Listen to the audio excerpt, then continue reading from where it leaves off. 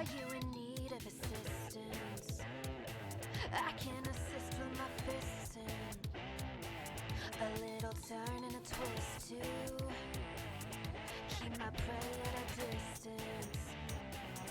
If we join in arms, we can become more than one. We can pass the torch back and forth, set the world alight as we fight and unite. Ooh, when you're feeling low, you can. Ooh, take my hand, I'll show you to the gold-plated finish line. A swift kick and a smile that take 'em by surprise. You're feeling fine 'cause you start to drive as you cross your heart and hope to die. 2 steps back, but 3 steps forward. You're pounding just as you cross your heart and hope to die.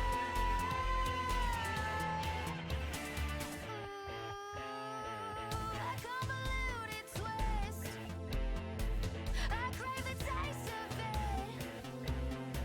A little slice of bliss. Oh, I'm feeling this. So put me back in the mix. See how the pain it flips.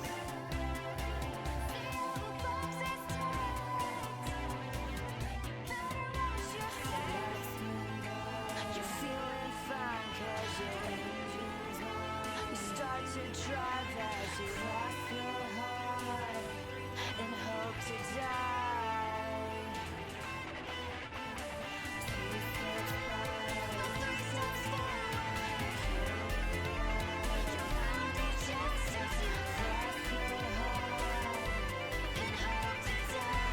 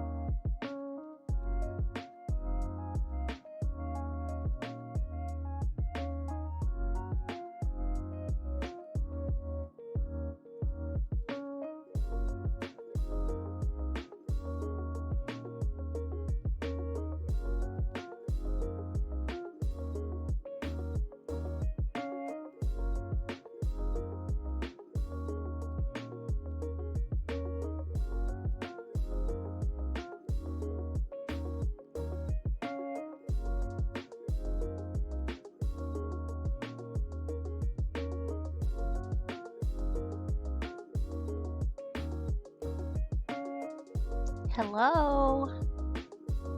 How we all doing today? I am insane today. Like I started out that way, so that's just how we're gonna roll.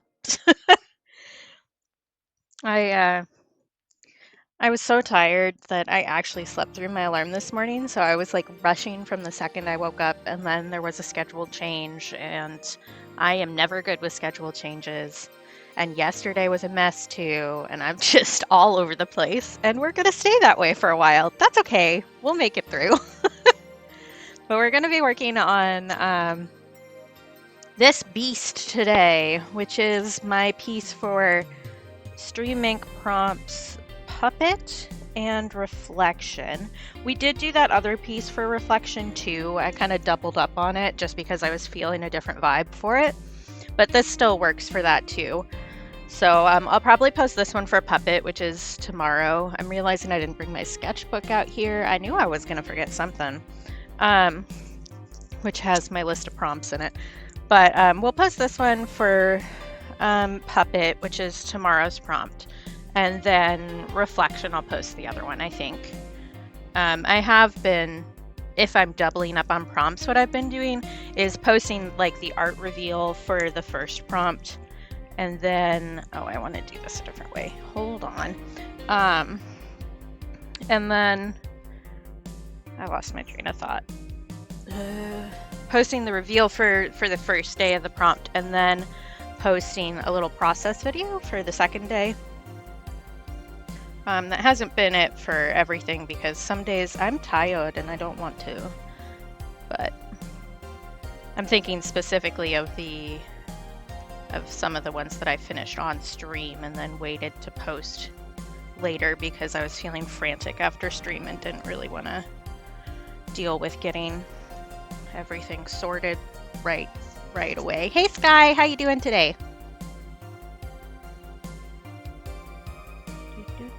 I don't think we have a lot of people looking, but Sky streams. You should go watch them. They're fun. Oh yeah, how's the new job going? It seemed like you were enjoying it the last thing that I saw you said. Well, I guess you said you weren't fired, which isn't necessarily enjoying it, but better than it could be. Good, I'm glad it's fun. Fun and stress is doable, even if it is still stressful. Hey Stars!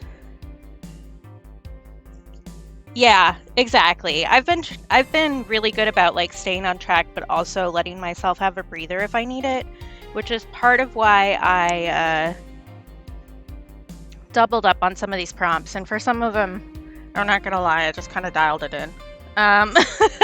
Because you know what? I made so much art this month. And it's not only just like the making the art that's the work, there's all the behind the scenes stuff of social media posts. And I'm going to have to list all of these for sale in the coming month, which is, it's a task that my brain does not enjoy doing. I'll put it that way. Because it's a lot of like little nitpicky stuff, focusy stuff that I have to really focus on, but does not give me very much dopamine. So my brain doesn't want to do it. So I have to ply myself like a toddler with treats and stuff. But yeah, I still haven't even like finished my tea. I have barely any caffeine in my system. I could go back to sleep right now if I wanted to. The boil pot theory. Is that the one where like you set until the water boils, like you have that time to do something? Is that one, or is that something else? Yeah, so I actually have two different visual timers now. So I have one that's doesn't require batteries. So it's like a backup. So if the batteries in my one are dead, I have one that I can just do if I need to set a timer, because I know myself. I've lived with myself for 35 years. I know myself. If I needed to replace the batteries in once, I would just not do it. So I have a backup. And I have a visual timer, and what I do is I set the timer, and then I can see how much. And usually I do pretty well once I get myself started, but I'll do especially for writing listings and stuff, because it's not that that's difficult. It's just that like the task itself is not difficult. Getting myself to stay on track with it is difficult. So I just set the timer and I'm like, okay, we do 30 minutes of this, and then we get 10 minutes of, I don't know, checking Discord and eating a little piece of candy, and then we can go back to it, kind of a thing. And because I have myself, this sounds weird, because I have myself scheduled so intensely with other people's streams, so like I have specific amounts of times to get stuff done, which helps me for sure.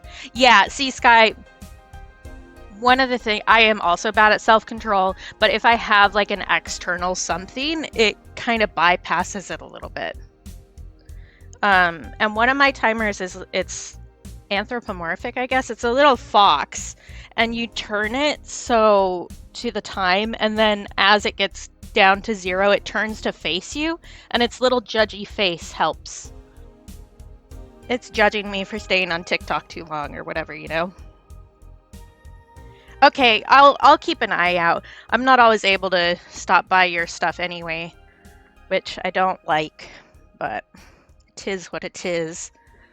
Oh, Stars also streams. I should make you your own thing, Stars. I keep thinking to do that, and then I promptly do not do it. Ooh, my laptop is already chugging today. Well, maybe not. Because I do, like, what days do I have that people don't stream anymore? I don't, is the short answer. So, like, I sleep in on Mondays and Saturdays, and that's pretty much it. All the rest of the time, I wake up and get, like, an hour of titchy work in, and then go to a stream. And it's like it's good for me. It's a good social level for me, but it also means that sometimes I need to just tell everybody to fuck off and sit in a hole for a day, which is usually Monday, if I'm being honest. But yeah.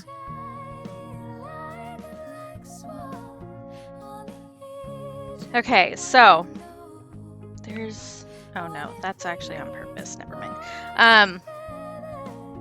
This is super detailed. You can probably tell that just by looking at it. I did the line art in Procreate. I did it digitally to take, like, these are mirrored, so I wasn't gonna draw them separately twice, which I would have had to do on paper.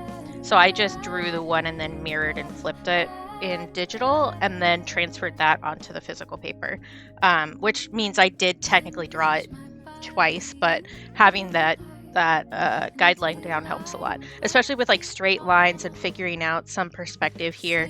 I do think that the perspective on this isn't 100%, but I think that's okay.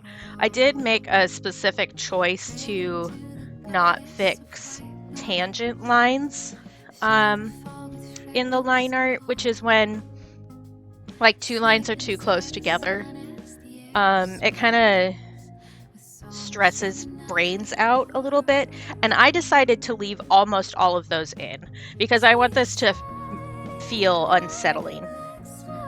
So I made a specific choice. So like right here, you can tell the line for the beam hits really in a weird spot for the curve on this filigree piece. I left all of those in because they make you go, huh, what? A little bit, even if it isn't conscious.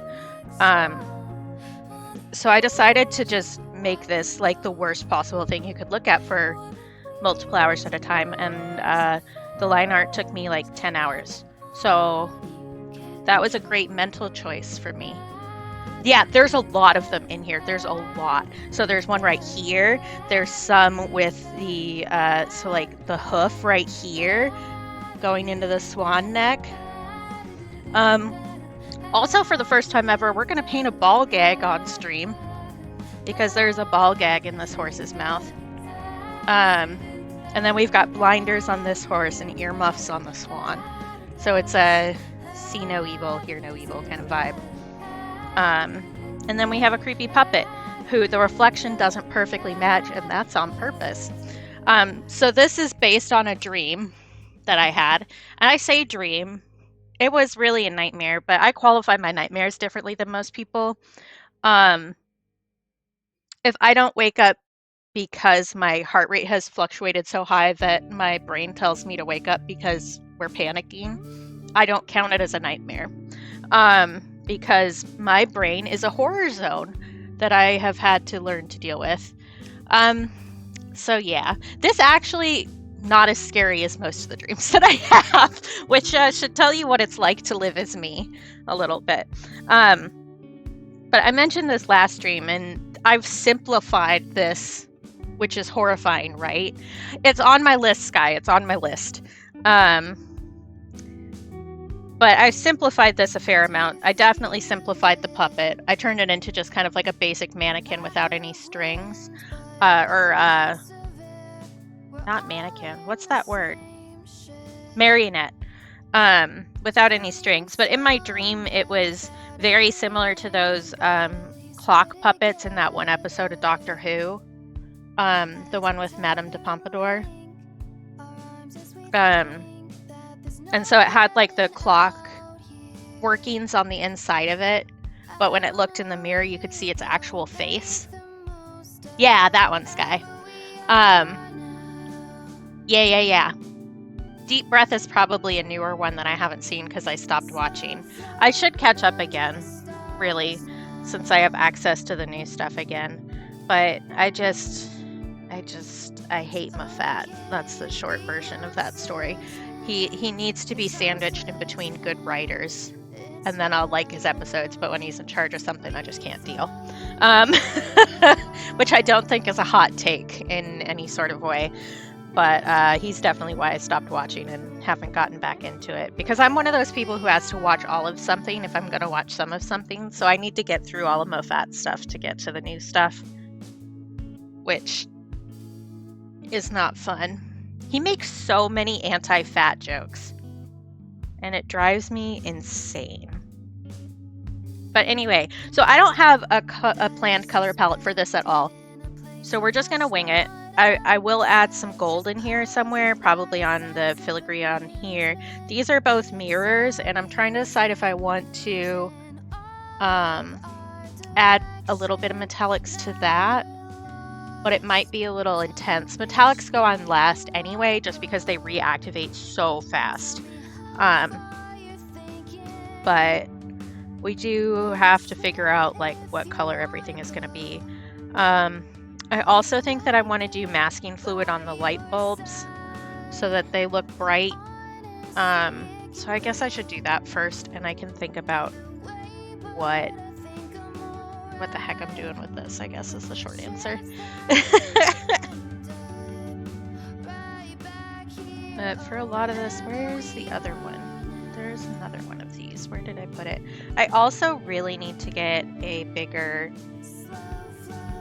mug for all my paintbrushes, because she is too full. Excuse me. I like literally just finished breakfast while I was sitting here before I pushed stream. There's the other one. But things keep falling out of it, and it's making my life more difficult. But I have these nail tools. So with masking fluid, it's just a thinner liquid latex. So don't use a regular paintbrush.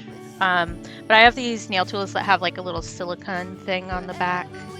And then the other side has like a ballpoint that you would use to do dots on nails. But the ballpoint actually helps a lot if you're doing like little circles like this. It does make it a little bit thicker than you maybe want, so you have to be careful. I just dropped a spot right there. Oh my god. Not a big deal. Just like a reminder that I need to pay attention to what I'm doing. We may have a random interruption in stream at some point today. I don't really know what's going on. My dad is up visiting, and he's doing laundry at our house, and he and my brother are out eating breakfast together right now, but I don't know when they're coming back or what their plan is for when they come back, because like my dad's gonna need to come back to deal with his laundry, so you may randomly hear my dad in the background. Yeah. I only have so much control over my environment right now.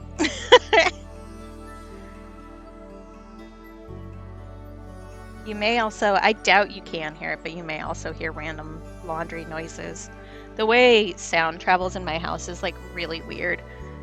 We have a house that was built in like the late 60s, early 70s. And so we have, it's like the opposite of an open floor plan for a house, but the sound travels really weird in it. So like the laundry room is all the way downstairs, but like the loudest part in the house is at the bottom of those stairs if somebody is in the living room because of the way the sound bounces in. So.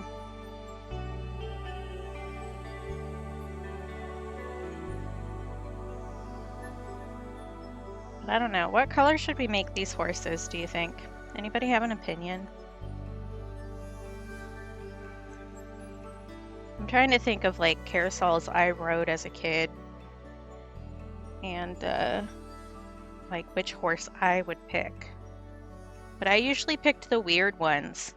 So like at a place I went to growing up, they had like a seahorse. Like that is not the right combination of words to make that make sense.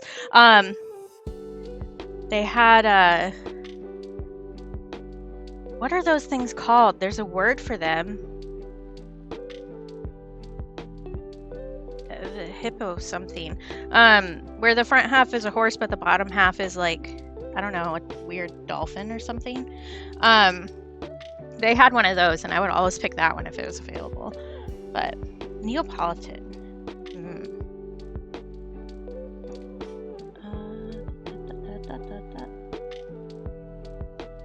These are the actual big light bulbs. The really, really tiny ones, I may need to use the other smaller ball. Hippocampi. I was like, I knew it was something, but that didn't seem right to me. Because I was like, I read Percy Jackson this year. They were in that. Was it hippocampi? Like, my brain's a mess. I mean, it's always a mess. It's just a different kind of mess today.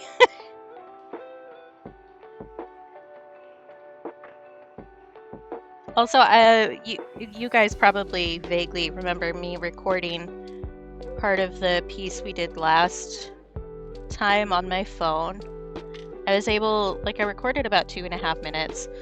I was able to get like 5 reels out of that. We're so stacked. We're so ready. For what are we ready? I don't know. But I went through and edited that and got that ready. And the part where I was talking about doing malicious compliance with Instagram's new 10-second reel algorithm was almost exactly 10 seconds. So it's like perfect, and it's gonna be so funny.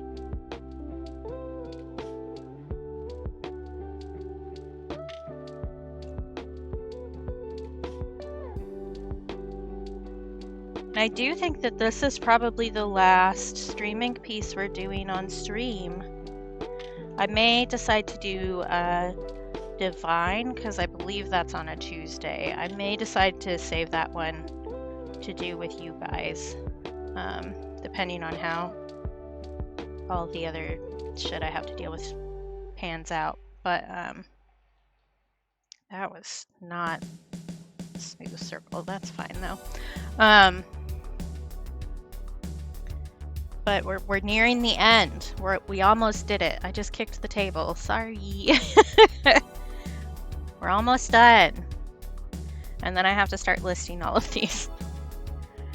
I do think one of the really smart things I've done is, ooh, I almost just knocked my tea over, is in giving my patrons a week to claim original pieces, it actually gives me a week to just like, so I take all of the product photos and then, oh, that was way too much. We're gonna start over with you, buddy. You dry up and then we'll figure it out. Brain, please. In giving my patrons a week, it gives me time to like get all the photos ready and get all the listings posted and that kind of stuff. So, and it doesn't feel like I'm being lazy, isn't the right word. It doesn't feel like I'm being slow to get on top of that stuff. So that's a smart thing that I've done for myself.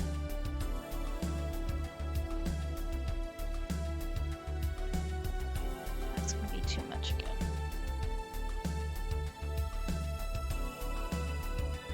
That's too little. my life, masking fluid. Please get with the program.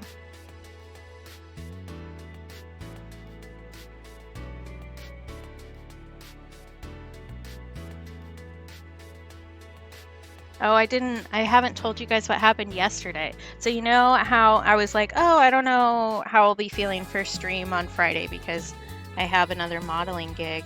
I showed up and the students and I were waiting outside an unlocked door for a while, and then one of the students checked the program that the university uses for like teacher-student class stuff, so like you can submit your homework on it and whatever. And the teacher had canceled class and not let me know, and didn't let the students know until like 5 minutes before class started. So that was really fun for me. I'm gonna get paid for an hour. And I got to message the coordinator for the job and be like, hey, what the fuck? What do I do about this? So that's fun. And as previously mentioned, I am not good with sudden schedule changes. I'm gonna move my palette because it's kind of in the way.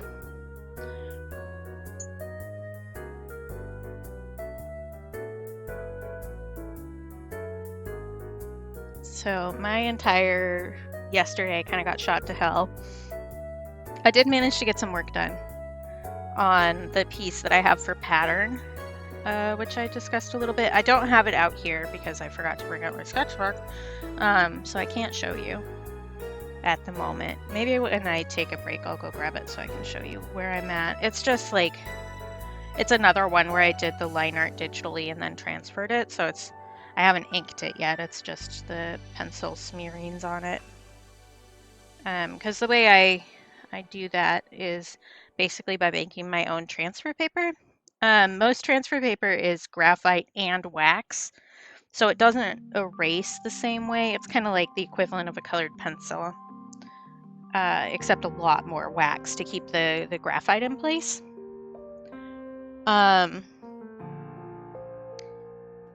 So what I do is I'll do the line art and then print it on just like regular printer paper, and then use a soft graphite to color in the back of it, and then use like tape that on top of the art paper and transfer it by drawing over it again. And I use a colored pen so that I can see the places that I've already transferred. Which maybe takes longer than it would otherwise, but since I was doing pattern, I was repeating the same shape a bunch, so that helped me by using the computing power so that I don't have to do it all with my brain.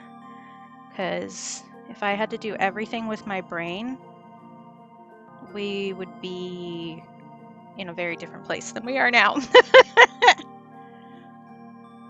Yeah, it works great.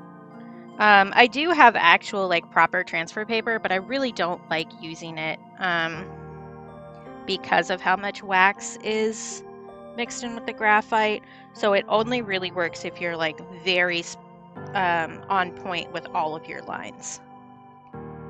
And I'm not. I also have a really bad problem of when I'm doing line art or anything kind of finicky, of forgetting to breathe, because I hold my breath to make sure that that doesn't mess with my lines. So doing this piece, I kept having to like pause and be like, when's the last time you took a breath?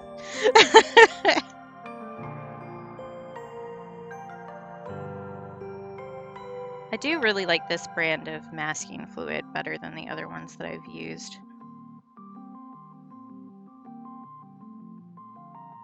For one, it's less stinky. Liquid latex does not smell nice. Also, the transfer paper that I have smells like ass too. It's a really specific smell. I call it industrial strength ass. And I think it's just like the smell of the lubricant or whatever that they use on machinery. Well, it's just like such an intense chemically smell. It's the worst. I hate it.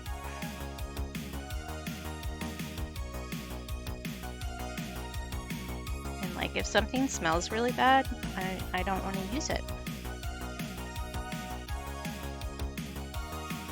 Although sometimes if something smells good, I also don't want to use it. That's just, I'm contrary. I contain multitudes. And all of those multitudes are weird and stubborn. Okay,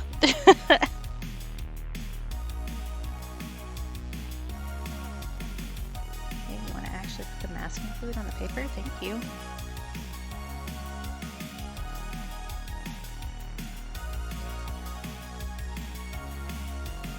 Trying to think about what else I have going on. Let's see. What else haven't I told you yet? We have Color and Focus poll up on my Patreon. So if you wanted to become a Patreon and vote on my fate, you could do that for picking the color that I focus on next month. Like this month was Burnt Umber.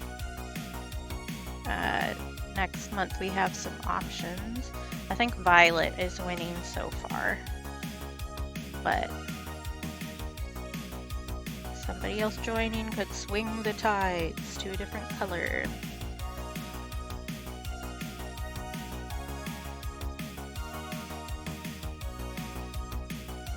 Sounds like my dad and my brother are going to stop by and then leave again, so you might hear some weird noises at some point. How far away they are, I couldn't tell you, but it's not like a huge deal, but I might get distracted. As if I'm not already massively distracted just by existing with my brain. I'm not sure what I really want to do for Violet if it wins. I'm already thinking about this stuff. Because for the Color and Focus stuff, the specification is that I do at least 2 pieces of art in the month that focus that color. And that way I get to work on them on stream and stuff like that. So I think it might have been smarter to get the masking fluid set up on this like yesterday, but sometimes life doesn't work out that way. Hey, Graham. Oh, I have absolutely not opened up my rewards queue.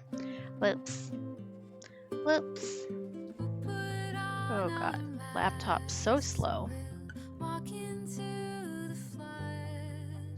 guess I didn't reset her this morning. That's gonna be part of the issue.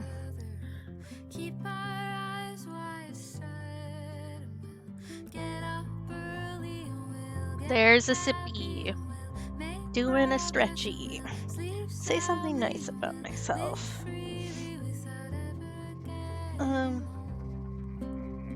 I've been being so much better, especially like past week, about establishing boundaries just in my own head. Like, oh wait, actually, this isn't my job to take care of this. This is somebody else's problem. So I'm proud of myself for that. I will have a little treat. And I did just stretch. Did I say that? I don't remember.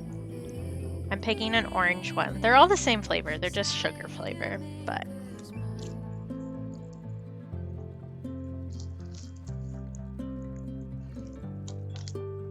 so you guys will have to hear me crunch a candy at some point. I'll warn you before I do it if I realize it.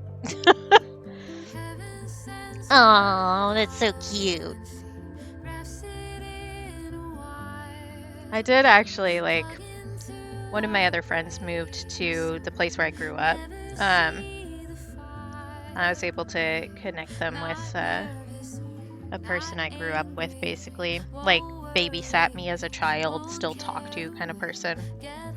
Who is, like, super essential in who I grew up to be as a person. And was just, like, a great example of... How do I phrase this? Of not settling, I guess is what I mean. Because when she got married to her first husband, she told me this story when I was 15, or maybe 16, and in a relationship where I knew that the person I was with had cheated on me and wouldn't actually tell me the truth. And I was still planning to marry that person, as you do when you're 16. But she told me the story about how when her first husband asked her to marry her, she thought about it for a bit and got back to him and was like, well, I don't think that you're the best thing that's out there for me. So if you're willing to know that I might leave at some point if I find something better, then I'll marry you. And he agreed. And that she told me that when I was 16, and I was like, that is the most revolutionary thing that had ever hit my tiny little brain. And it seriously changed how I existed as a person. Like, you can just actually tell people where they stand, and they can make the decision. Which seems like very basic when you put it in terms like that, but when you're in a society that really doesn't, and in a family really, that doesn't think that way, it was very life-changing for me. But I got to connect her with another friend, and I think that will be good for both of them if they manage to meet up. I actually talked to her this morning about that and cried for a bit. So we're having a fun morning, everybody. Sorry, I'm probably clicking that candy on my teeth and it's really loud. Okay, I need to let the masking fluid dry before we really get started. And I need to decide what colors I want to do. I think what I really need to decide is what base color I want to do for the carousel. Because I do think that I want to do gold filigree on these areas. Maybe I want to make the base wood red. Or maybe I want to do pastel colors, and that will make it feel more creepy. Although I don't think it needs help being creepy, just to be clear. I'm just trying to figure out what I want to do, I guess. Oh, and also my hip is so mad at me today. That's not helpful.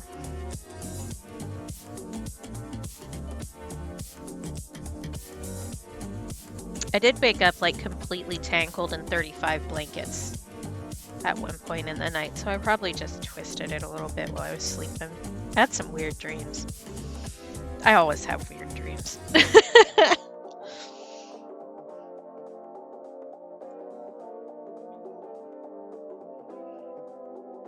You're in the right climate for it, Grim.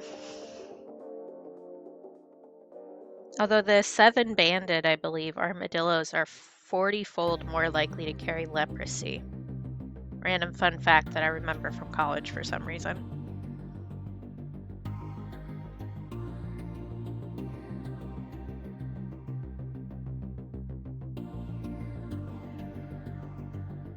I think I do want to kind of do a red, blue, gold theme for the carousel.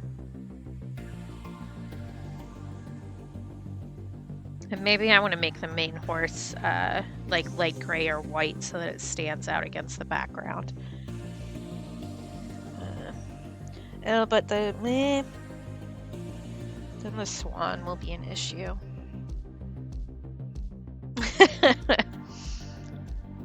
You'd think so, but armadillos don't always do great. Just throwing that out there. Though that's much a human issue and not a natural predator issue.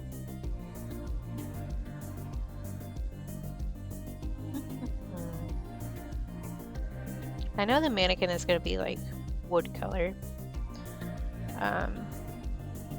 I keep calling him a mannequin. I guess that's as accurate as any other term. Do I want to do a black swan? Nah, because I want the background to be black. See, this is what happens when I don't have the time to absolutely overthink everything that I'm doing.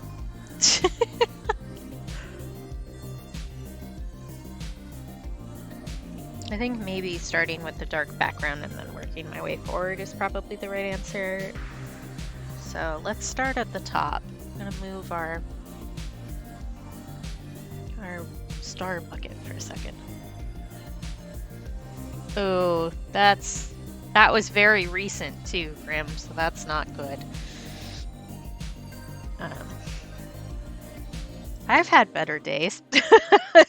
I've also had worse days, so you know, we stay silly. What kind of brush do I want to use for this? they finally mailed my other brushes, so I got some flat brushes and some angle brushes because I didn't have good ones of those. I just had like the cheapo school version that the brushes don't really stay together. I don't think that's the right choice for this though. Maybe angle.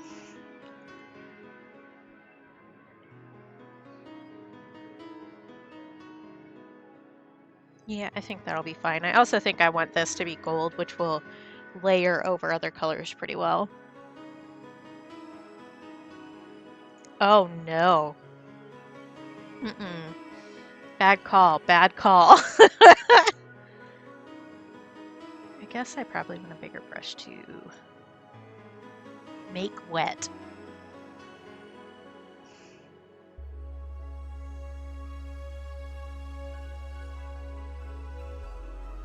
Then I can have the harder dry lines next to the stuff.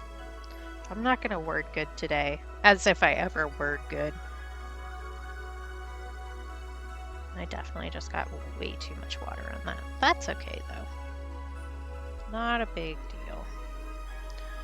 Okay.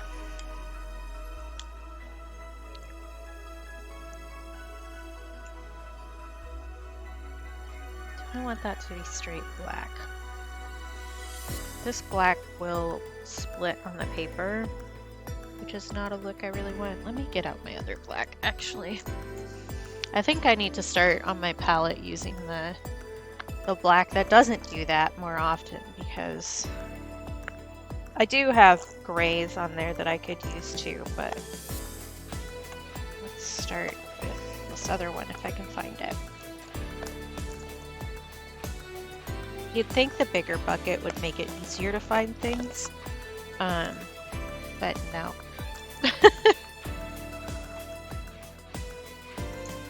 Oh, I should have a little pumpkin visible on screen since I have that art still up. Here we go. A little pumpkin. Oh, my fingernail is breaking. That's great for me. I didn't even put this on the page. I don't even mean the page. I mean the palette. It's a day, y'all.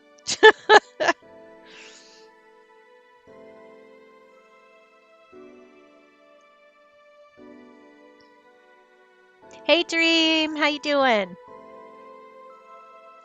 I should put that back in the bucket instead of just setting it on the table with all these other colors that don't need to be out here and making my life more difficult. There. Oh, that's so nice. I'm glad you're fantastic. I'm a hot mess. Not even a hot mess. I'm like a lukewarm mess. You know when you microwave something and there's like spots of it that are really hot and then spots of it that are still like fridge cold? That's the vibe today. This is a warmer black compared to the other one I usually use. Wait. No, because, well, actually, you know what? Yeah, Hot Pocket, except the seams on both edges exploded in the microwave. I was going to say no, because a Hot Pocket is contained, but you know what they do when you microwave them? The seams split open and make a hot mess, or a lukewarm mess, as we were discussing. So yeah, a little bit. Mood is Hot Pocket. Everybody pick your flavor. The one I always eat is actually a Lean Pocket. And it is pretzel bread and like jalapeno cheese. I forget what the right name is for it. But while that is my favorite to eat, I don't think that's my vibe. I think I'm a barbecue Hot Pocket. Like a little sweet, a little smoky, but it still feels kind of fake. I think I'm barbecue.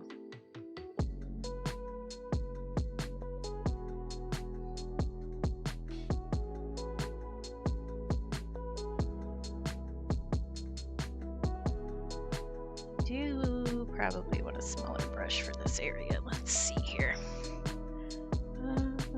You.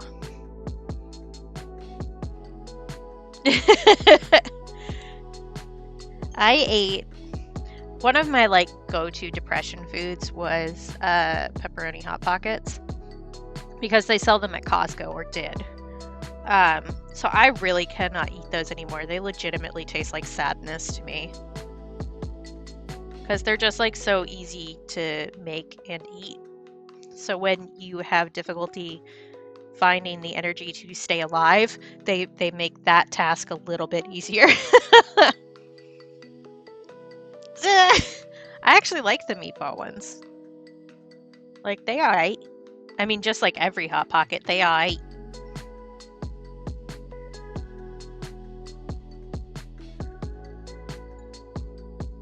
Tuna? There's a tuna one?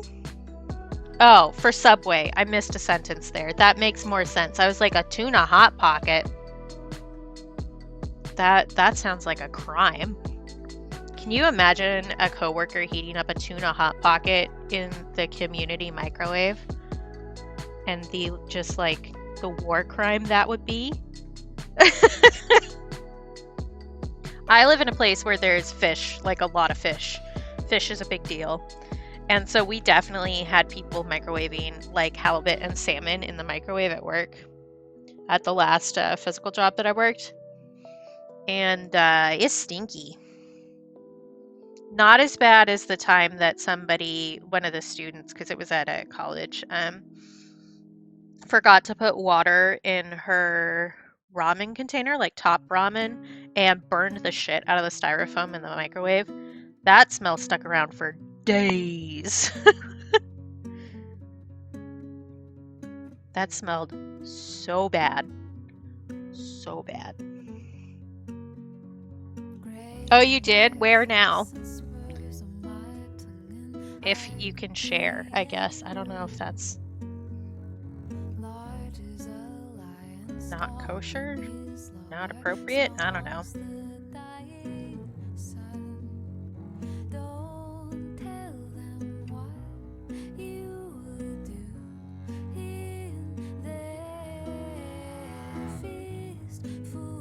Wasilla. Yeah, that's where all the rednecks live. That is, in fact, where Sarah Palin had her house, in case anybody was wondering. And yes, I've met Sarah Palin. She was actually very nice to me. She remembered my name.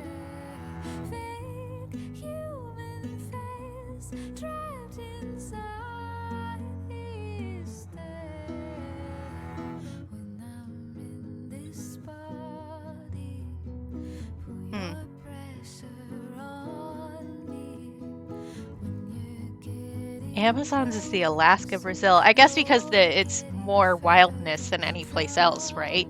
In the area.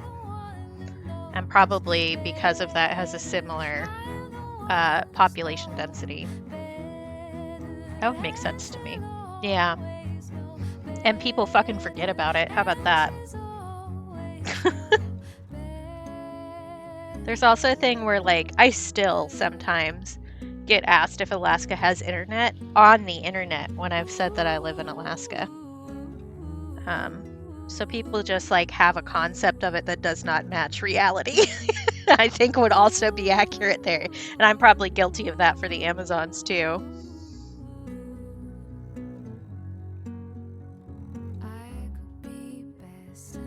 Yep.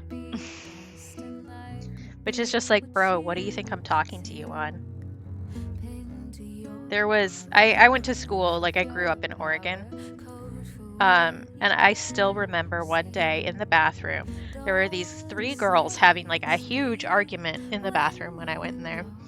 And it was because this one girl was convinced Alaska was an island. Because on the US map, they always put it down next to Hawaii. And she just would not listen to anybody telling her that she was so wrong. And this was before I knew I was moving to Alaska. But it made such an impression on me.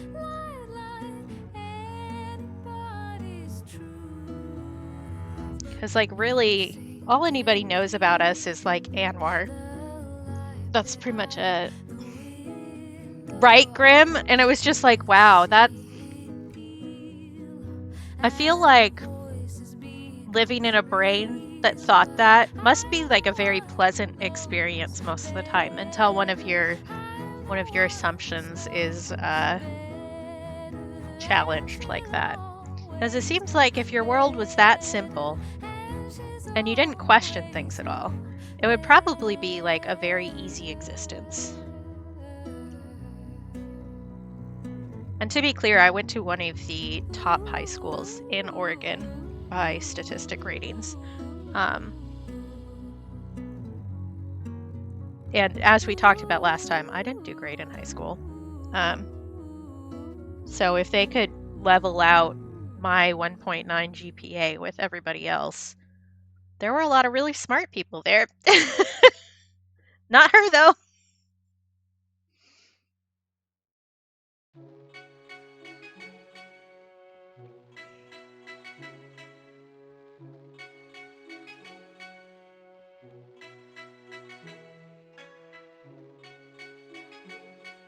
Oh, you want to know something else I changed about this from the dream? This was definitely an inside carousel in my dream,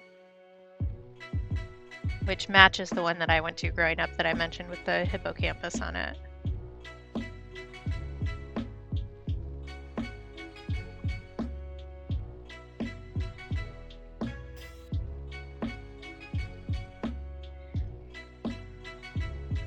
Oh, is tomorrow the full end, or do you not know when exactly you're going to finish it? Because I know your campaign's coming to an end. I think instead of like trying to make all this black even, I'm just going to do some splotches in here.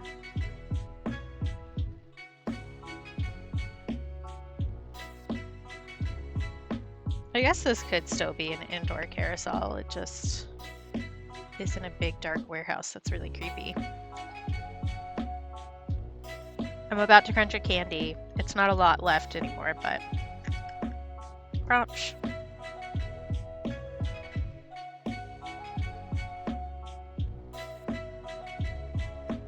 do still need to finish my tea too, which I put like a lot of sugar in today. Because you know what? I deserve it. Also put in some pumpkin spice oat milk. Because I'm fancy.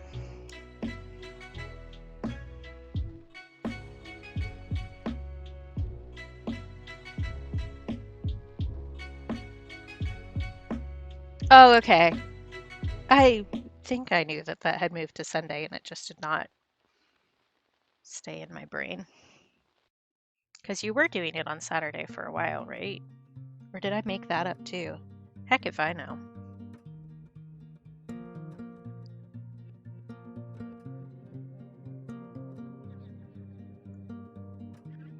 Oh, Zelda campaign. That sounds fun. I'm gonna add some of the cooler black in here just for kicks.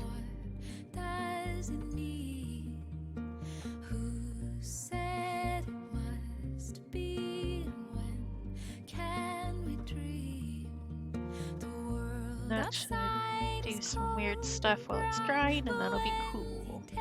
Yeah, okay.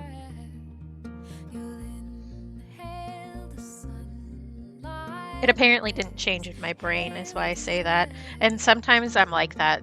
If this thing is on this day, it's always on this day. My brother actually does some music balancing at his church, and he usually does that for the band that he used to play in on Thursday nights, but he didn't this week. It's tonight, and it's gonna mess up my brain a little bit because he was here last night.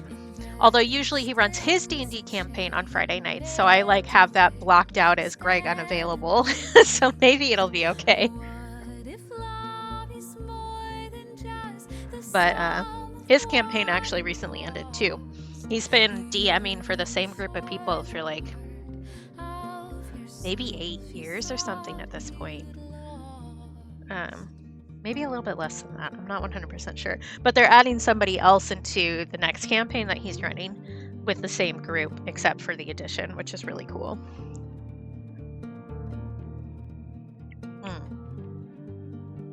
Spooky one-shot. That sounds fun.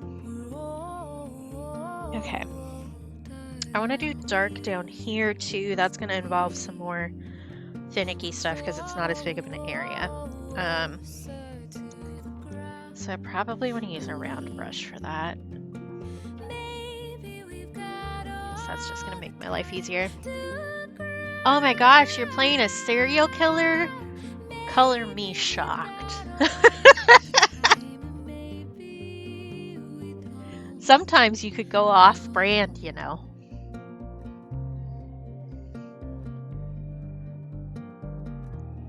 I think we'll start with this bigger brush and then work our way up.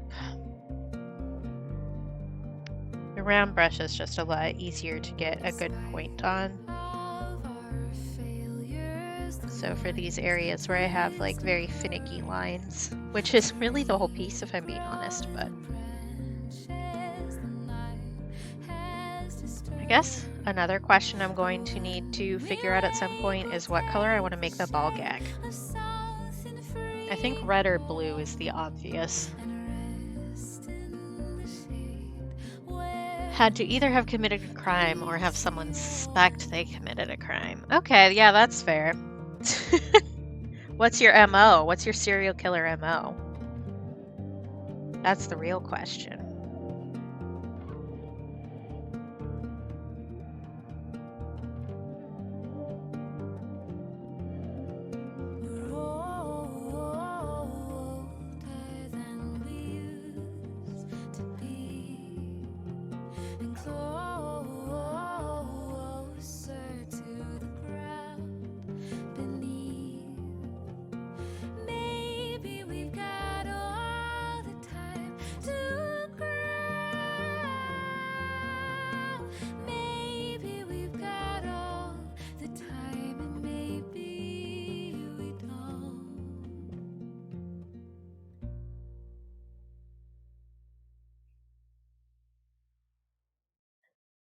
Oh, interesting.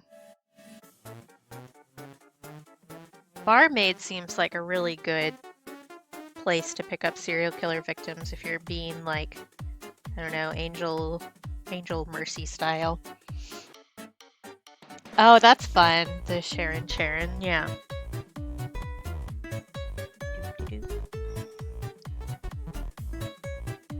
Improvised weapons.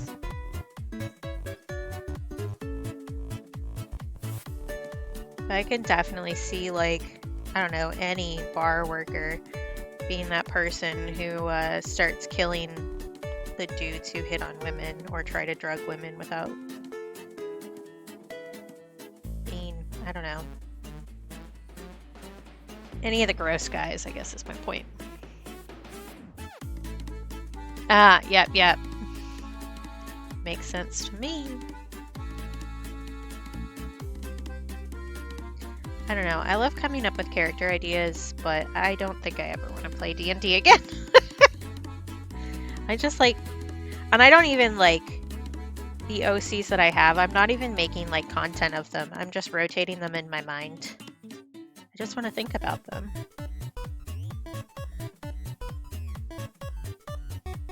Wow, that's wild, Grim. So unfortunate.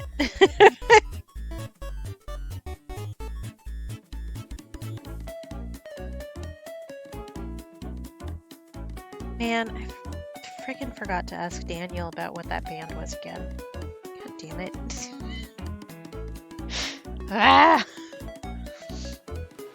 There's somebody who mentioned in another stream, I think I mentioned this last Friday, maybe, who mentioned a band that doesn't do DMCA strikes on their music. And I was gonna get the name of that, and then I promptly didn't when we were in the same place again. This week has just been weird. Ah, yeah.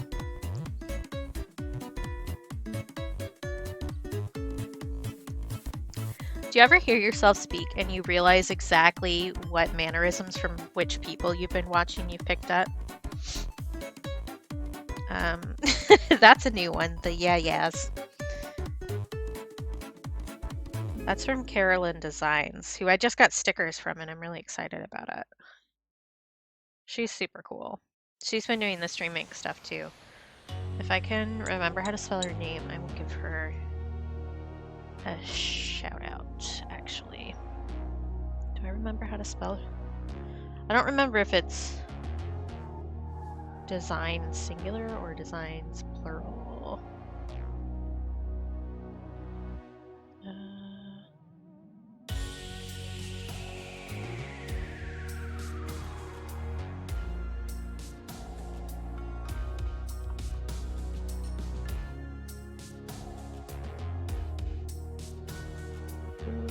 It's singular. Let's do big boy shout out.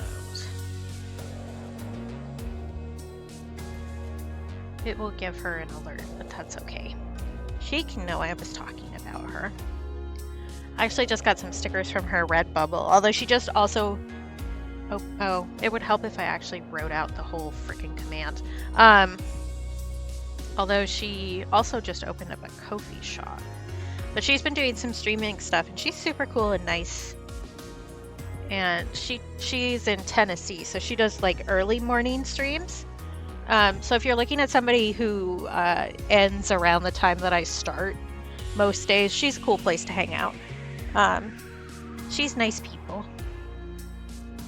And I very much have enjoyed seeing her art out and about.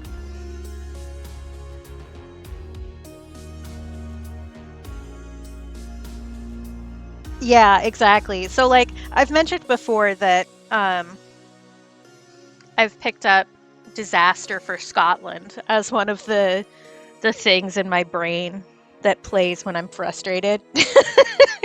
That's one. But Carolyn says, yeah, a lot. And I've started picking that up, I've noticed. I was hanging out with her yesterday morning before the job that became not a job. So yeah, there should be some sort of floor for this carousel, but I think I'm not gonna make one because you know what? I just stuck my hand in that paint. Oh my god. Yeah, for real. I've always picked up other people's sayings. I do that with accents too. So I'll be talking to someone, and because I look at people's mouths a lot when they're talking, I'll start mimicking the shapes as well. Which is a thing. Lib, the bear tea, who we've rated before, also has like a bunch of sound alerts of them saying different things. So like there's one for their foot emote that says, "Put those grippers away," and that gets stuck in my head so bad. And like anytime you use the foot emote in their chat, that has a chance of coming up. And there are a few other ones too, but that one just gets really stuck in my head. And so I'll use that emote in other channels. And in my head, that emote has that sound, but nobody else understands why I'm being so funny. And it's just, it's a problem. I also have started saying please again a lot, which is a pickup from Elena.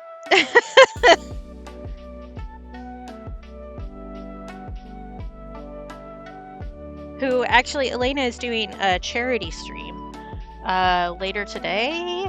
I'm not sure exactly when. I didn't check what time she was starting back up.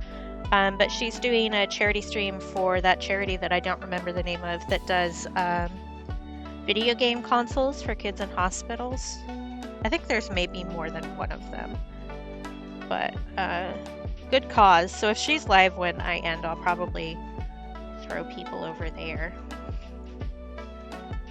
I don't know, I'm throwing you guys like, I don't know, a baby into the air, I guess. An affectionate throw. Or like Gimli getting tossed in Lord of the Rings. Let's see, this is gonna be black right here, and so should this. But yeah, I definitely pick up various phrases, and like if I say something in a specific way, it's probably because I picked it up from a TV show or something, and it's one of the sound bites that I have that rolls through my head on a regular basis. Ooh, excuse me. This is why I try to eat breakfast like an hour before I start streaming, but that did not happen today. I actually slept through my alarm this morning because I was so tired. Eepy. There's another one that I picked up. So eepy.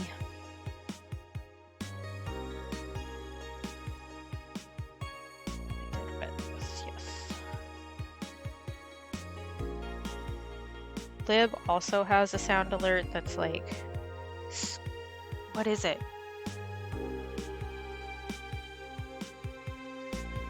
Pissing and shitting and crying. That's what it is. My brain was like, oh, what? You want a specific soundbite right now? Well, we cannot process that request. That also gets stuck in my head. I just Lib says things in such a enthusiastic way that it's very easy for my brain to latch onto.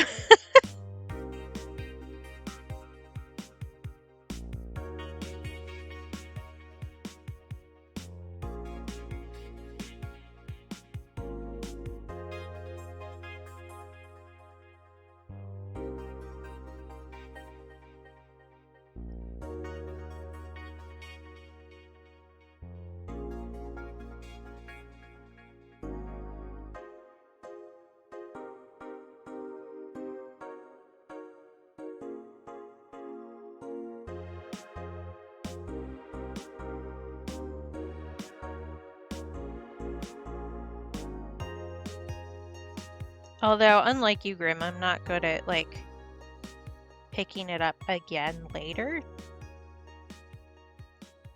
I really just find that, like, if I'm watching a TV show or something where a character has an accent, I'll think in that accent for a while until something else comes along.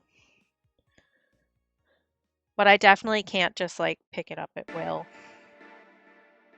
Or consciously, I guess, is really what I mean.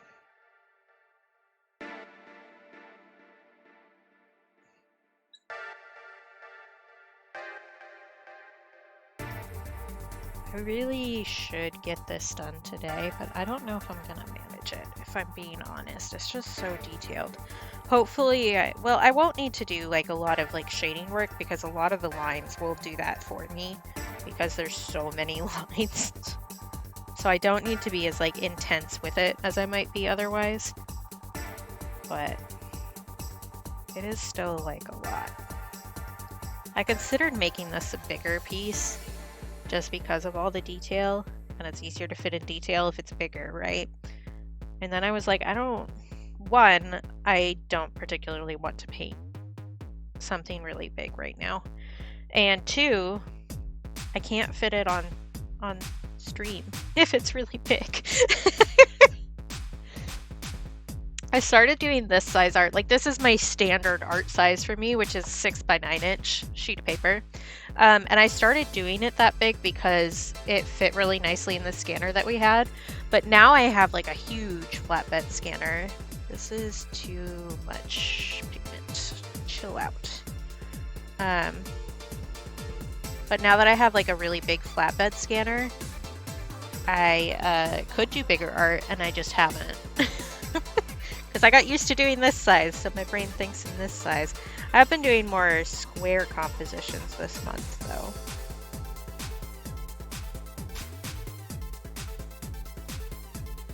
Okay, that's not too bad. We have a few spots where we've intersected with the next section, but that's okay. It'll cover up just fine. I do not know how I feel about the very distinct straight brush marks up here, but I think I'm just going to leave them because if I mess with them, it's going to make it look weirder. Let's see, what else?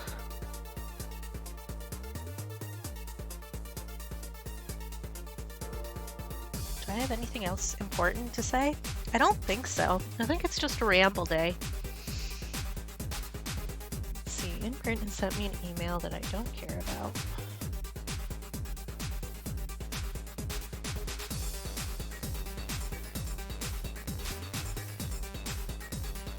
Do I want to make this part black, or do I want to make it look like there's a top on the carousel? Probably top on the carousel.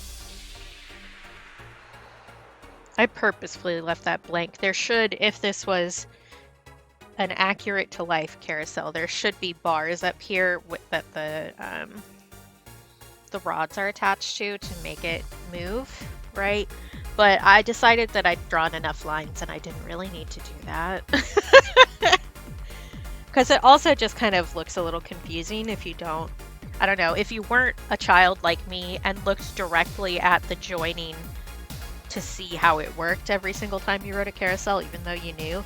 I don't know, there's something about the way those, I don't even know the right name for the mechanical piece. It's not like a pulley, but where the like mechanics there are stuck together so that the horses actually move up and down, right? I used to love just staring at those when I was sitting on the carousel.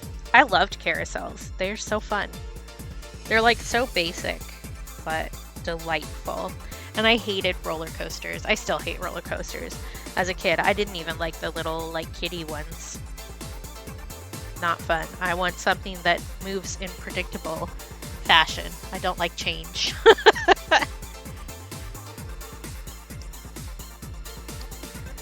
Okay, I think I decided we're doing red for this, really, like a main red color. So let's decide on that. I think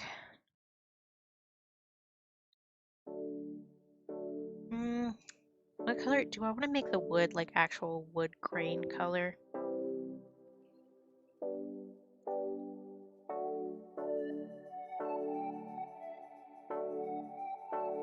I think maybe yes. I think though I'm gonna start with some red areas and just get that locked, but I really should go change my paint water because we just did a whole bunch of black. So I'm not even gonna take like a proper BRB. I'm just gonna keep talking while we walk to the kitchen together to refill my water. Cause I don't know. I don't actually need a break, and this is gonna take like 15 seconds, so.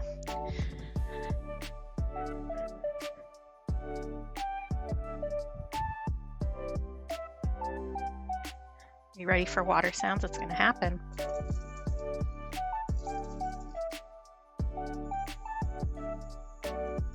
See, like, that wasn't worth changing to the BRB screen for.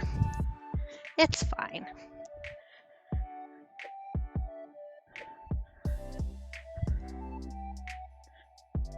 My brother said they were gonna be back. Like, he texted me to warn me a significant amount of time ago. Okay. Maybe he just told me the second he knew it was the plan, which is kind of him. Okay. Clean paint water. Let's go. And I think we'll start with this more violet red that I have, and we can move on to a brilliant red because they'll feel very different.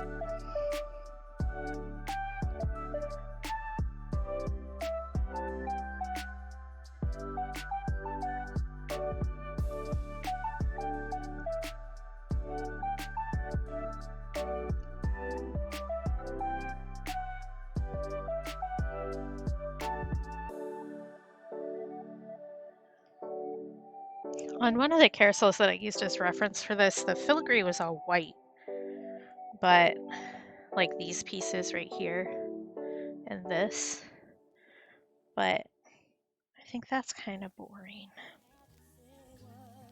honestly. So I think I want to do it gold.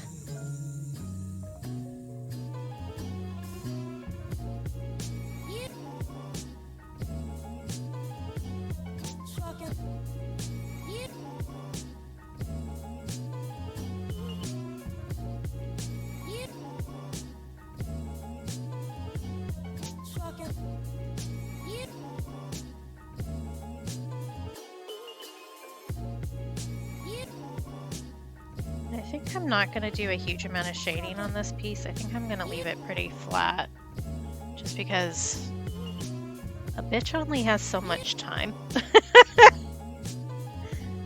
And if I want to revisit this another time, I can. I have the capability. Especially since I transferred this line art, I can just do that again if I decide I want to. Speaking of, if anybody's interested in a coloring sheet of this, I don't think it's one you'd want to give your child, just based on a vibe check. But I do have the line art already digital and everything, so I can put that up as a download in my Ko-fi shop if anybody's interested. I do already have the Halloween sticker sheet line art up there for free. You can give me a donation for it if you want. It's set to free or more. But if you don't want to, you can just download it and print it out and have some fun with it. So, if that's of interest to you, check it out.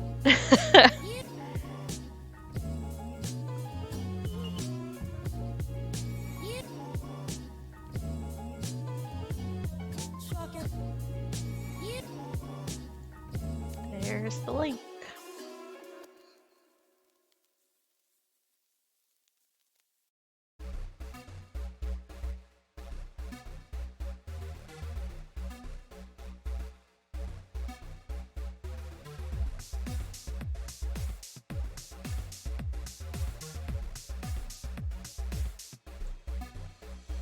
Let's see, this little spot over here. I really need to stop starting to paint on the right side of the page where I'm going to stick my hand when I do the left side of the page. Like, get it together, girl.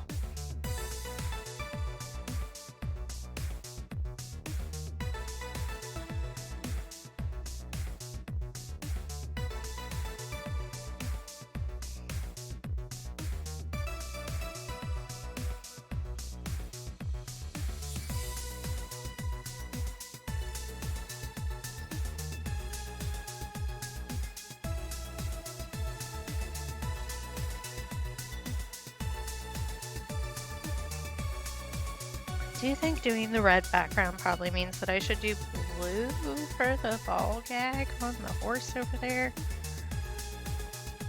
All the blinders on horses I've ever seen have been like that really specific blue color that gym wear is. Because it's made out of like similar fabric, I guess? I don't know.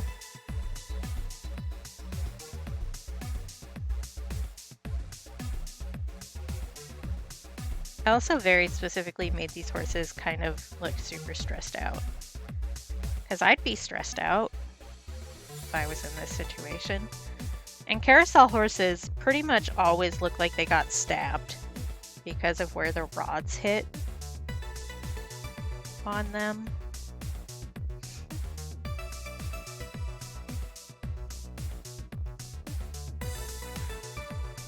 So they do always look like they're on pretty much every carousel. They do always look like they're neighing in distress. Which is an interesting choice.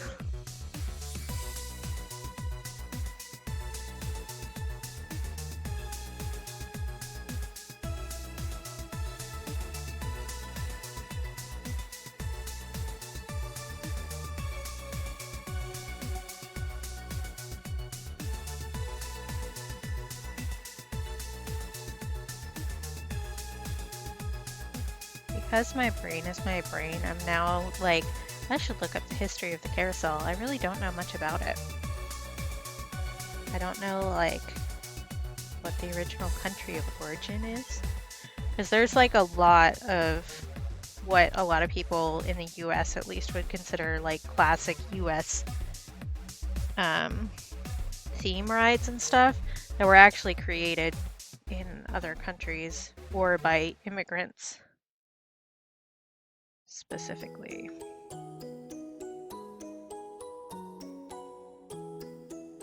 Because one of the things I've been doing this year is watching way too much stuff about various theme park histories. I started with Defunct Land and spread out.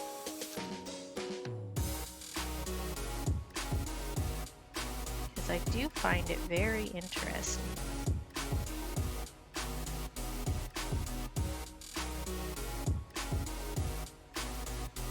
So I did discover, because I watched this is just truly a ramble today.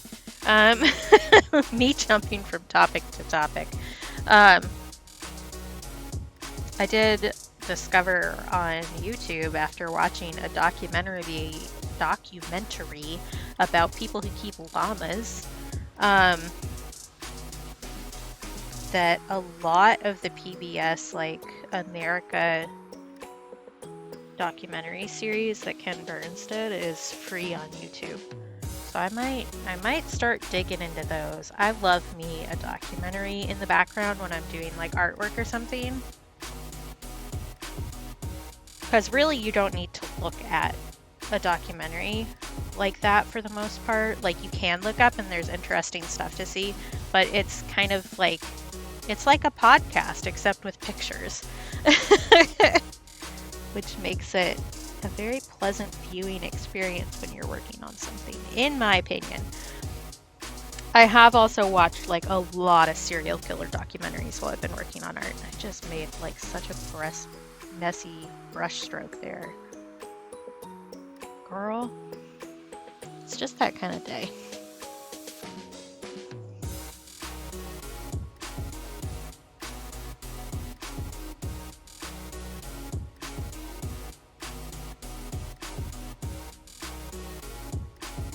Not a huge deal if I can't pick this up all the way, but I'll make the effort. There we go, that's better.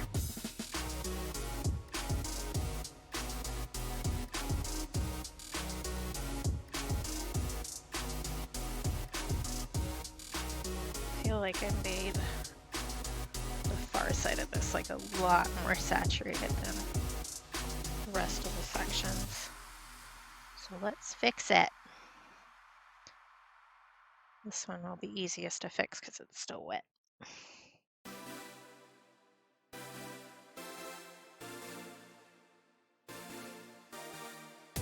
Oh man, I also saw on Twitter today, I don't remember if I shared the tweet or not, I liked it. But that game, Venba, that I was super excited about, great game, highly recommend it. You will get really hungry while you're playing it though, so like be prepared. They're gonna put out a cookbook, which is really exciting. Because it's a game based around rediscovering recipes from the characters' parents. And I don't remember exactly like the correct descriptive words for what kind of Indian food it is, but it is Indian food. Purdue, maybe? Is that the right word?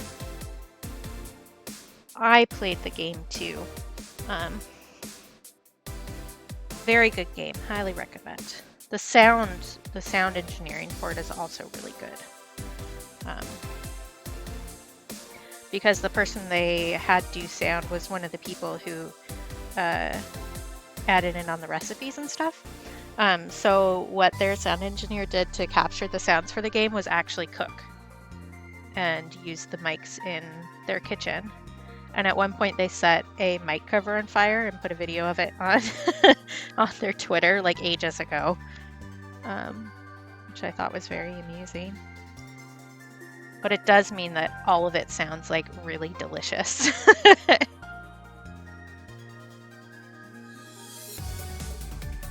yeah, very good game. I was thinking last night, because I've played quite a few games this year. Year before last, my like vague New Year's resolution was to play more indie games. Whenever I do New Year's resolutions are similar, like goals in general, I kind of leave them vague, because if I'm not able to hit like a certain number goal, it does bad things to my brain. So I try and leave it vague. Just like, I would like to play more of this, or I would like to read more than I did before, kind of a thing, without like a number attached to it.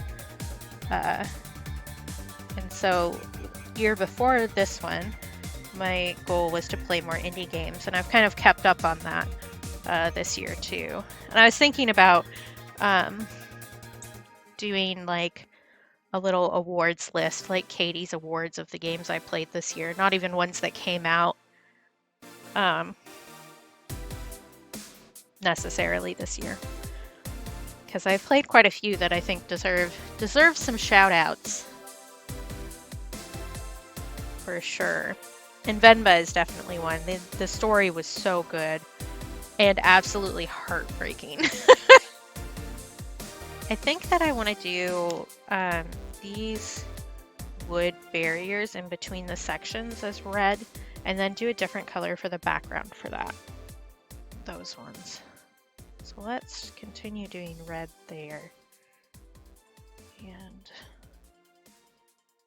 figure out the rest of it as we go, I suppose.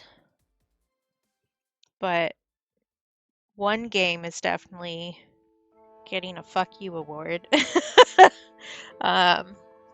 So far this year, Cassette Beasts, Raw Fury in specific, still has not fixed the accessibility setting that I need to play the game on Switch. Which reminds me, it's been yet another week of no contact from them, which means I get to email them again tomorrow and be like, hey, I know you're ignoring me. I'm not going away.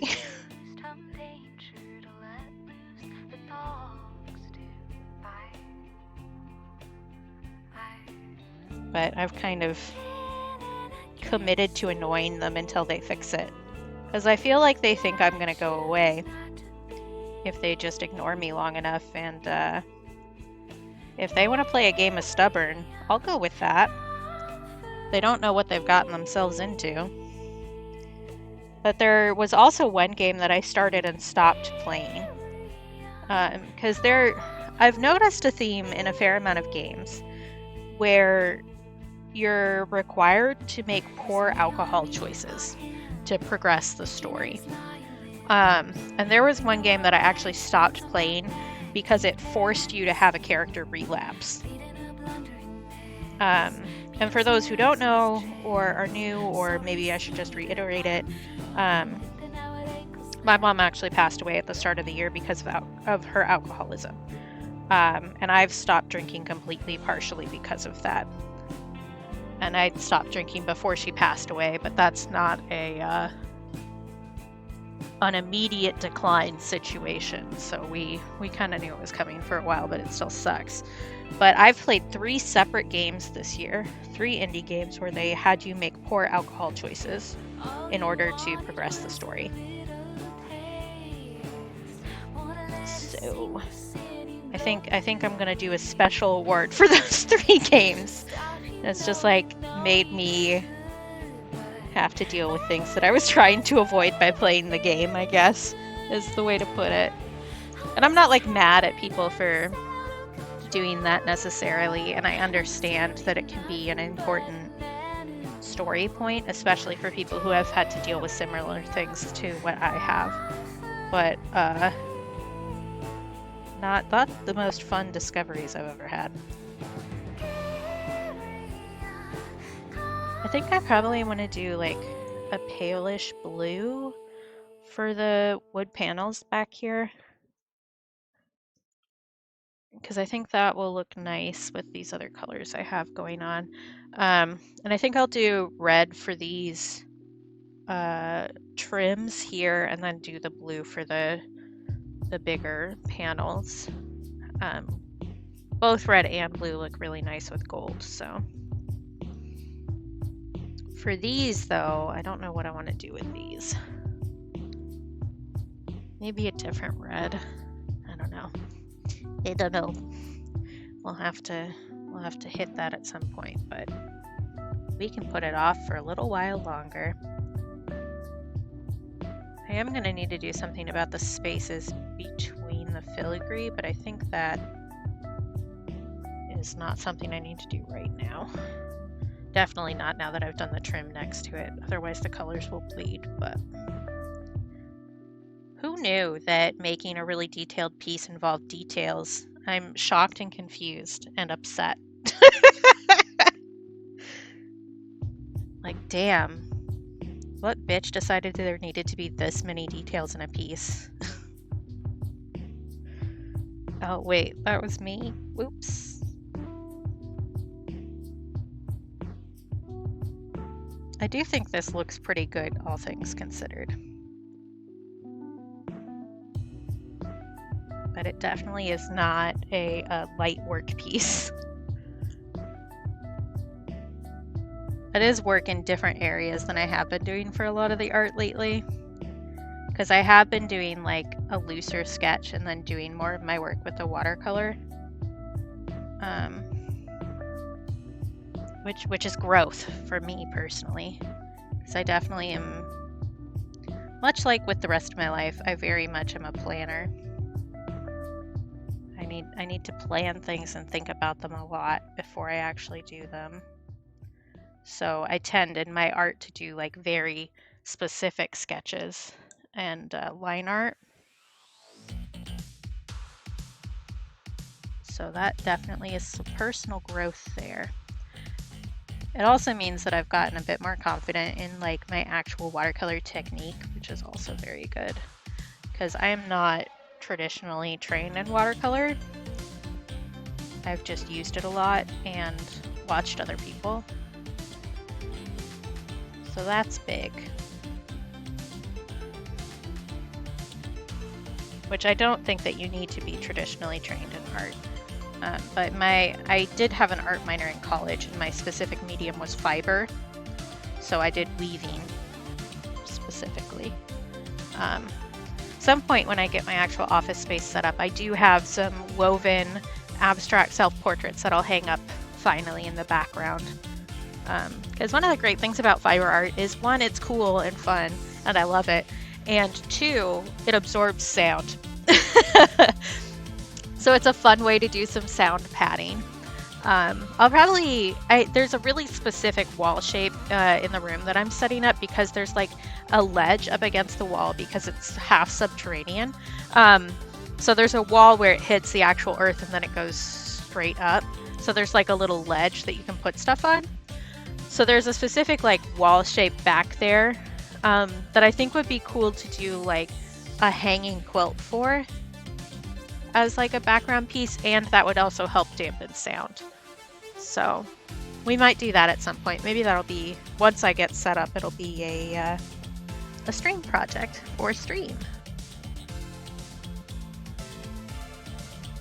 I think I want this thing to be red. I know that I want the little dangly bits on this to be gold for sure. But this is all about like figuring out what might be the same color and trying to not introduce so many colors that it feels even busier than it actually is. Which could be a stylistic choice if I wanted it to be, kind of like how I kept the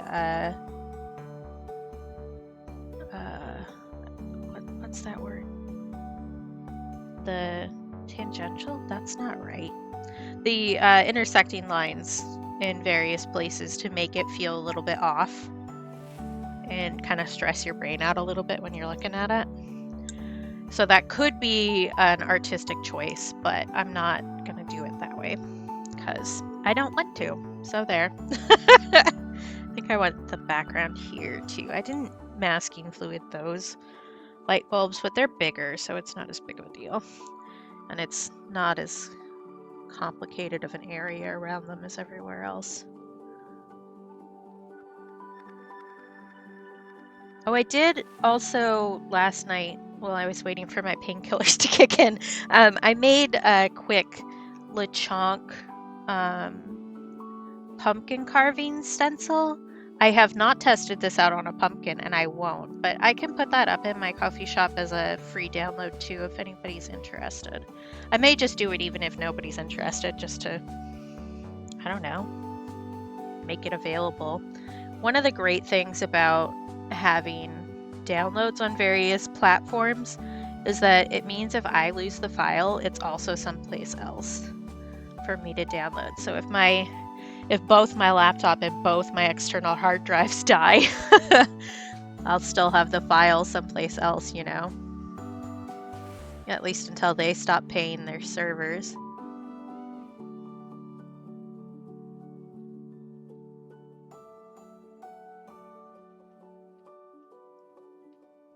So it's a backup, backup, backup. But I did make that and send it to Jick. We'll see if he actually uses it. Maybe I'll let him test it and then put it up. But we are rapidly approaching actual Halloween, so I'm betting most people have already carved pumpkins. But might as well make it available, who knows? Okay, I am gonna need to do, I think, oh, I do need to do that trim too. But I do think I want to do red in the filigree spots here that are supposed to be cutouts.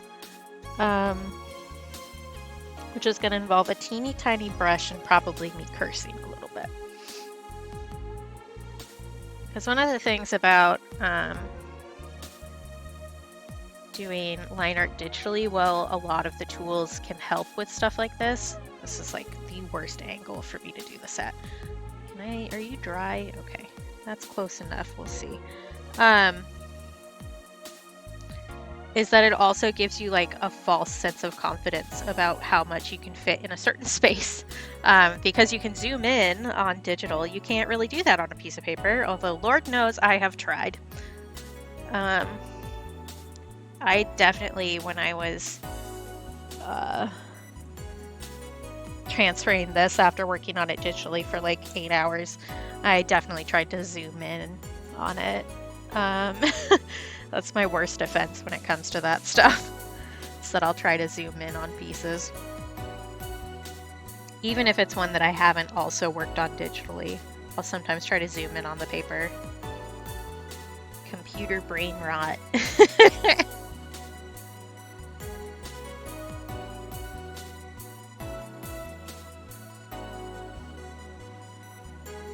I do think for around the light bulbs, after I get everything else set, I'll probably lift up some of the watercolor that's around them and fill that in with yellow to give the impression of like really bright light bulbs.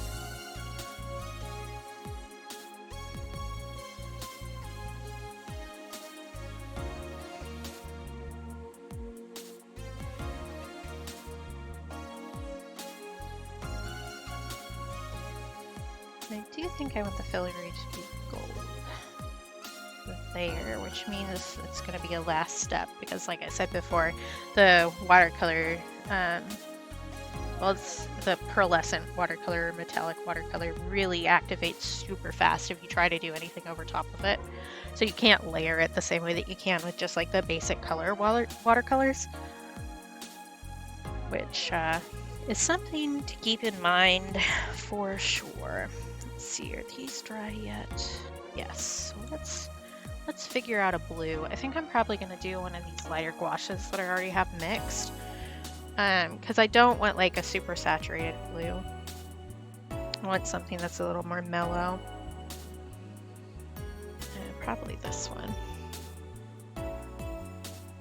I've been using this one a lot. I really should just mix this color and leave it in a pot somewhere for me to use. Okay, I'm starting, just mark the date, I'm starting on the left side of the page. The thing with gouache though is that it will cover up some other stuff, so I have to be careful about the lines here. It is especially difficult on this specific piece of the entire painting because it's just a tiny yellow line right there. All right.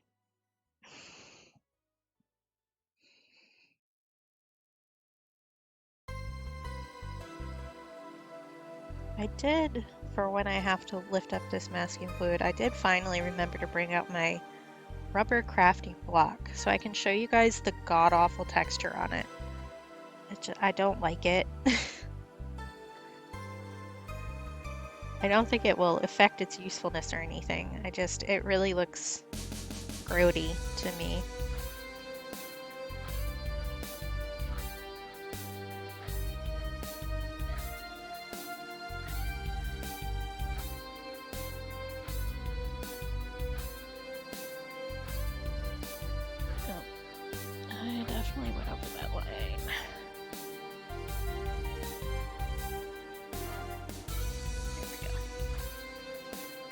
That's the good thing about watercolor. It's pretty easy to lift back up if you make a mistake, as long as you notice. And even sometimes if you don't notice, you can pick it back up, which is very good if you're an insane perfectionist like I've ended up being. So I think I have been better about finding a happy medium between doing what I'm able to fix something and like not freaking myself out about it too bad, instead of just like giving up. Because there's definitely a perfectionist thing where like if you stop trying, then it doesn't count as a failure, and I've definitely been really guilty of that before. So I think I've done better, especially this year, about finding a medium there of like not beating myself up for a mistake and just kind of letting it exist. And part of that is because I very specifically on social media have stopped pointing out mistakes in my art. For the most part, I do occasionally if I think it's funny. So like the post that I did today, I mentioned that. I posted a little video of me doing the line art for the laundry day piece that I did with BIM. But for the most part, I keep all of those like personal worries and self-conscious moments about my art to myself. And it definitely has changed how I view my own art, which, wild concept, the things that you say actually affect how you think. Fun facts. So changing the way you talk about stuff can actually help you a lot, brain-wise. Because I definitely know what it's like to have to fight your brain fist and nail to like get it to give you any credit for what you're doing.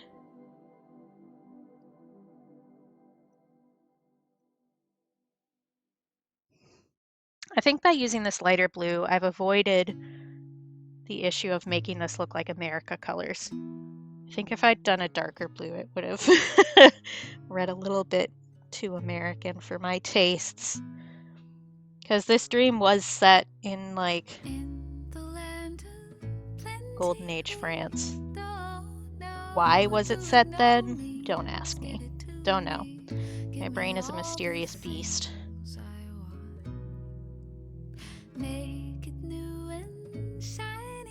But there are some times where there's like something on an art piece that I'm still self-conscious about, or I point out how I fixed a mistake, but I do that like almost exclusively on Patreon behind a paywall. It's like the little secret. If you want my little secrets, you have to pay me.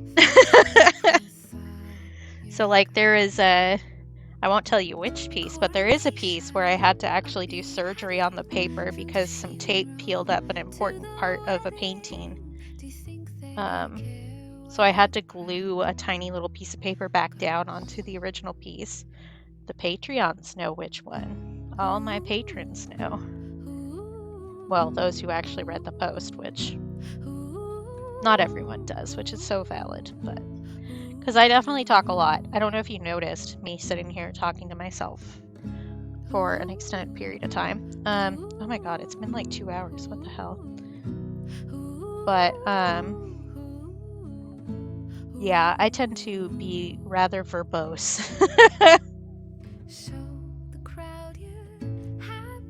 Which can be helpful, but can also not be great, especially when Instagram changed their character limit for how much you were allowed to say about your art. Which, like, it's almost like they don't actually make that site for artists anymore. It's all about influencers, which is not helpful to me. But hey, there you go. This is the world we live in, and I don't gotta be happy about it, but I do gotta try to work the system a little bit.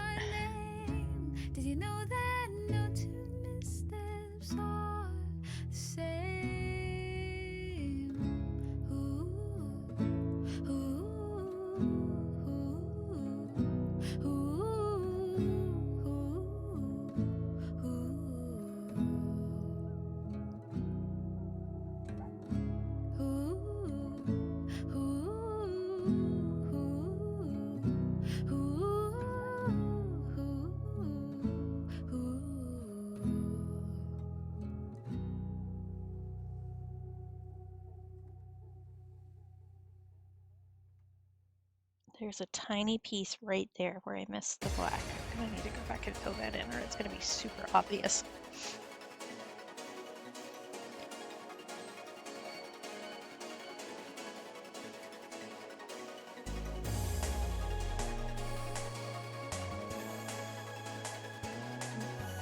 Got a chunk.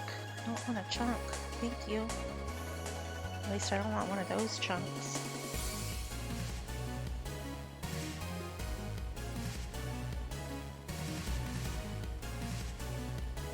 Well, now that I use this, I'm going to have to say that this is a gouache and watercolor piece, which isn't like a huge deal, but I don't like having to think about spelling the word gouache repeatedly. It's such a freaking weird word. I think I probably get to blame the French for that, or maybe the Italians, one or the other. Not that I will. They're allowed to make weird words if they want, as a little treat. But I do not enjoy having to think about the spelling of that every single time I write a listing.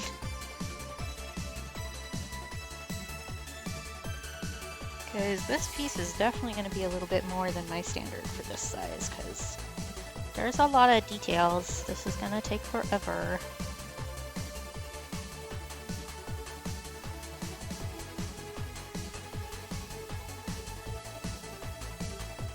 Okay, do I want to do the beams the same blue color? Probably not. Because I think that the light panel here hitting that is going to look a little bit funky. And not funky fresh.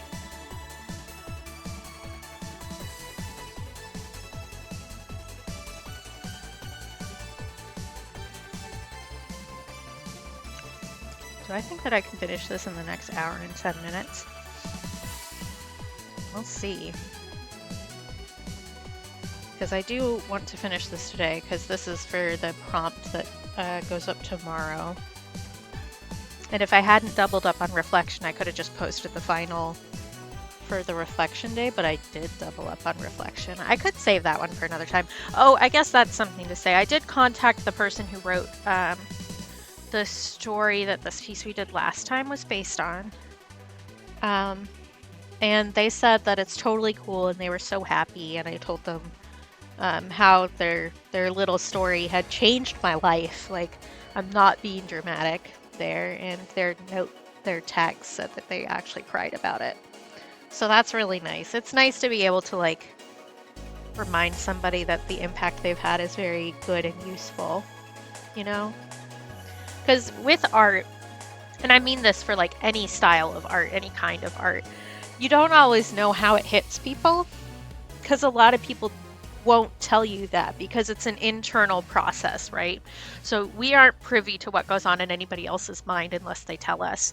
So you don't always know how exactly something hits somebody else, and sometimes it makes a really big difference, or they have an emotional breakthrough about something you've made and it helps them through something else, kind of like that line in that story has helped me. And I think a lot of times we feel like we're bothering people when we tell them stuff like that, because I know I have the social anxieties, so I'm not always sure like if somebody actually wants to hear what I'm saying about their piece, and I don't want to like bother them. But it also, like, as an artist, it is so incredible to me when somebody says something like, oh, this piece was, I really related to this because of XYZ or whatever. It's always nice to know that, like, that human connection thing and something you created could have helped somebody, you know? But I do think that a lot of times we're concerned about what impact that will have on somebody else, so we don't say it. I think part of that also, now that I'm thinking about it, is like an algorithm issue. Because let's blame algorithms some more today. But really, I think that because so much algorithm stuff is pushed to only have stuff that's relevant within like the last week or whatever, and then things move and change. And art, sometimes you have to sit with it for a while, right? Before you can really process what was going on. So I think that we feel kind of weird about going back to something and saying something about that art piece because of how the algorithms have done that. Because it's like the silly memes about accidentally liking somebody's old Instagram photo, you know? And well, that might be vaguely accurate if you're like literally stalking somebody. It's not necessarily true for art. Because like if I see somebody interacting with an older piece of mine, I get happy. It's like, oh look, you liked my stuff enough to go look at it. I appreciate that, thank you.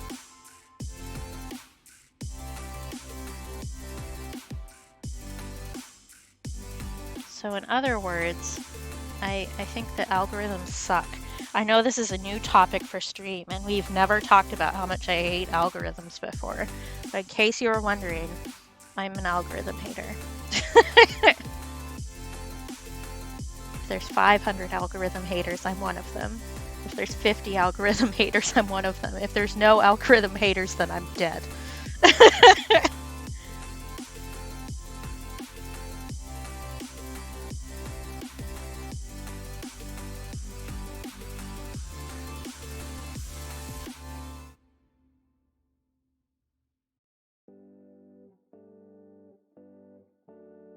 A few places where I have some white because I didn't get quite to the edge with some stuff.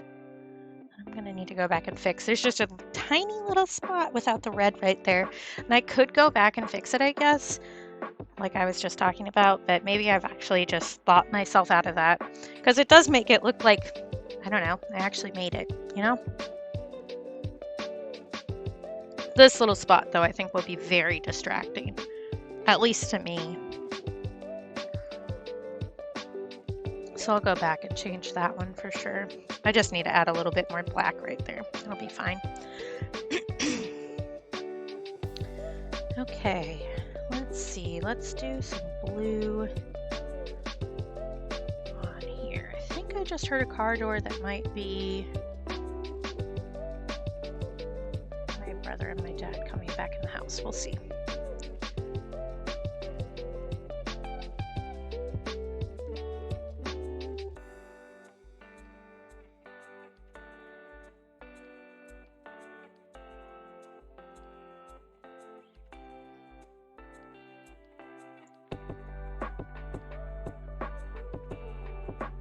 One of the things that a new talent I'm learning while I'm streaming is that usually I have my paintings on a small acrylic board that I use because I move around from spot to spot in the house, so I can turn it to get certain lines a certain way if I want to. And I can't do that with this because I have like a big acrylic board stuck on a table.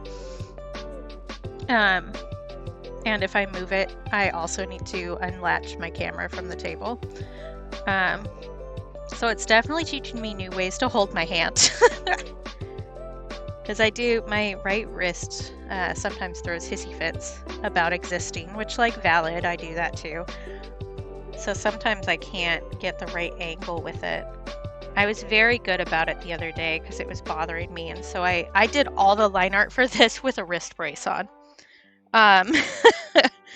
Because it was feeling a little touchy, so I took care of myself. Y'all will be proud of me. I took care of myself and made sure that I didn't make it worse. Because, I mean, on one hand, yes, I would rather not be in pain. I think that's kind of a general human condition situation when I'm trying to do other things.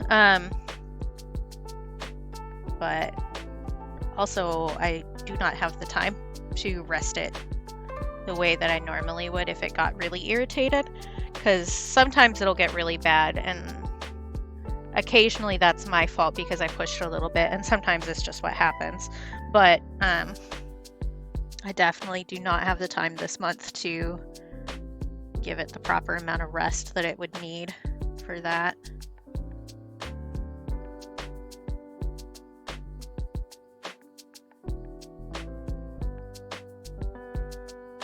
you like actually put the pigment there, buddy? Thank you.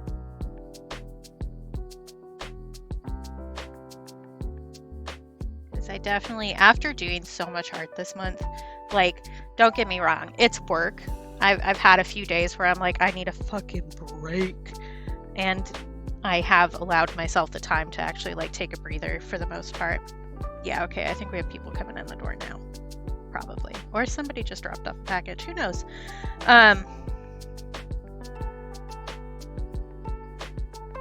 But after doing so much art this month, it's going to feel weird to like not be doing and thinking about art literally every second of every day. I mean, I do still have art to do. It's not going to be like an immediate drop off or anything, but definitely going to be a different mindset for a little bit. I might actually be able to start and finish a game. Although I did finish Cozy Grove this month. I finally got the last bear story completed and got to credits, which is good. That was a nice little game. I will say that it does not run very well on Switch, which is not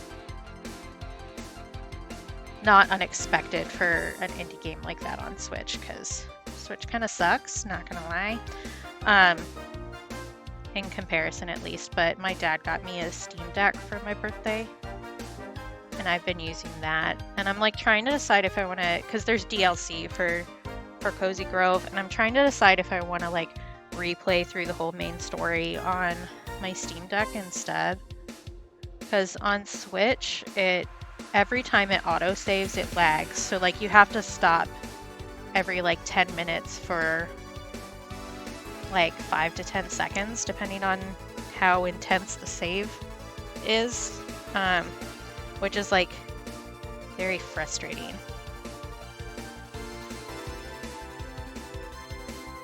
And like, as long as I know what's happening, I can stop. But sometimes you don't realize it because you're so focused on what you're doing. And I'm just like, is my game frozen? Is everything gonna die now? No, it just needs to think about life harder.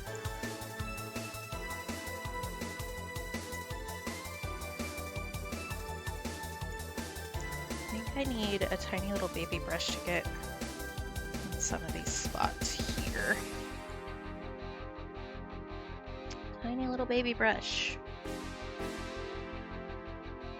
I did get these liner brushes and I like didn't know how well they were gonna work, because not gonna lie, I'm not like, again, like I said, I'm self-trained in the painting, so I don't really necessarily know what to look for in a good brush, but these are so much better than what I was using. Even if they're shit, I appreciate them so much.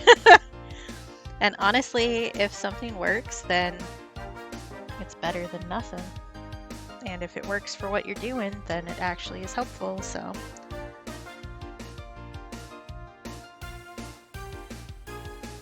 Did it again.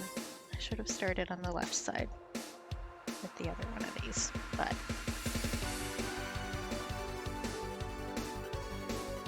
There you go. Maybe I want to make like the back spots of this little dangle bit blue. So the gold will cover up the line art a little bit. Oh my god. I just got black watercolor literally everywhere. Like, girl, what are you doing with your life? Get it together. I told you we were a mess today, and I just decided to make it really, really literal. Oh, I got it on my sweater. This is gonna be great. Love that for me. That's another one that I picked up from Trish. Oh boy. Your girl is a disaster. And you know what? Good for her. Boy. That's gonna be really fun to clean out of my sweater. Because if I forget and just put it through the wash like normal, it's gonna turn everything black. Good thing I wear a lot of black already. Because People who make fat girl clothes really think that I should not be allowed to wear colors that are not jewel tones. Okay, let's see. Let's try to get a little bit of it out of my sweater so that I don't plop it on something else. Then I will put a paper towel over the spot on the palette, and maybe that will save us from doing this again.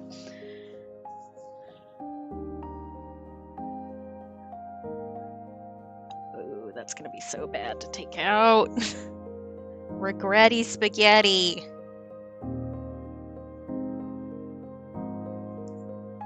It would be with black too. If it was any other color on this sweater, it would have been fine. Oh well, this sweater is so old and I've patched it up multiple times already.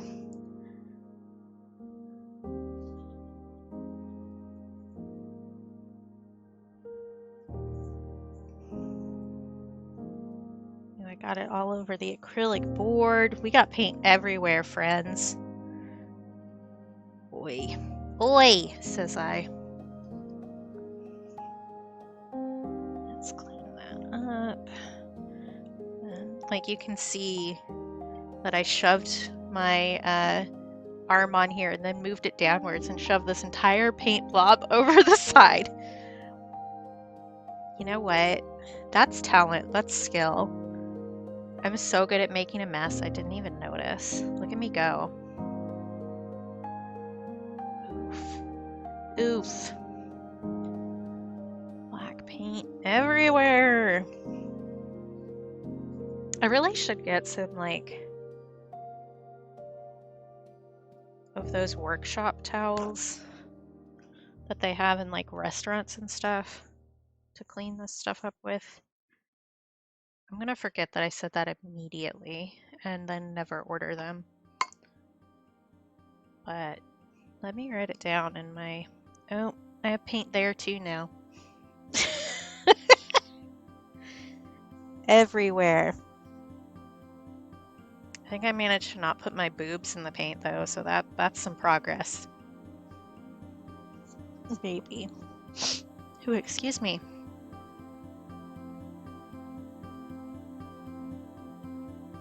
I'm going to write this down so that maybe I don't forget to buy those, because that would be useful around the house too.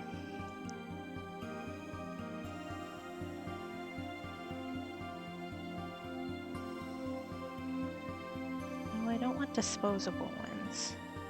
That's what I want. 50 count for $18.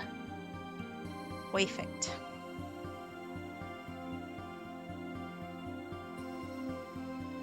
With a coupon. Wow. Alright. Okay, let's see if I can manage to not do that again. I'm not going to bet on it. But I could turn this palette around, which will confuse my brain a little bit, but will keep me from maybe doing that again. I'll do it in a different color because the yellows are down there, which will be easier to clean out at least. Okay, what was I doing? That. Okay, I figured it out. We're okay. We're back on track. And I'm gonna hit that bag. Come on, man. Get out of my way. I'm busy. Alright.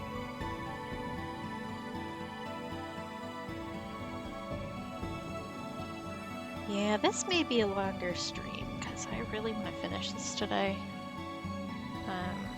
And we got like an hour in regular stream time. Although I do often go a little bit longer on Fridays, so.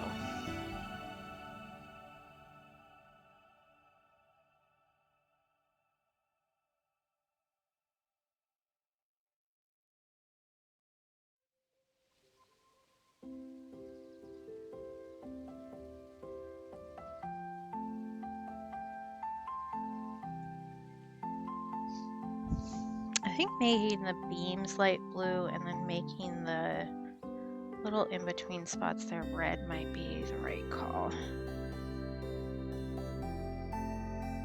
Perhaps.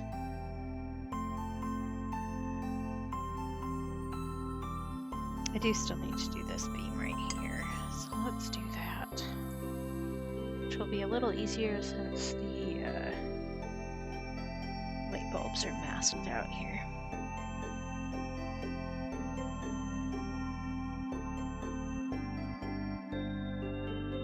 Oh, it's making such a weird squeaky sound. I don't know if you can hear that. Probably not. It's very light, but squeaky sound going over the masking fluid.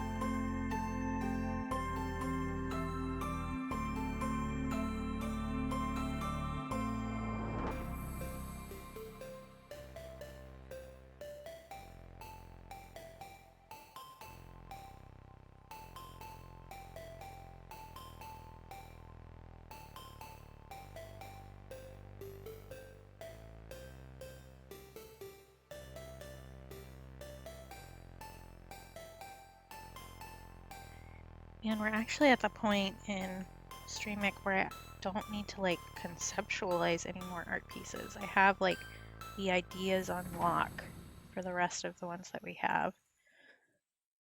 I have line art started for one. There's still one I need to do line art for, Divine, which is the last prompt. But I know what I'm gonna do for that, so not a huge deal.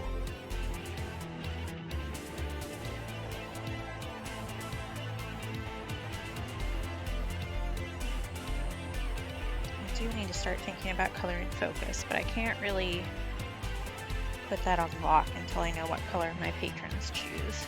Although it's looking pretty sold at this point.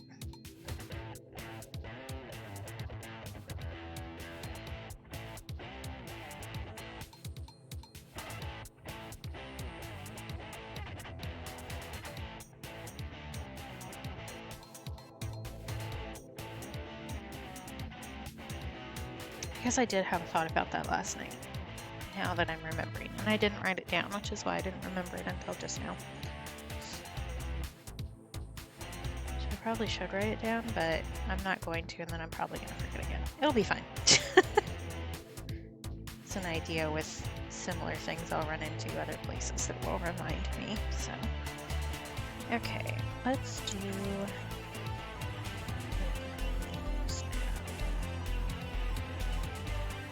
Still haven't decided on horse colors.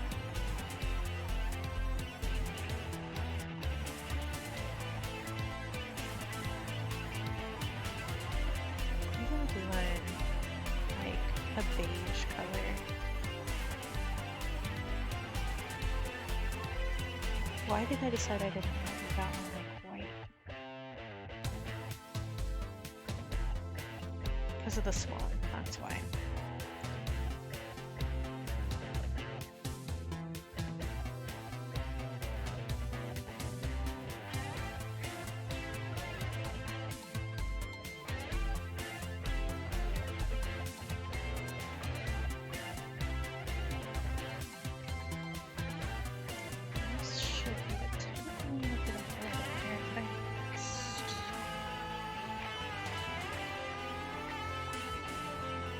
Keep saying that for these spots, and then I'm gonna forget where they are.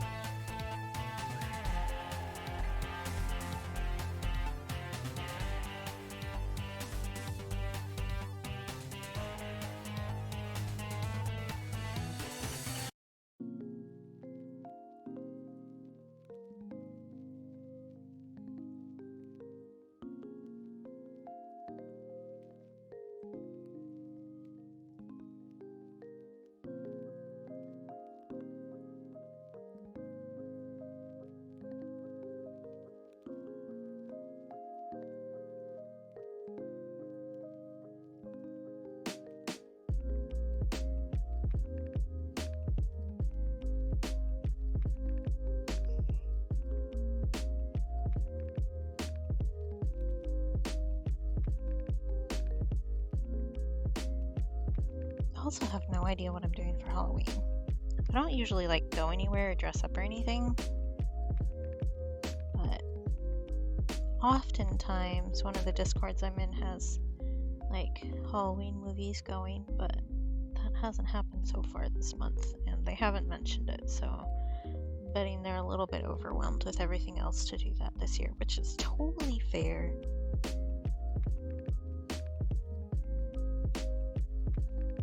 Maybe it'll be a year I watch Night of the Lepus again, which is it was made as a serious horror movie, which makes it funnier, but it's a really silly movie about giant killer rabbits in Australia. Australia? I think it's Australia. Or New Zealand, something like that. One of those places where people went in and introduced new animals to a very specific ecosystem and then were like, wow, we ruined it. We need to fix it, and then made it worse. And that's basically what the whole movie is about, where they were trying to fix the rabbit problem and accidentally made giant killer rabbits. But the great thing about it is, one, it was made as a series film, like I mentioned. So all of the like promo material and stuff marketed it as very serious, but also it's like super bad effects because it was made in the 70s, I think. DeForest Kelley is in it, Bones from Star Trek, and it's like super obvious anytime you see the giant killer rabbit that it's either, well, rabbits plural, there's either a dude in a really shitty rabbit suit, or it's just like footage of actual rabbits with like tomato sauce on their faces running through a poorly done model town, and it's really funny. I love it. It's so hilarious. Back when I had rabbits, there was a rabbit forum I was part of, and we watched it every year on Halloween as like a group. It used to you could only find words. You could only find it on DVD through like eBay or something, because it was not well received because it was a shitty movie, right? So it's kind of like one of those cult classic situations, except with a very specific group of people. But so many of us bought it that they actually added it to streaming services. So I do actually own 2 copies. I own a digital copy and a physical copy of this god-awful movie, which I love so dearly. I say god-awful with the most amount of love in my heart. Okay, I do think that I want to go back and do a little bit of a darker along the bottom of these beams, just to make it a little different. Let's do a little bit of that. Just to differentiate that line a little bit more. I also think I might sneeze in just a second. We'll see. Okay, I'm gonna mute and we'll see if I can make myself sneeze.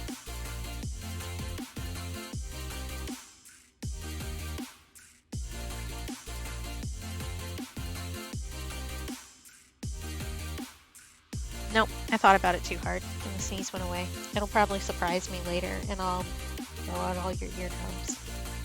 So sorry in advance for that.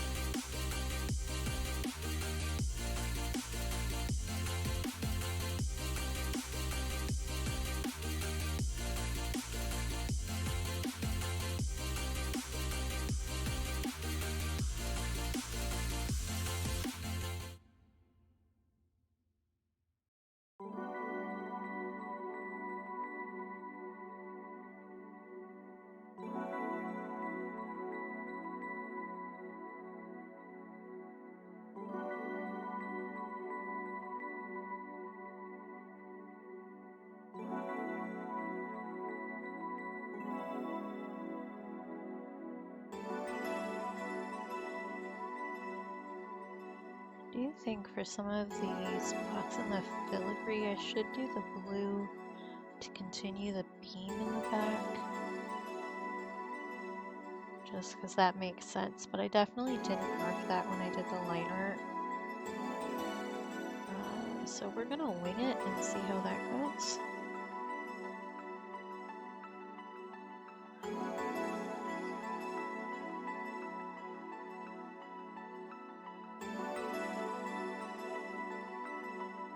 I do think just doing a little bit of a different blue on the underside has helped differentiate that a bit, and it'll get weirder once I do the lights too, because really it wouldn't be darker because the lights are down there, but it doesn't really need to make sense per se. It just needs to be like visible, I guess. Because like things that make sense don't always look right to the human eye. For shoresies.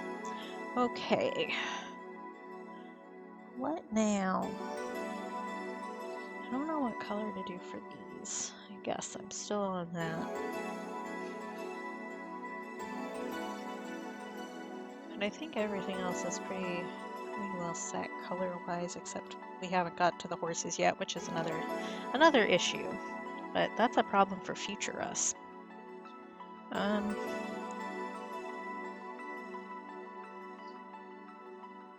guess working on the cutouts and the filigree up top is the next situation. But first, I'm gonna get up and take a little stretch break and run to the bathroom and stuff, which means that I am gonna run a little bit of ads so that we can disable pre-roll for a little bit. So if you don't want to deal with ads, if you don't want, I don't know, I've been seeing the Five Nights at Freddy movie like 4 times in a row every time ads run. So if you don't want to see that, or whatever ad you've been targeted with, feel free to mute stream or take a little break yourself, get a stretch, get some water, maybe get a little snacky. Do you need a little snack? You could do that. And then we'll continue working on this frickin' beast. So hang tight and I will be right back.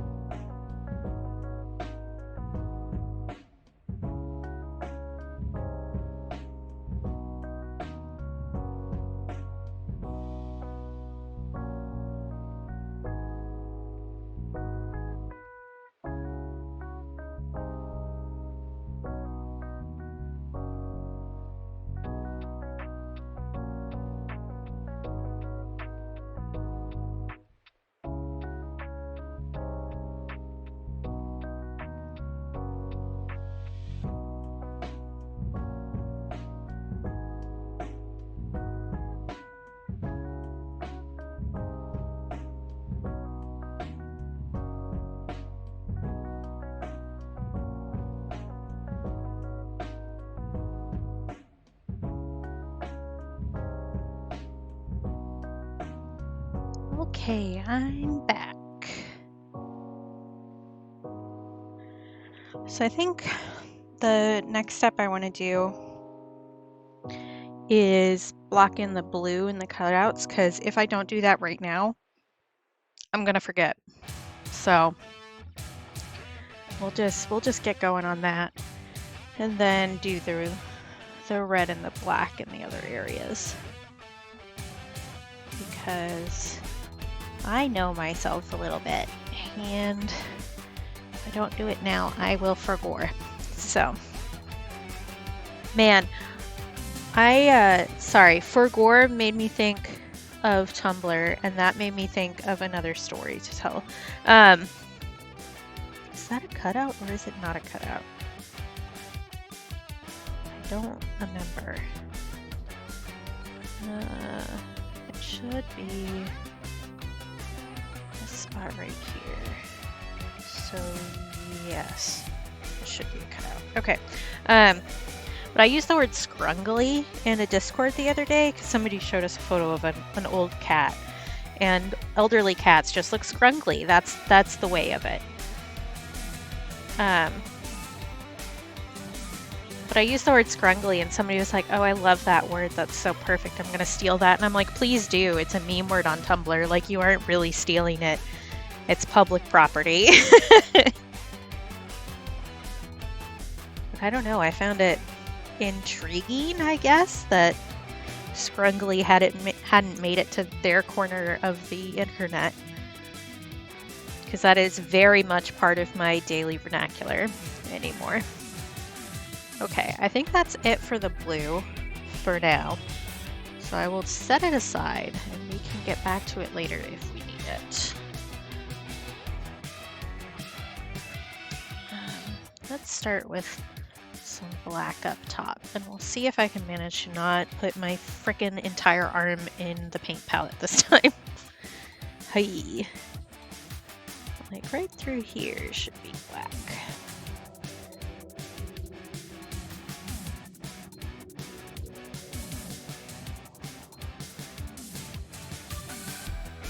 Maybe I want to use a tiny little bit of the same gold metallic on the light bulbs. That would be interesting. I do love the metallics, like what they look like in person, but they are like impossible to photograph accurately. So I usually take a video of what they look like, because Ko-fi lets you, when you put something up in your shop, it lets you link a video to show like a process, or you could do like, I don't know, a little promo about yourself or whatever. So I usually do, for the metallic ones, a little video of me turning it around outside when I go take product photos.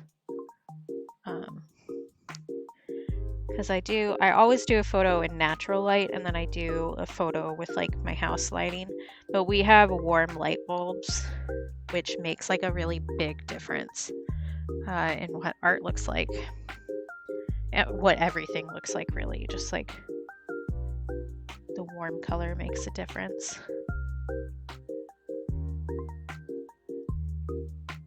Hello. They're here.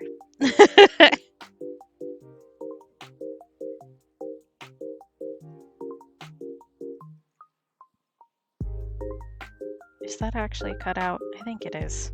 We're just gonna go for it. You know what? If I make a mistake, then that can be our little secret chat. I think there's so many specific details in this piece that it's really not going to be obvious in any case, so. Or maybe it can be like a fun little I Spy. It's like, oh, look where Katie made mistakes. There's at least 3 spots. Can you find them? Because one of the things with filigree is like, it's very complicated, so you can't always tell exactly where anything is when you're just looking at one piece of it.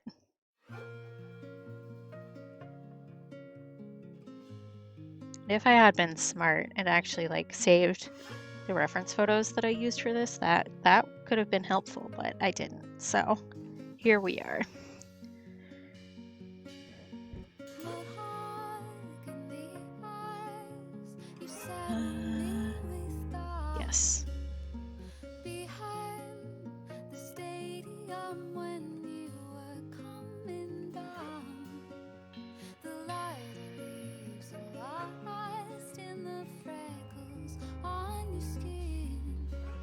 think that's a cutout bit too. I think that's it.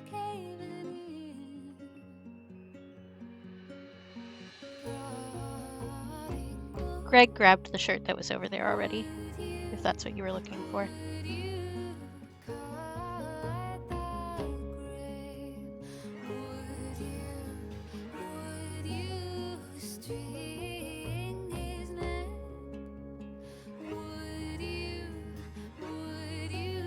Okay, I think that still looks like filigree, so I don't think I borked anything too badly. All right, now let's do the big one. Me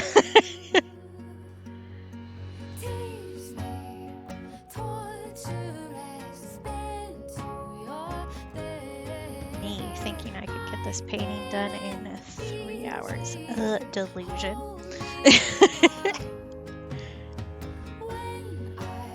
We'll get there. It's fine, I can go a little longer today. I also haven't gotten any notifications about people going live, so maybe I was wrong about various times that people were doing things. Which isn't bad, like, people are allowed to do whatever they want, but again, me being a planner comes into concept here. Where a lot of times I have like predetermined people's schedules and have decided who I will rate before I even start streaming because I'm just like that, TM.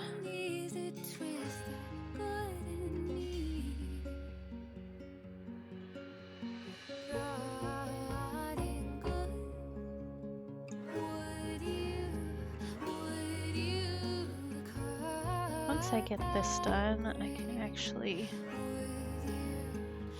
focus on some other stuff. I don't get a real break, but I can work on different things. I should really promo the color and focus again. Oh, I didn't fill this part black on the other one. I'll do that. But like, also I've been posting like multiple things every single day, and well, I realize that's good and that's really what the majority of the algorithms want. It makes me feel icky. So I try to like not just bombard people with things all the time. Even though really that's how the algorithm works, is you need to post everything all the time to have a chance of people seeing anything. But gotta figure out a balance between what I'm okay with doing and what is required of me by the evil overlords, I guess.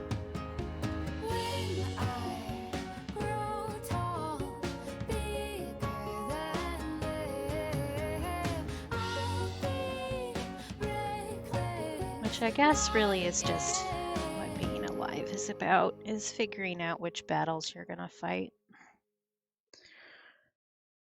Do I think that's really what it should be like? Not necessarily, but that is the hand that we have been dealt. There are a lot of spots on this where I've like left some white because I was being really careful to not overlap into the next section. And normally that would drive me absolutely batshit. But because this is so incredibly detailed, I don't think that it's really that distracting. Because a lot of times when I do that on like the sticker sheets, I'll actually go in digitally and add some more color so that it actually fills to the line.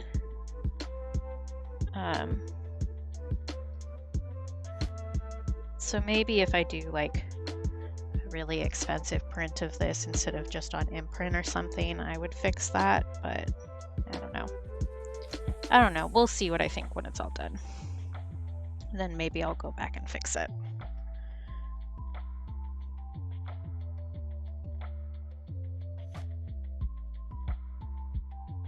But generally speaking, if I don't go back to fix something right when I think about it, I won't. And like I said, I don't really think it's that big of a deal.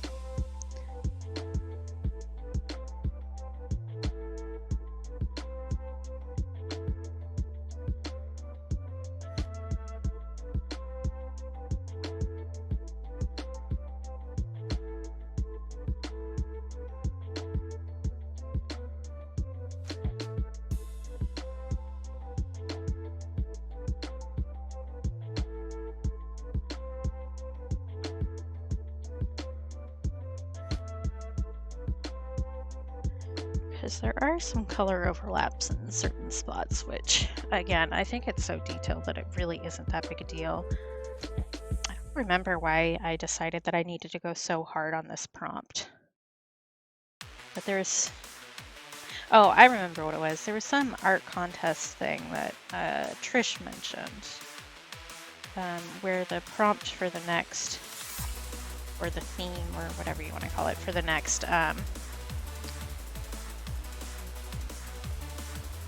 made that worse. Prompt for the next contest was reflection. So yeah.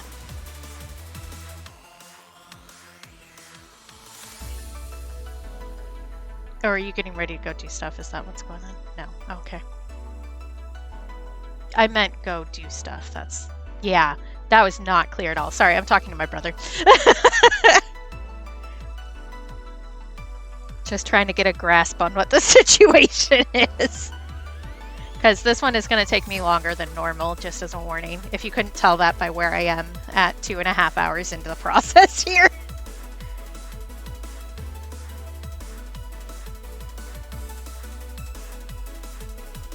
Okay, I think that's the filigree up top done for the negative space. So now we need to do red in there and figure out what the frick-frack I want to do for these areas, because I don't really know what color I think will look nice with everything else going on. Because I do want the filigree around this second mirror area to also be gold. And I think that having the red and blue intersect on either side there isn't going to differentiate it the way that I want. So we're going to need to introduce another color, and I need to decide which one I think will look nice.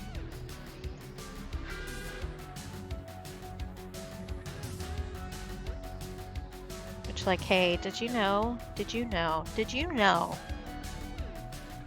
that making a lot of art means making a lot of choices?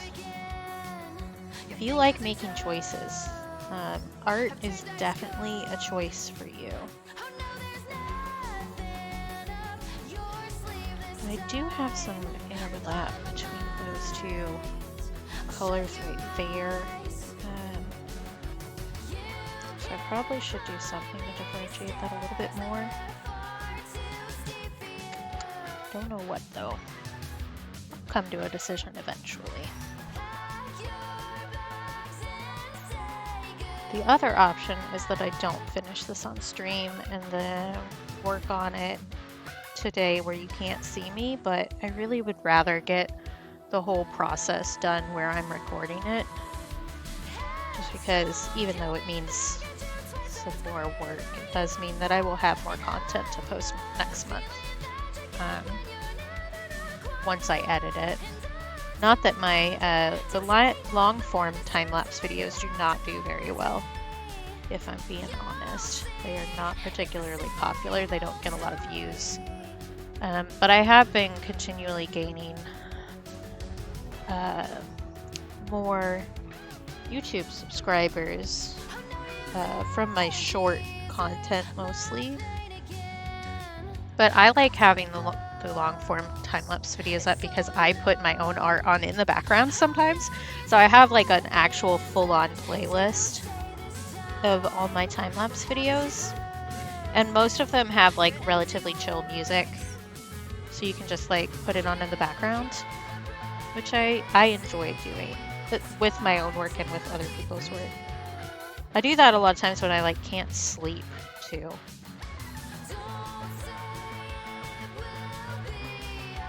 Just because it's something you can look at, but once you close your eyes, it's not like you feel like you're really missing too much. At least I don't, especially not with the ones that I made myself, because I, 1, made the art, and I, 2, edited the video, so I watch it like a bajillion times before it even goes up.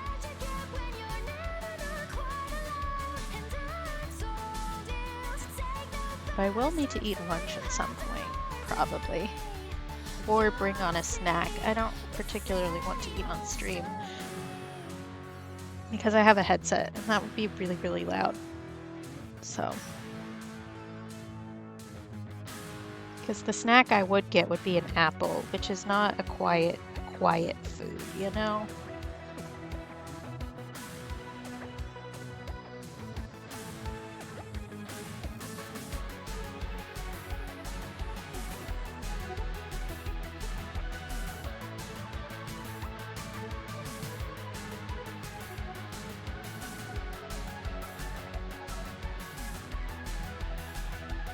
Although I didn't really eat a proper lunch yesterday, now that I'm thinking about it. Which I've been very good about food, but like I said, my schedule changed drastically yesterday, and so it kind of threw me off. And I've been a lot better about actually eating 3 meals a day. I did eat something, it just wasn't like a meal. I mean, it was snack foods. I had Milanos and I had a bag of popcorn. Which, shocker, that's not really a meal. I guess I did have some extra bacon too, because I ended up going out to breakfast with my dad and my brother. But I'd already had breakfast because I was expecting to do like physical work for 3 hours, and then that didn't happen, so.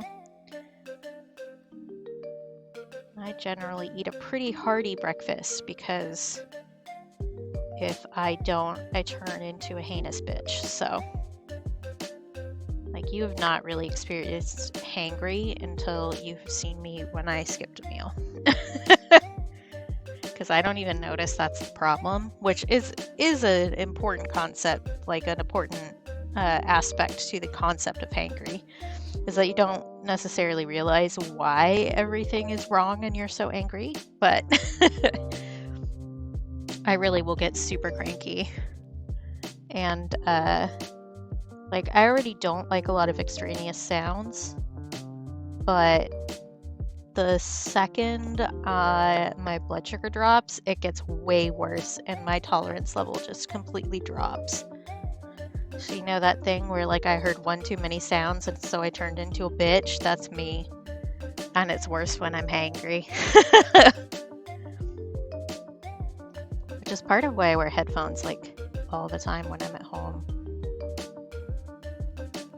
Because our neighbors are not particularly quiet. Well, I mean, I guess by general neighbor standards they are, but we've got somebody who does like woodworking and somebody who spends like 5 hours at a time out blowing leaves with his leaf blower and stuff like that. So those kind of sounds just make me bonkers. I don't mind the woodworking so much, honestly.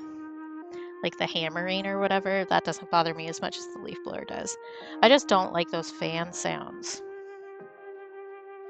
Like the bathroom fan, a leaf blower, airplane sounds, that kind of stuff. The like low grade buzzies make me nuts.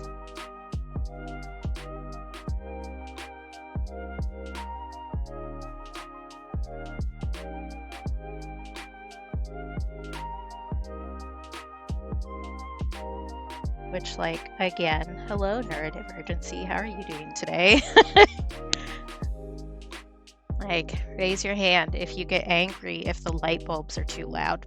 Hi, my name is Katie.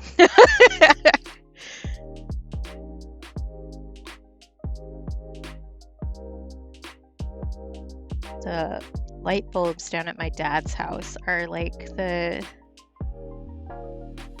more industrial kind instead of the kind that you would usually get for a regular house, just because I guess I don't really need to get into that.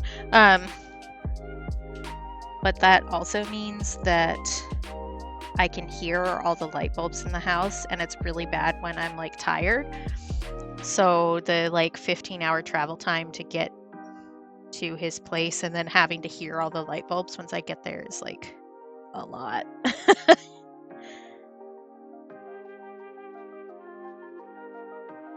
Although it looks like I'm spending Christmas at home this year, which is exciting for me. Means I get to spend more time with you guys here and in various other places. I don't know what day of the week Christmas is on this year. I I could look at that. Maybe I will in just a second after I finish these negative spaces.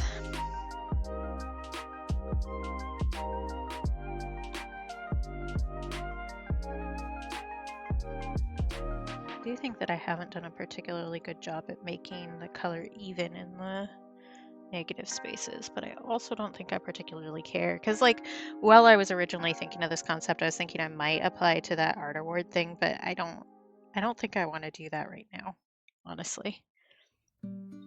25th is a Monday. All right. So maybe I will stream on a Christmas, depending on what everybody else is doing. Thank you for checking that for me, Stars. I appreciate that. Although Chick will probably stream that day too, unless his boss decides to invite him over like he did last year. So I'll play it by ear. I'll let y'all know. That's like a ways away. I was just thinking about it, so. I can tell you that I won't be staying up till midnight on New Year's. New Year's is going to be rough because that's the day we lost my mom. So we'll maybe being distracted is like a good call for that, but I also don't want to stay up past my bedtime because I've been very good about my sleep schedule this year, and it actually has really helped my mental health. So I'm not going to take that particular step backward.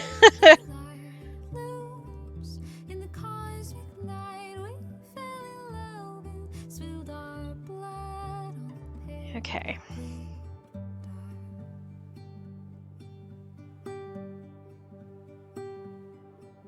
Yeah, January is always rough. Just like living in Alaska, that's when it's the darkest, right?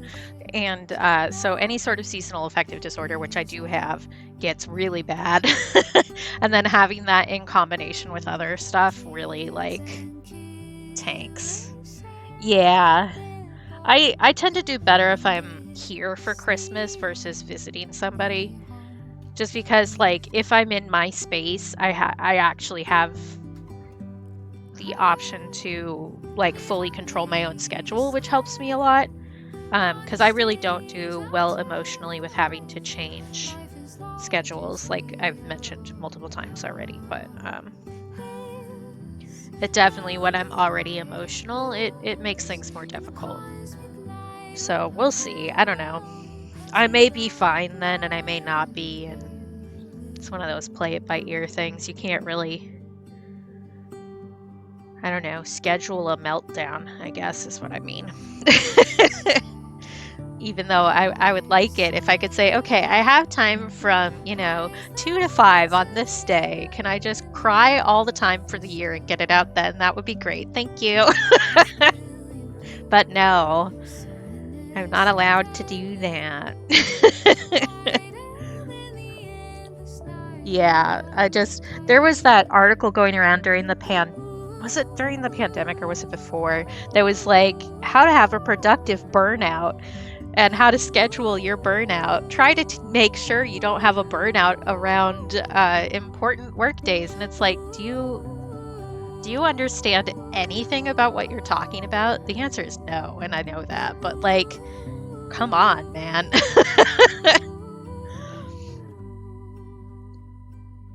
I said what color I wanted to make those, and then I forgot. Red. That's what I wanted to do for these bits. I think will look fine because those won't intersect too bad.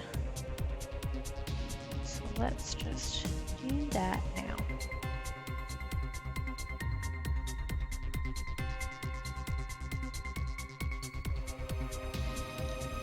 But actually, I'm excited for like Christmas time because I got a cool advent calendar.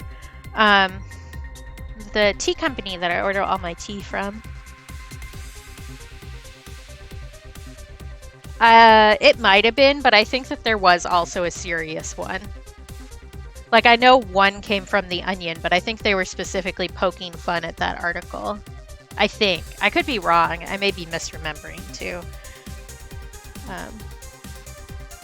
But my tea company does advent calendars, tea advent calendars. And so I've been getting those from my brother for the past while.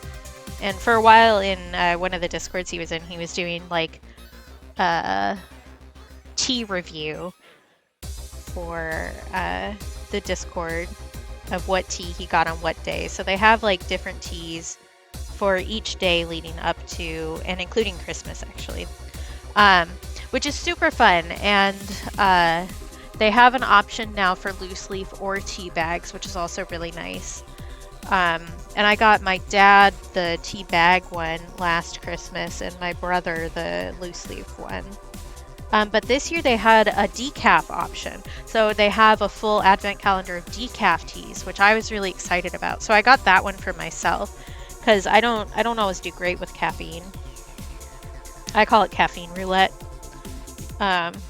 Where sometimes I can get just like the perfect amount and it'll make my brain work, and sometimes it just makes my anxiety vibrate harder. Yeah, there used to only be really chocolate ones when I was a kid, for sure. But we had, excuse me, one that was like Christmas ornaments, but it was the story of the Nutcracker split up into 25 little books that you could you could read each piece and then hang it on the tree, so you could reuse it every year. I always remember that. I don't know where that is. I might have it in storage. Maybe I'll see if I can find that and then we can like do those on stream or something. That would be fun. I think having an advent book for like an advent calendar for stream would be cool. I do also still need to finish the advent book project for Jick, because that is his plan, is to have that on the thing. Oh, Raid! Hi everybody, how's it going? Oh, the dice one? That would be great. Oh my gosh, I'm so sorry. I have emotes pretty limited because it can overload screen readers. So I apologize for that. I promise you aren't actually in trouble. I just try to limit the amount of emotes in a single line because it really can overload screen readers for the visually impaired. So sorry about that. And welcome in everybody. How are you doing today? So nice of you to do a little raid-a-roo right in here. Yeah, no worries. I totally understand that that's not standard across Twitch, so definitely not your fault. I'm not mad at you or anything. You're all good. What were you all doing today? Can I, like, type? That would be nice. My laptop is, like, hella slow, so when I'm streaming. Oh, cool. What were you doing for StreamINK? That's super cool. Yeah, it's something that not a lot of people necessarily know or think about. I see. Hello, Kettle. How are you doing today? This explains everything. Were you working on today's prompt? Today's fairy, right? I think. Yes. Today is fairy. Eyes and fairy. That's a fun combination. I combined fairy too. So here, let me dig out the piece I did. I did fairy and onesie, which is in here somewhere. I have like my whole stack of art that I've been working on all month here, so it's a bit big. But I combined fairy and onesie, and that's this piece right here. This is Bim. His given name is Tim, but he doesn't like the sound that T makes, so he has to be called Bim. And this is his laundry day fit. His mom lets him wear whatever he wants on laundry day as long as he promises to behave. Thank you for the follow, Tiny Little Hippo. What a cute username. Yeah, so that's the one that I did for today, and onesie, which was a couple days ago. But yeah, that's so cool. If you want to drop any like social media links or put a link in chat for your art or something like that, please feel free. I would love everybody to see. I can't bring it up on stream because my laptop will implode. But if you want to share, that would be awesome. This piece is the one for puppet and reflection. I've combined those two. So we have a creepy little puppet guy here and his reflection in the mirror on the carousel. A bunch of you are new here, so hi, I'm Katie. I use she, they pronouns. You can use either one. I don't have a particular preference. And I do all sorts of art, mostly for StreamINK. I've been doing watercolor pieces or physical art. I also do digital. I do fiber art.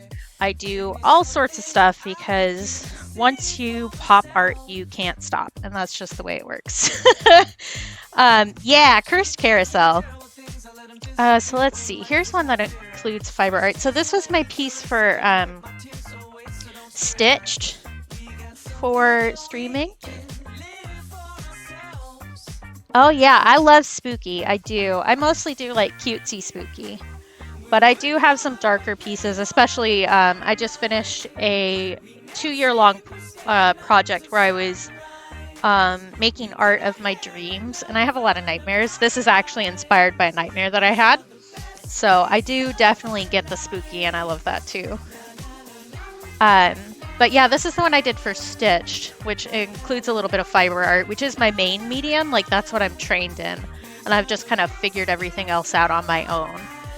But I actually painted the fabric patterns and then cut the paper like you would to make an actual quilt block, and then sewed the pieces together. So it's easier to kind of see the stitching on the back here. But yeah, fun stuff. Thank you so much for the raid. I really appreciate it. If you need to go like take a break because you've been streaming and like get to the bathroom and have a little snack, you should feel free to just dip. I totally understand, and you don't need to feel the need to hang out any longer if you don't want to. All good. I'm just gonna bring up your Instagram on my phone while I'm here because I'm just like that. My laptop is really not made to be a streaming device, but I just kind of said fuck it and went for it anyway, so.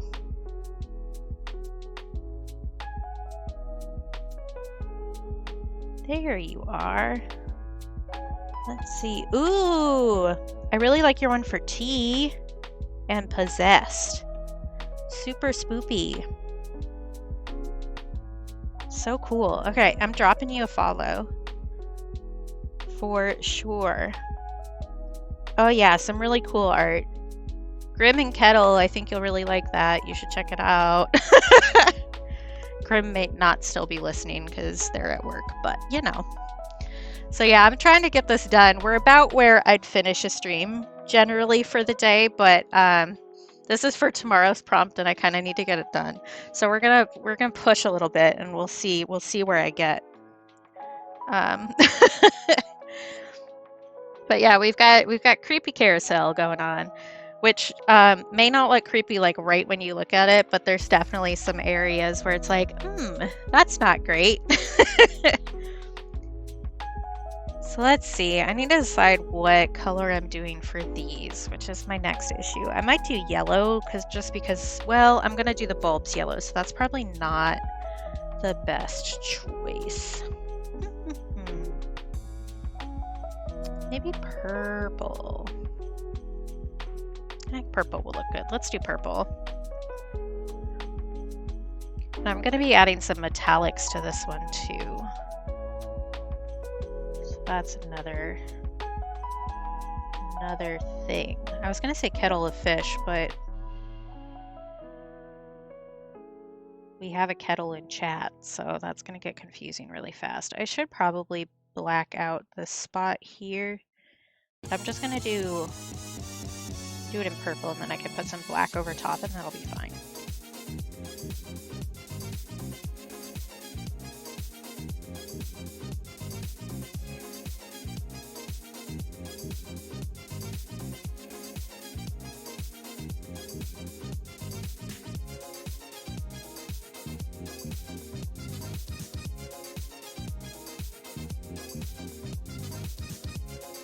I did try to make the little thing at the bottom look kind of like a bird skull, but I don't think that really reads super well, if I'm being honest. Oh, I missed a follow. I missed follows. I'm sorry. Thank you so much for the follows, both of you. That's great. I do not know how to say the other username. Schlevesrin? You can correct me, or you can just let me stay embarrassed. Either way works. But thank you, Visceral, and for the follow. One of the wild things about being a streamer is you run into so many words that you didn't realize that you didn't know. By schlee or sleeves. I like that. That's fun. That is a combination of sounds that my mouth does not make very often. That's fun.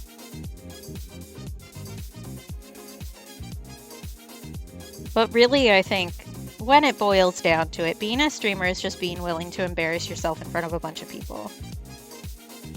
Which, like, I feel like I'm embarrassed all the time because I have the anxieties. So it's just like, I don't know, being embarrassed and hanging out with people.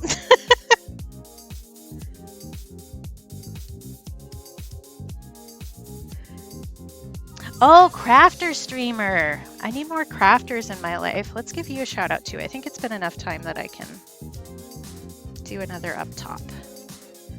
Because they do, for some reason, limit it to like 2 minutes. There's a 2-minute cooldown on it. It would help if I actually like wrote out the whole freaking command. But I do a lot of crafty stuff too. I always call it art because I think that separating art and crafting is rude and that we shouldn't do it because it's still art, even if it's not like snotty gallery capital A art, you know? I think the separation is rude, I guess, is really the short version of that. I will drop you a follow. I think I missed following Visceral when that thing was up, but I will remember to do that. So,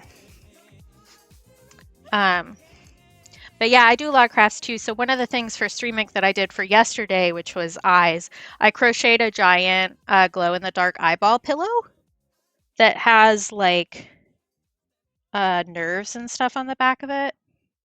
And all of it glows in the dark except the nerves and the pupil. So it like looks at you in the dark. And I'll be honest with y'all, I definitely scared the hell out of myself with that thing last night because I forgot it was on the end of my bed when I turned out the light to go to bed. So it was just freaking staring at me in the dark and I was like, ugh. But yeah, I did a lot of crochet when I was in high school, but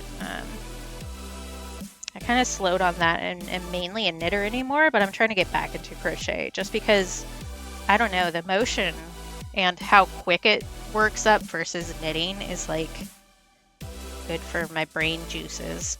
What kind of crafting do you do mainly? Because it's like such a broad category. There's so many options.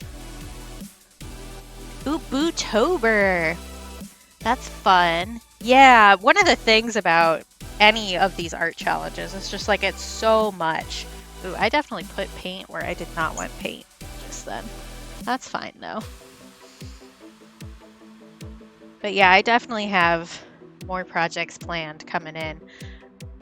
Because isn't that always the way? The second you start creating, it's like ideas start flowing and then you're never free again. That'll get covered up by the metallic, it'll be fine. Cross stitch, I do embroidery too, so, and cross stitch, yep.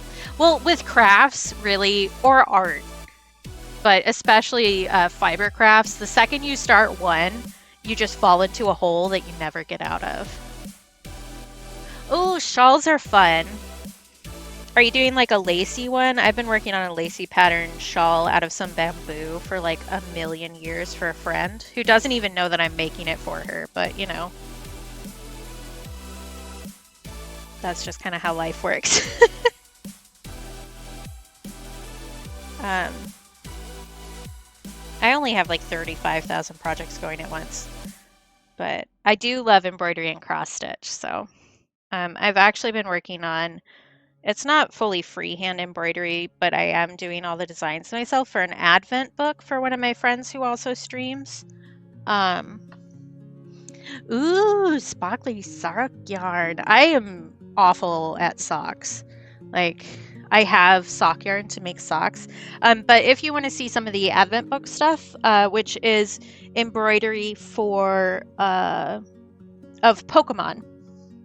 you can check that out, and that has all of the days. I've finished all the days, like the pockets, but I need to do the cover and the binding of it. So it's basically an advent calendar, except I put it into book form. So I'm going to be actually binding all the pages together. Stretchy and sippy, you got it. Ugh. Excellent. I love that. Those projects are always like so intense too. I consider, because I do shiny hunting as well. I'm a Pokemon person too, although that's changing a little bit with the more recent games. But I considered cross-stitching the shinies that I caught as I caught them. And I'm kind of glad that I talked myself out of that one, because that would be like a lot. Sippy accomplished. And I also did a stretchy. Yeah, the Scarlet Violet ones, like I don't think that the story is bad. I don't think that the mechanics are necessarily bad. But the light changes in them, especially with the Terra abilities, gives me headaches. So I really can't play the games for more than an hour at a time, which is really frustrating. And Nintendo has really shown that they don't care very much about accessibility, like as a standard, because like even in Sun and Moon, which are the stories that I like the best, original Sun and Moon, not the Ultra, because they nerfed the story so hard in those. Even in that one, they had that trial where you had to have the sound up to finish it, which is like, bud, not everybody can hear. Could you like figure it out? Yeah, that's totally fair. And I know that my light sensitivity issues have been getting worse as I've gotten older, for sure. So I know that that's not really an issue for everyone, but I found it to be like to the point that it's unplayable, and Nintendo just isn't gonna fix that. Like they don't care enough, because like they're still making money off of it. So I decided that this is the last Pokemon game I'm actually buying. I did buy the DLC. I still hang out in Pokemon communities and stuff like that, but I don't think the franchise is for me anymore. But I gotta know. Let's all discuss what our favorite Pokemon are. Because one of my favorite things about the Pokemon community is that every single Pokemon is somebody's favorite. And it's so fun. Yeah, maybe. That's a good thought that I hadn't considered, an emulation where I could actually like have an accessibility setting, which is such a wild concept, right? Having an accessibility setting. I say as I continue to find an indie developer over an accessibility option that doesn't work on Switch. But my favorite Pokemon, my original favorite Pokemon is Eevee, which is not the most original, but I love the idea of potential. So Eevee just has so much potential, and it's cute as is too. But my next favorite is Hawlucha, which is really funny because I'm terrified of birds. So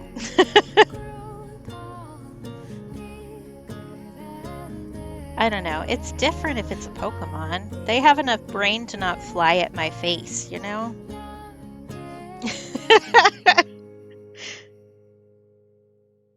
I don't know. I've been attacked by birds before. Although, to be fair, I was scared of birds before I was attacked. But there was one time we had like a crawl space in the last house we lived in before we moved up here.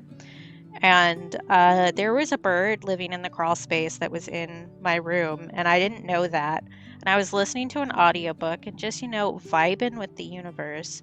And I go into the crawl space to grab something, and I'm like, oh, I hear kind of a weird rustling sound. And I look up, and there's just a freaking huge bird flying right at my face. Not fun.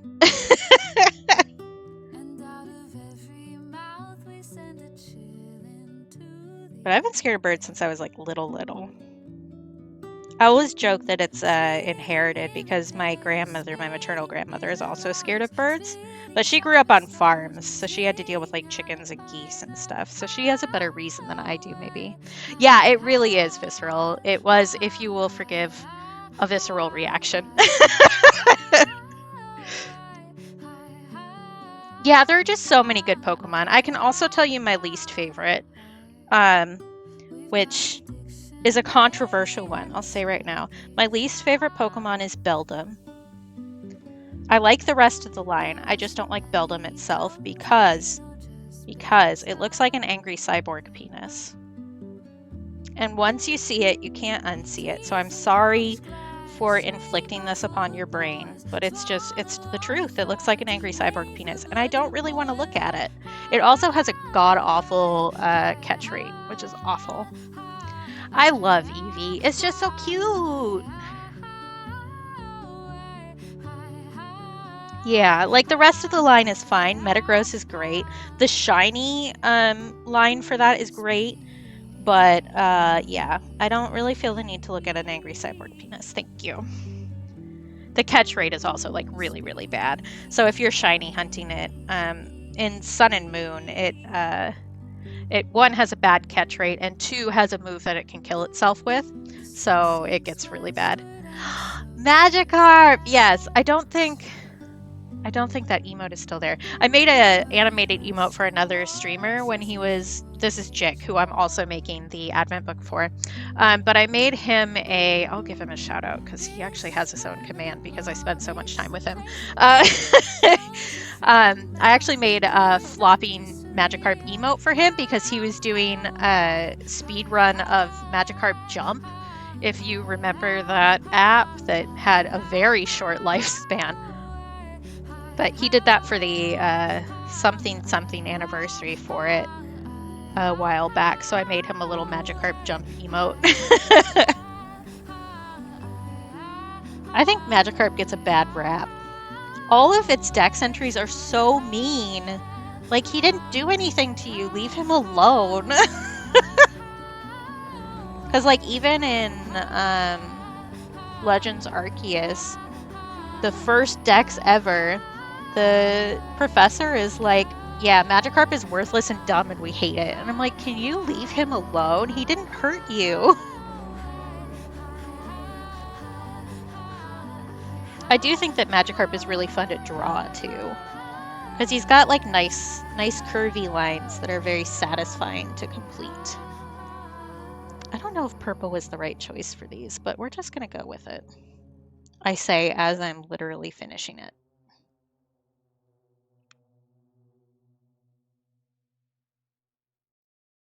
Because I probably should have done like an actual color study for this, but also it was already so much work to get the line art down for this. It took ages. Okay. Next, I probably need to figure out the horses, I think, because I'll do the lights and the metallic last, because the metallic reactivates so quickly. So I think this one, I just want to do kind of like a gray. But if I get it too dark, it's going to meld into the background.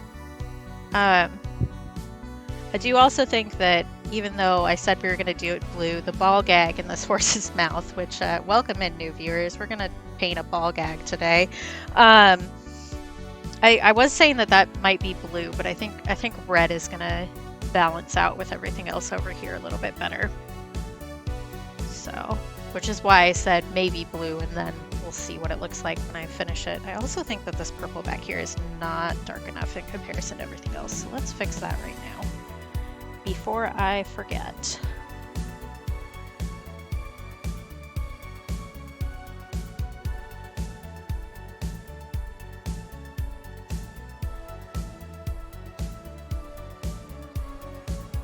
So I am gonna do gold for these mirror frames. I think I want to do like a light silver on the mirrors. None of the rest of them are going to have reflections. It's only going to be the puppet that doesn't exactly match, which is part of the creepy here. Because his reflection does not actually match the position he is in. Which, like I said, this is based on a nightmare I had. I did simplify it a bit. Yes, this is the simplified version. But he wasn't actually like a marionette style puppet in my dream. He was like a clockwork automaton kind of puppet that was very similar to the one episode of Doctor Who, Girl in the Fireplace. If you're familiar with that. If you aren't, that won't make any sense to you, but that's fine. I think probably this horse should be brown, and I should start over there because I don't need to put my hand in wet paint like 7 times today. We can keep it at an even 6. So let's start with that. And I could do black hair for it if I wanted to, but I'll probably stick with like titanium beige, maybe, or titanium buff. That's the real color name. Yeah, I do really like that episode, but apparently it really infected my dream. Yeah, this, but in my dream you could see the clockwork stuff in the puppet itself, but in the reflection you could see its actual face, which was just like a void. Oh, no worries. Please take your time. I know the struggle to get something up. Let's see if my laptop can open that without exploding. Ooh, that's so fun and creepy. I love that.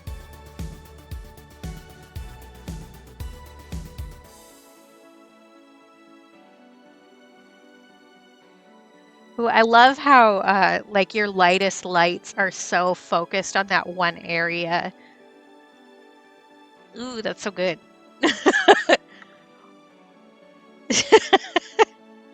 Little creepy, little creepy. Ooh,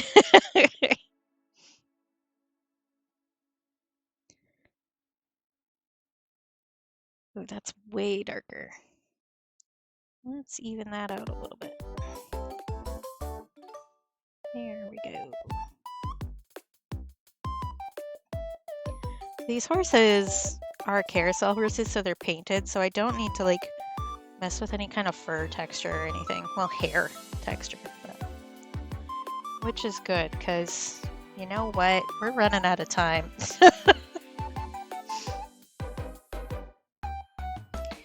Yeah, it's definitely one of those art pieces where it's like very masterfully done. Maybe I didn't want to see that, which is like one of my favorite, like, I guess art genres is a way to put that. One of those things where you're just like, ooh.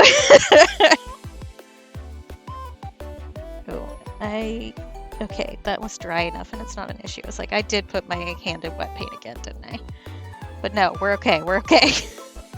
I, earlier in stream, I put my entire arm in a big ass blotch of black paint on my palette and spread that everywhere, including on the sweater that I'm wearing, so that was really fun. So try not to do that again.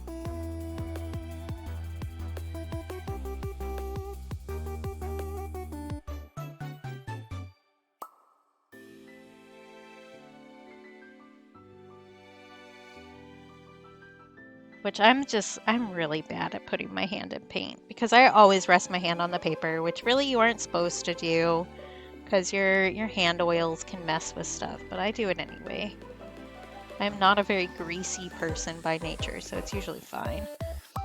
But it is not so fine when I manage to slap my hand in a bunch of paint.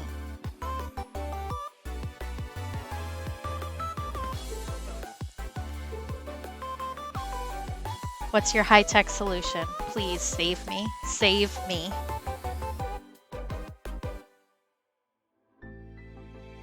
Yeah. See, my issue is that because I slide my hand around, it will smudge the paint worse than just my hand. Which I have tested. I do that when I'm working with like a lot of graphite. Because if you smudge too hard with that, you really grind it into the paper. Yeah, yeah.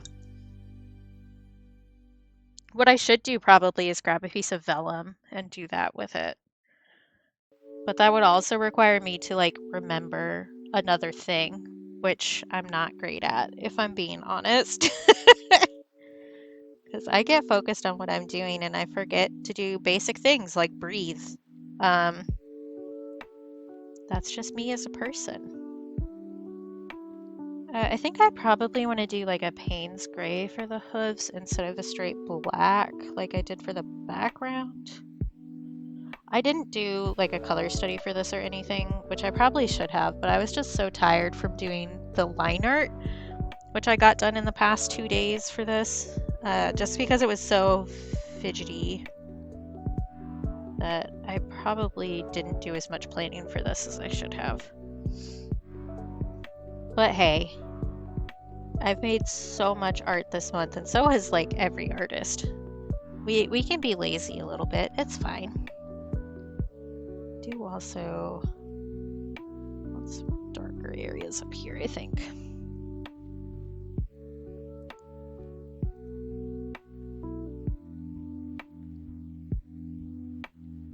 I've noticed that the person I usually rate on Fridays has not announced that they're going live at all. So we may get to rate somebody different. We'll see. I think we still have a while to work on this, but like I said earlier, I'm just one of those people that really thinks like 35 steps ahead. So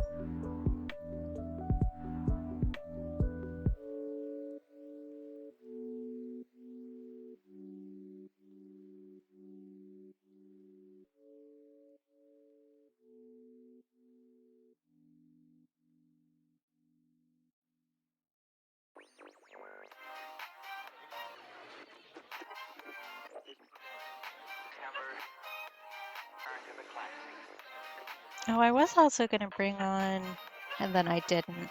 I was really flustered this morning just because I woke up a little late. I do have some more of the little crochet brush wipies that I made just kind of sitting around. They aren't full white, they're just colors of random cotton yarn that I had sitting around. But I was going to ask if anybody would be interested in those. I had one other person say that they would be interested in buying them. But I don't know, I feel weird about selling them. I'm not sure why I feel so weird about it. But I don't know what an appropriate price would be either. That might be part of it. But I made this, like, this was super fast and easy and it's like not a big deal. But I just like made this to use to wipe my brushes on instead of always using a paper towel from leftover yarn that I had from making some hats. And somebody mentioned that they were very interested in buying some of those. So I keep meaning to bring them on stream and like say, hey, I have these ones. Do you want them? Kind of a thing. Because I haven't had time, but if I was going to sell them, I would definitely need to make another one so that I could time myself to see what a fair price would be.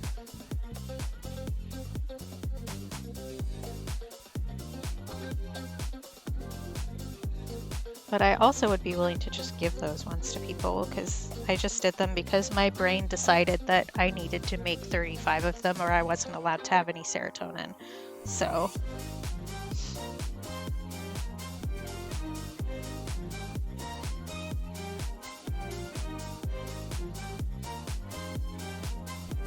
I forgot to bring so many things out with me this morning. Oh well. Such is the way.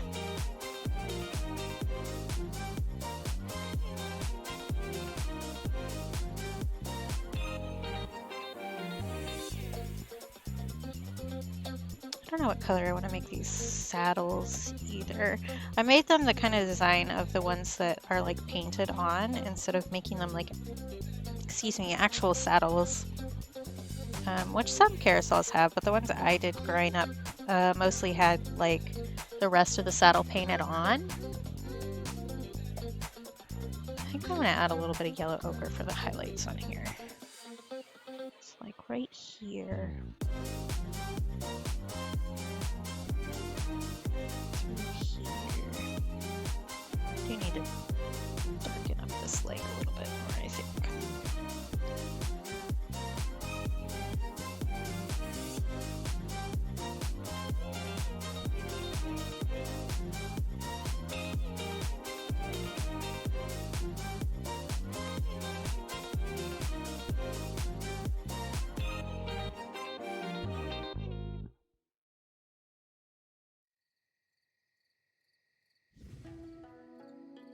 I think probably yellow ochre for the mane on that one, combined with the buff. I think that's the right answer, but I need to let that dry before I add any more bits to it.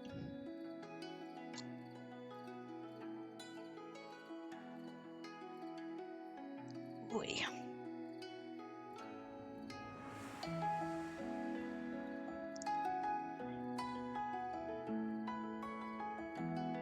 Okay, get started on like the lower parts of the swan here. I think I probably want to do the warm gray for that. Not super dark or it's going to blend into the background too much, but a little bit.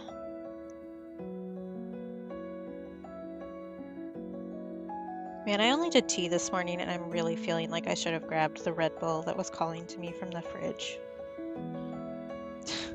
Which maybe isn't a great idea because I've been having like a really bad anxiety week, but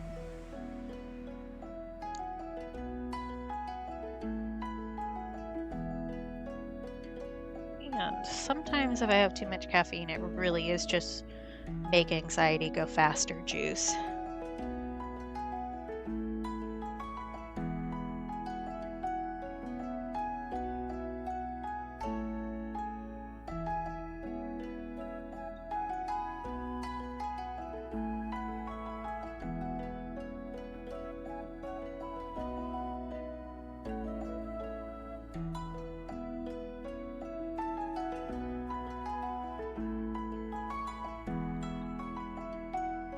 But I also don't feel particularly awake today, which is really just because I like actually slept until my alarm, which is very unusual for me.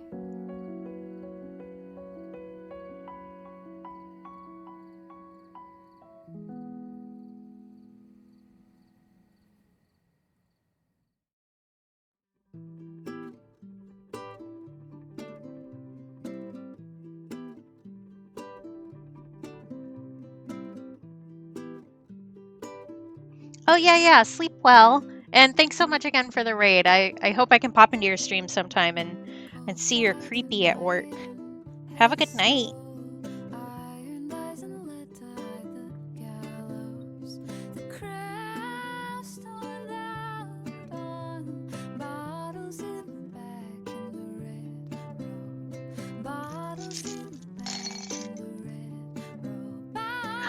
Plague Doctor! Thank you! I don't know why I refuse to call you Cam when I see you anywhere else, even though I know that that's your name. I don't know. Thank you so much for the subscription. I really appreciate it. Oh, I already forgot that I wasn't supposed to put more water there because it was already wet. See, the real issue is that my brain doesn't work and I don't remember things. There we go. That's fine. Thank you. Hope you enjoy the random emotes. I have weird emotes. I really should like, I guess once I hit 60 streams, I will also have follower emotes, so it won't be such a big deal, but I feel like I should change them because they really are such weirdly specific emotes that they don't get much use. Okay. Yeah, I've been having like a weird week, but we stay silly. How have you been? Have you streamed this week? I seriously have been so busy and stressed out that I have not been like hanging out as much. On Twitch specifically is what I mean. Yeah, stay silly. Oh, do you have emotes now? Is that one of your emotes? It is. That's great. I will use that. I'm subbed to enough people. Spoiler alert for the state of my finances. I'm subbed to enough people that I really do not notice if people add emotes because I just use the ones that I know, because trying to scroll through all of my emotes to find the right stuff is a task. Oh, I'm sorry. I hope you feel better.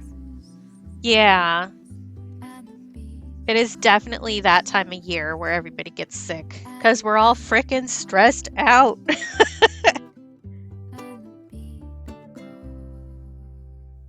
Okay.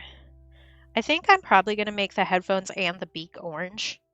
Just because I feel like that will look good. Yeah. Yeah. Yeah. Yeah. Yeah. Okay.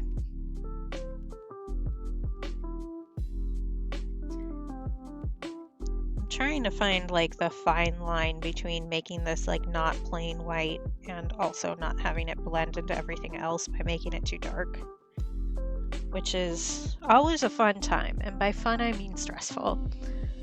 But I was just thinking the other day that I really needed a Wheeze emote like that, so that is like so perfect.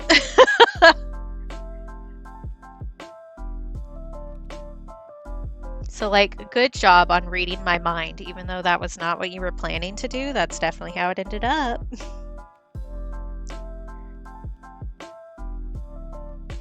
I think doing like a more general shade and then going back through this with a liner brush is probably the best bet.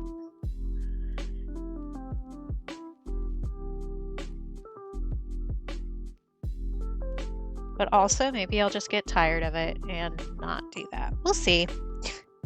Because I do really need to finish this today. I keep saying need. I could really finish this today. Because the prompt that this is really for is tomorrow.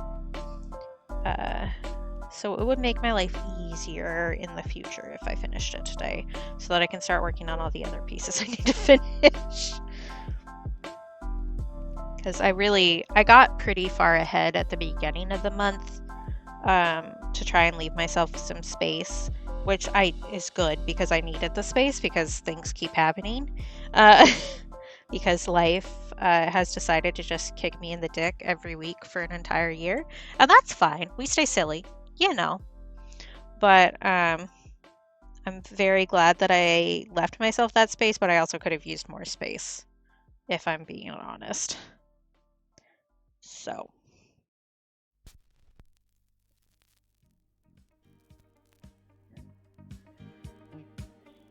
If I don't get this done on stream, I would have to continue working on it today, which would mean transferring it to a different spot because this is not the space that I always work, and it just makes things more difficult. And I can stand being late on lunch one day. It'll be okay.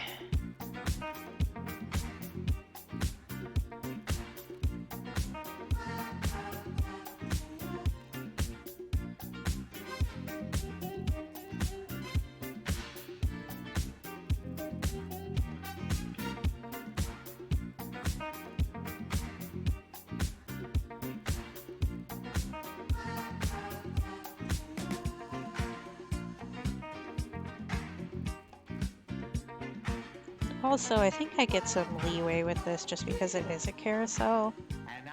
And also a carousel that's creepy, so anything that's wrong with it, I did that on purpose to creep you out. You're welcome. Let's just go with that. I did definitely specifically leave a lot of intersecting lines in this, which you aren't really supposed to do with art because it stresses out people's brains. But I left those specifically to have like a weird feeling of unease that you can't really place. So you're welcome. I hope you enjoy that. It's probably a little bit too dark. I will mellow that out in a second.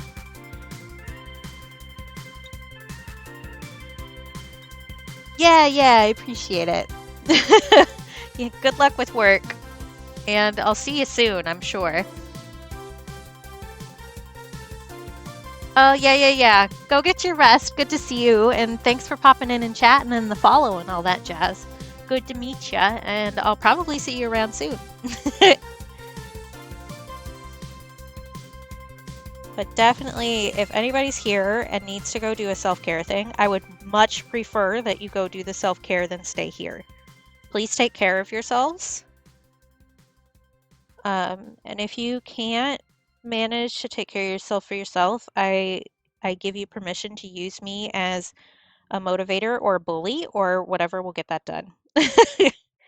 Because like sometimes self-care is like really hard.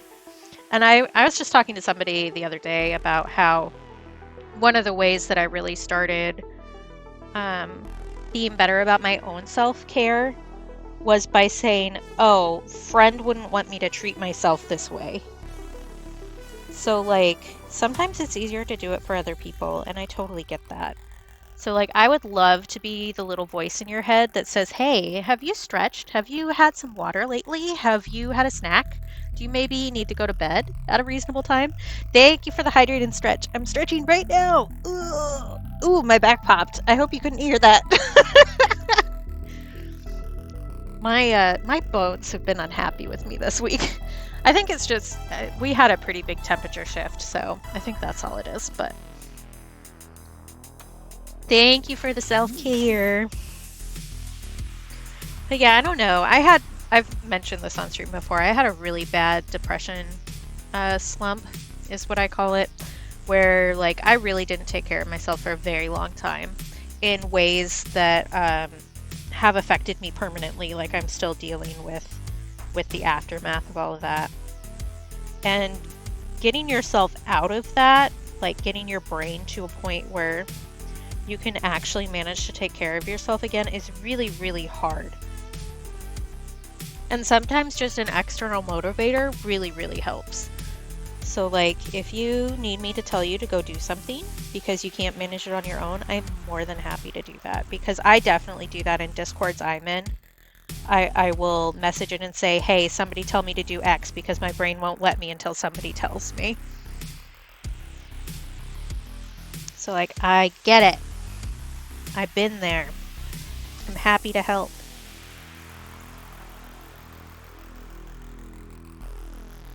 But there was one friend I had during the depression slump, because I really didn't leave the house for multiple years level of slump.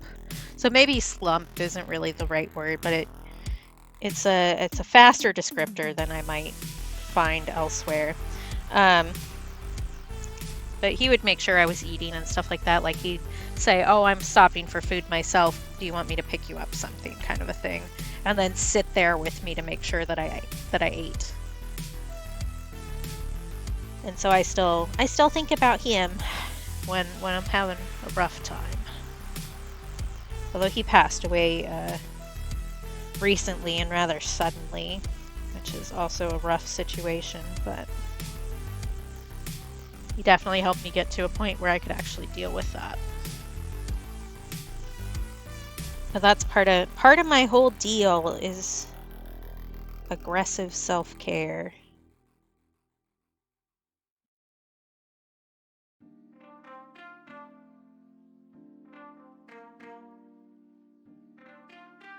Which is why I have a dihydrate emote, which I think I put, did I move that up to a higher tier? I think I did, or something, because it's so on brand for me specifically that I don't think other people would use it. I show. That's the easiest way to do it. If I can actually type. This guy. I say guy. Not really a guy. Gender is fake, it's whatever. Yeah, I moved that to a bit award. That's what I did. Or reward, not award. But yeah. That's me telling you to drink water or else. You thought dihydrate was about dying of dehydration, but nope. I'll gank ya.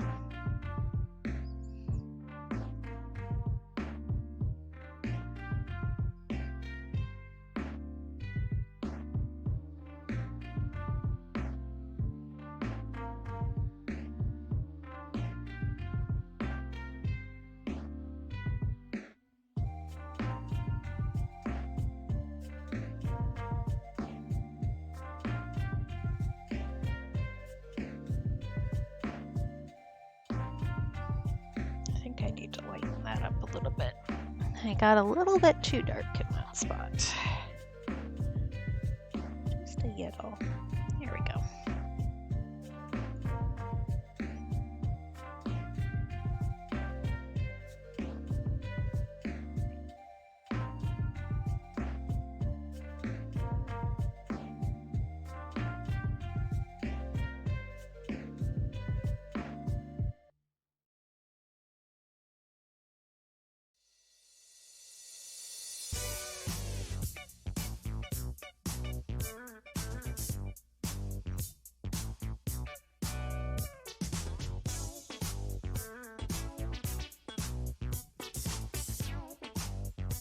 Okay, I think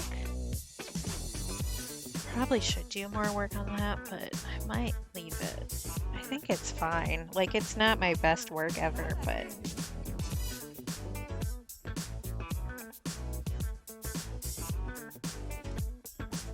you say I'll move on and then promptly do not. And I think overall that's pretty. It gives the idea without being too fussy. Just like this whole piece is extraordinarily fussy, so.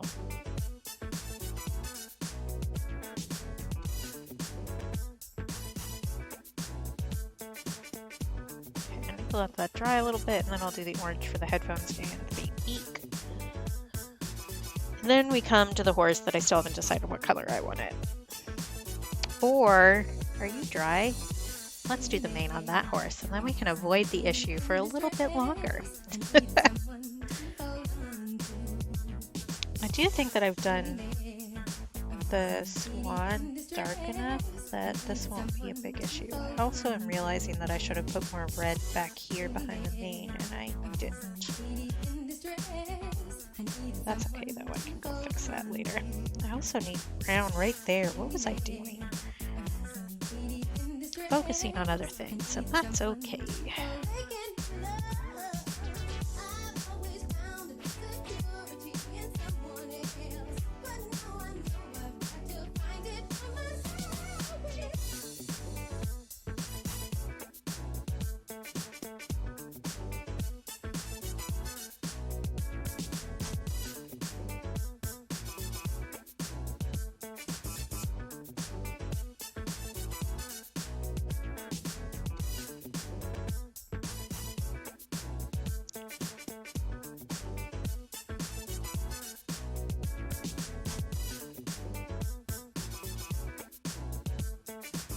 This is one of those days where I wish that I had a different headset for when I was doing this.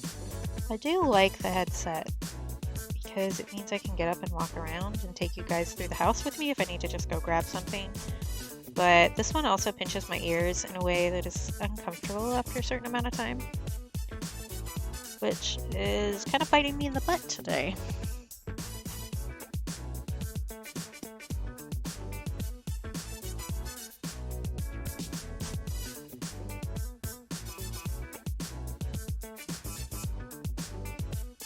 Maybe I want to make this horse quite a bit lighter than everything else to make it more focal point, since it isn't like really centered. That might be good. I guess also that could be a reference to Death riding a pale horse if we wanted to really stretch it. Okay, I think that's fine. Let's see.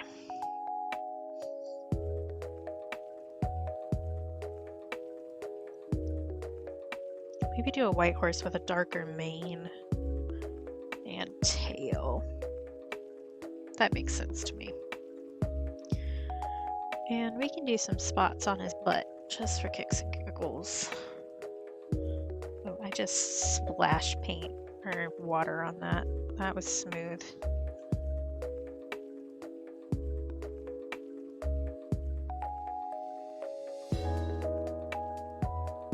I could probably like leave it more paper white, but that doesn't feel right to me with this because everything else is just so colorful. Having like an actual straight white feels really weird to me. I do also need to decide what color the hair on the mannequin is. I keep calling it a mannequin, the puppet. I mean marionette, really. He does look kind of like a mannequin, but a little different.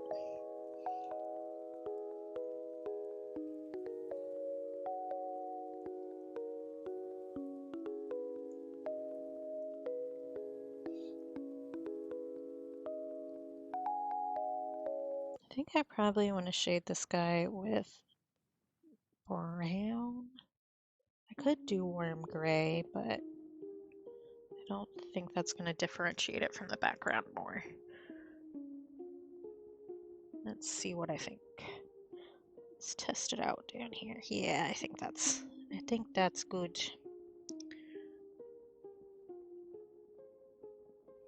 I think I will tie the horses together a little bit more, which will be good too. Okay.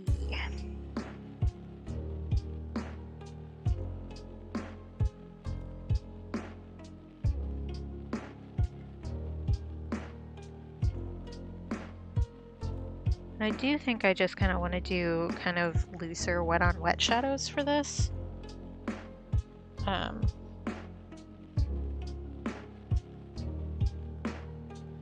Because one, that's easier for my brain and it takes fewer steps, and two, I just kind of like the way it looks. So I tend to do that a lot with the dream journals I was doing, just because it gives kind of like a dreamier quality to it without like the really sharp shadows that you can sometimes get in reality, you know? So it kind of gives a vibe. You can tell my brain is tired because I'm using like 35,000 less words than I normally would to say something. It gives a vibe. You know what I mean.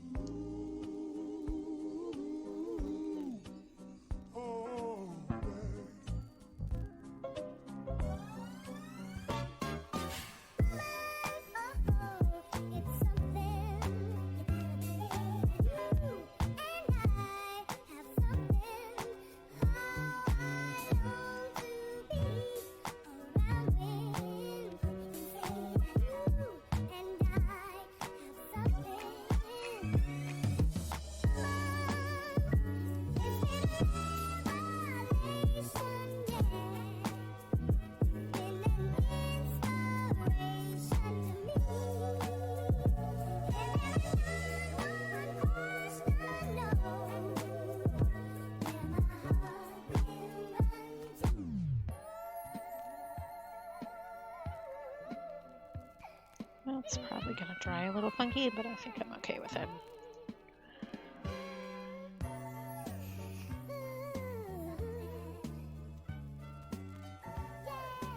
Okay, that's good. This over here, I did leave it a little so I could work on its butt. Its booty.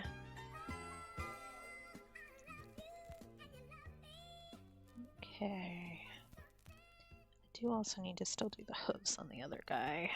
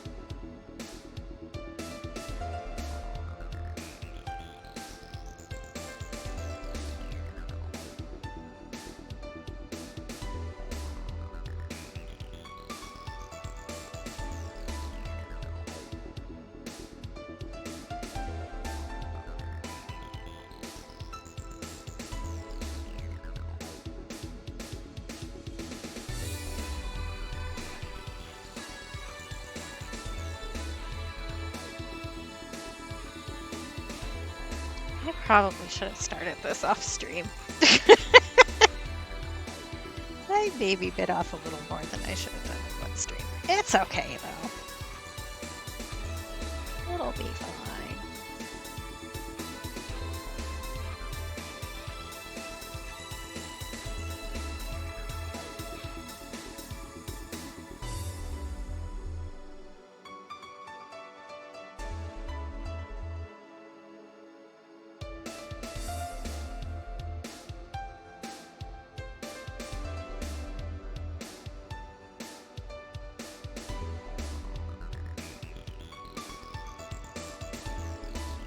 I do think I'm not making these look particularly three-dimensional, but I think I'm okay with that. Because again, one of the really good things about the dream journal for me was that if anything doesn't look quite right, it's because it was a frickin' dream and nothing looks right in a dream. Especially when you're having a banger nightmare. Everything feels a little bit off.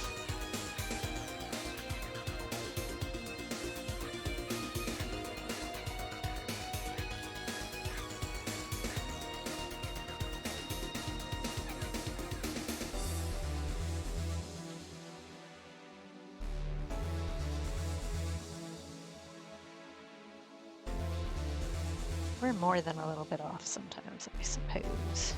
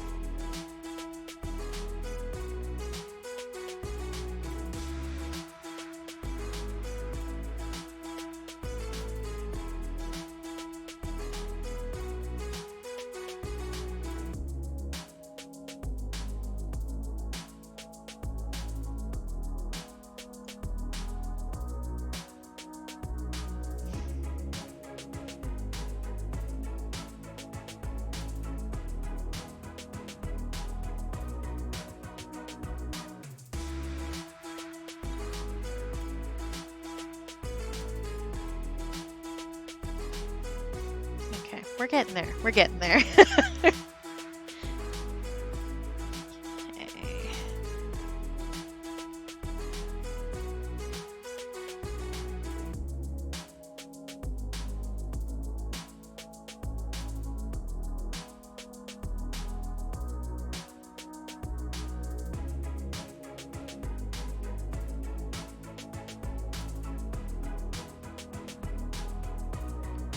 Probably want to do the bridle the same color as the hooves, just because that's going to make my life easier. There are a couple spots on there that I want to add metallic to. But I'll probably do the same color as the mirrors, just to make sure that that's not like the only spot on the entire page that has that color. I could use that to draw focus, but I think part of the point of leaving all those tangent lines in there was to give like a feeling of unease when you look at it, because your brain really doesn't like it when lines are like that. So I think not having like, instead of having a specific focus drawn by that color, having a couple little splashes of it around will make your eye move around in a way that also makes you feel a little bit uncomfortable. It's like, this is a very cerebral piece, apparently. I'm gonna like overthink trying to make everybody as creeped out as I was by the dream. So like, if you thought dealing with art was enjoyable, I'm gonna change your mind. I do want the blinder on this to be blue, but not the same blue as, I kind of want it to be a more muted blue.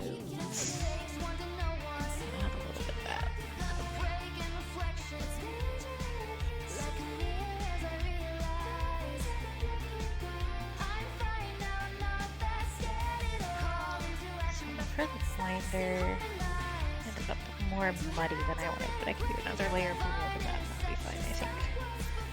Just something a little muted and funky. Just add a little bit of this to it now, and I think that will get it where I want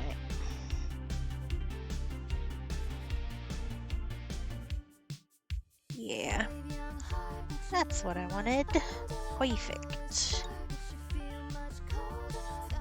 And I'll probably do a blue saddle on that one too, but not quite as muted. So let's add some more blue in there. So I think that will be like different enough without pulling focus too much.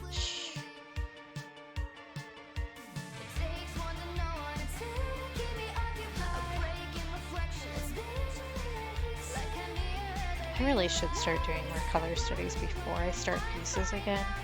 Obviously, I just like don't have time for it this month because I'm making all the art all the time forever. But I really should. I used to do like I called them media tests, where media or color tests. Hydrate and stretchy. Okay, I'm sipping.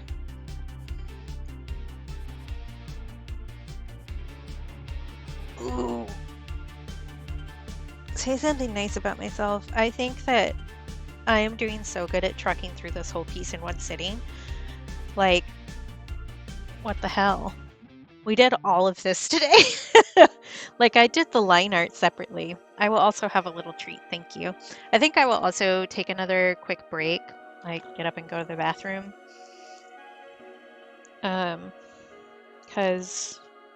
Cause I should. I've been sitting here for a while again, so.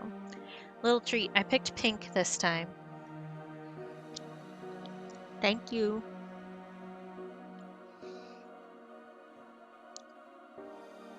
Ooh, wrist stretches too. Okay. Hui. Man, the ramen piece, I was doing acrylic in a squeeze bottle, and it really made like right, you can't even see, right here, super sore because of the pressure that I had to keep on the bottle to keep it the same. Ooh, I'm gonna also knock things over apparently. That's fine. Ooh.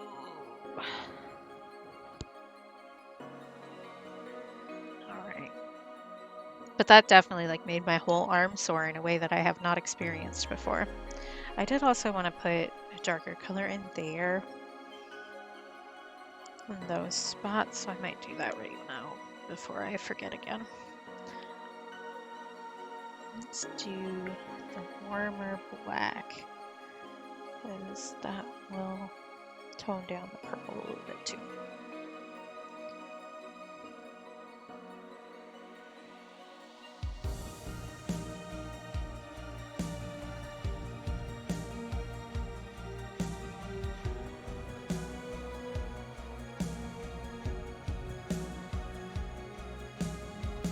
And I did say at the beginning that I was probably going to lift up the paint around each of the light bulbs, but I don't think I'm going to do that because I don't want to.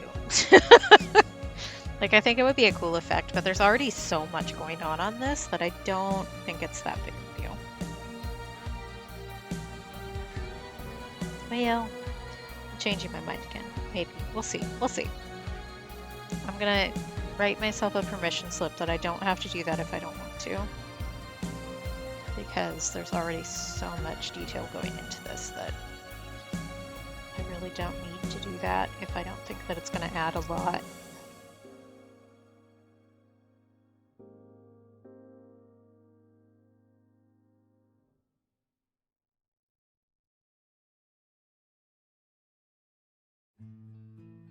I really should add a take a break redeem, I think, because I've been bad about taking breaks at regular times. Mostly just because I get really focused, but that would be a good idea probably. All right, I'm going to take a quick break. I am going to put on some ads, so if you don't want to see the ads, look away, mute, do something for yourself. I don't know, get a snack or something. And then I will be right back.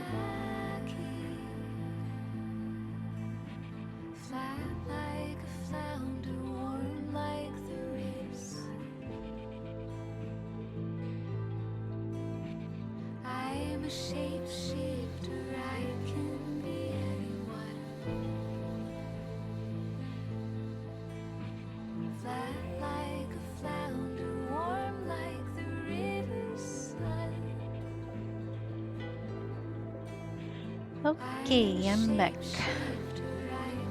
Let's finish this beast. I do think it would have been smarter to start this before. But you know what? Sometimes we just gotta be a little crazy and expect things out of ourselves that don't make sense. So let me make sure this is dry before I do this. I do need to add some red back here because I should have done that earlier and didn't. So that's one of those final touchy kind of situations. So.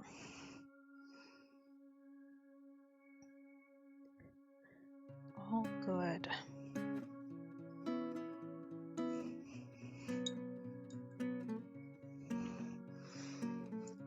Okay. Still need to do mane and hooves on this guy. Need to do nose, like nostril and inner ear over here, which I want to do a pink, but I don't want it to be quite that intense.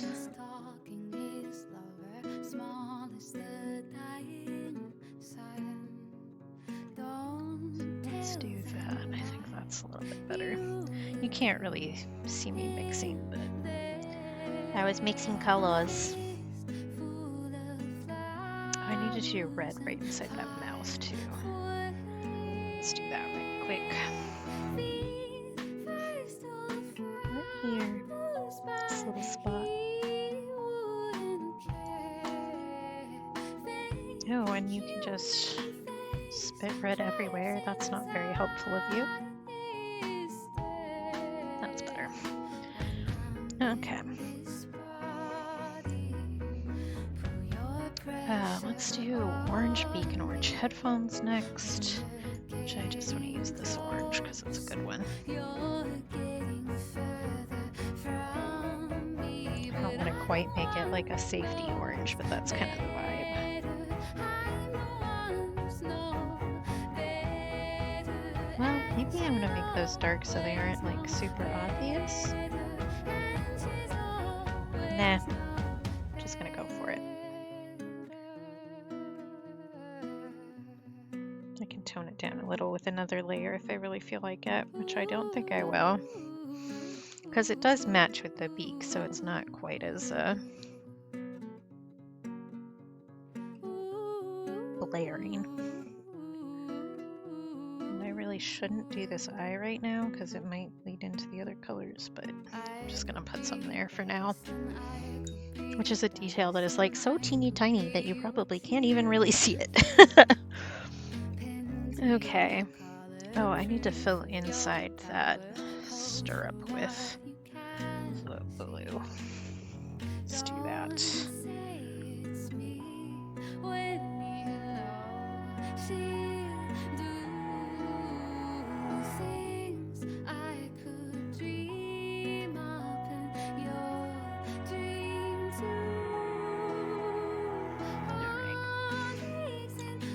We're getting there, we're getting there. Can you tell that I'm like ready to be done with this?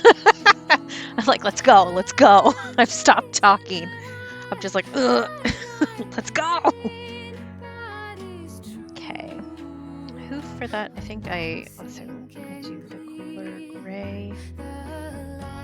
You are actually dry, right? Yeah, right. It's just the one hoof here. But since we used a warmer black for the background, the cooler color will stand out better.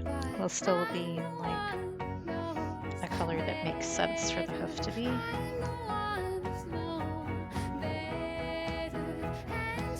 And if I was really worried about it, I could also add a bright highlight with a white gel pen, but I don't think I'm gonna do that for this because I don't wanna.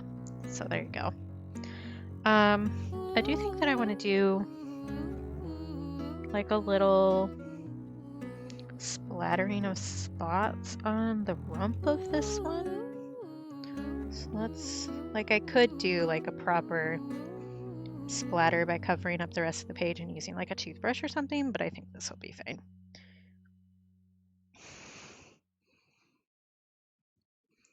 Then what color do I want to make the mane? I was thinking a darker color, but I think probably like a kind of blondish color will look good.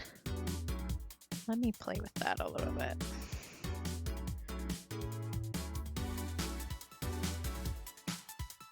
Let's do like there. Let's see what I think about that. I think that's good, and it will make it so that the headphones aren't as like focal.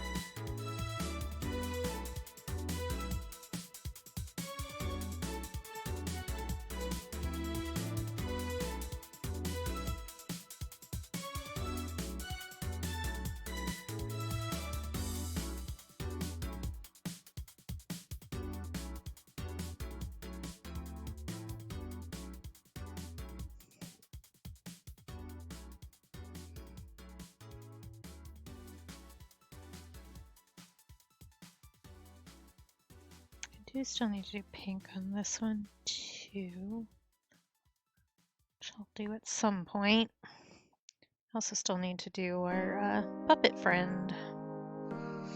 Since I have to do the reflection for that too,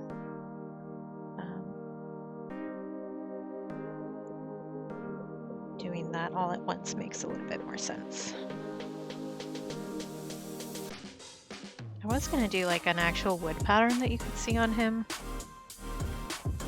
I don't know about that though. I may have changed my mind a little bit. We'll see. We're just dealing with these as they come up because I didn't plan it through like I normally do, so.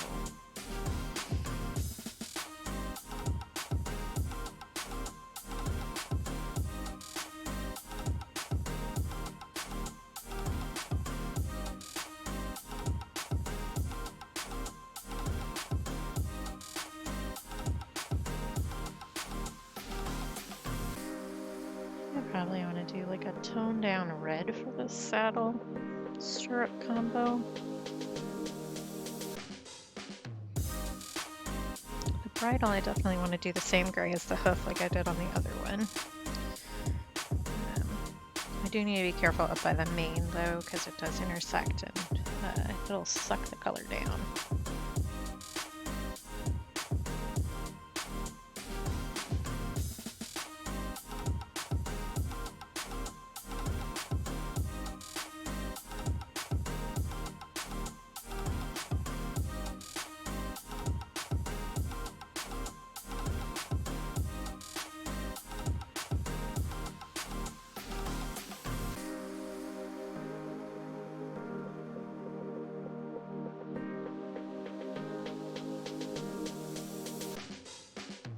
I do also want to do some brown in the eye. I probably want a smaller brush for that though. There's my liner brush. Oh, sorry, I didn't warn you about me crunching candy. It's probably loud.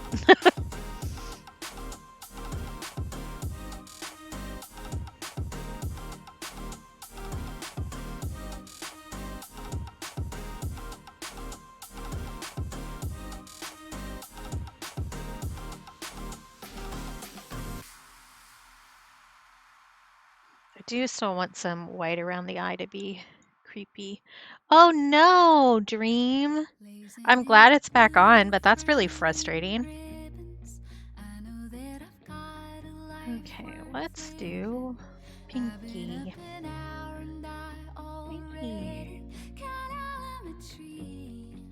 And in deer. I think the mane is probably dry enough that it's not going to suck down too much of the pink, so yeah, we good.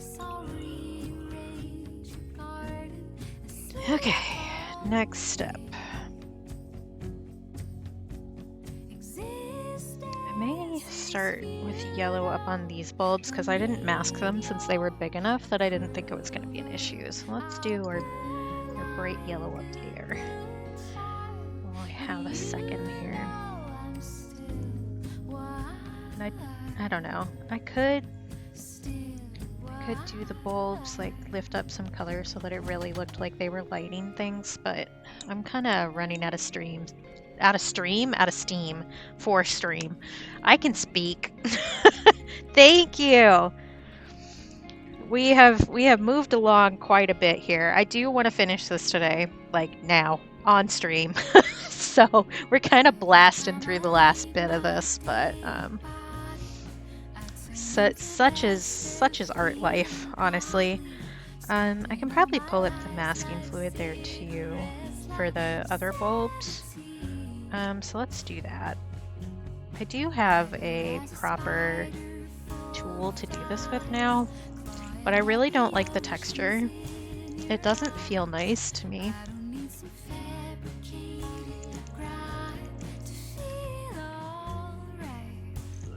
You want to open, please? No, you want to be a little bitch. Okay. There. Fine. I win. Deal with it.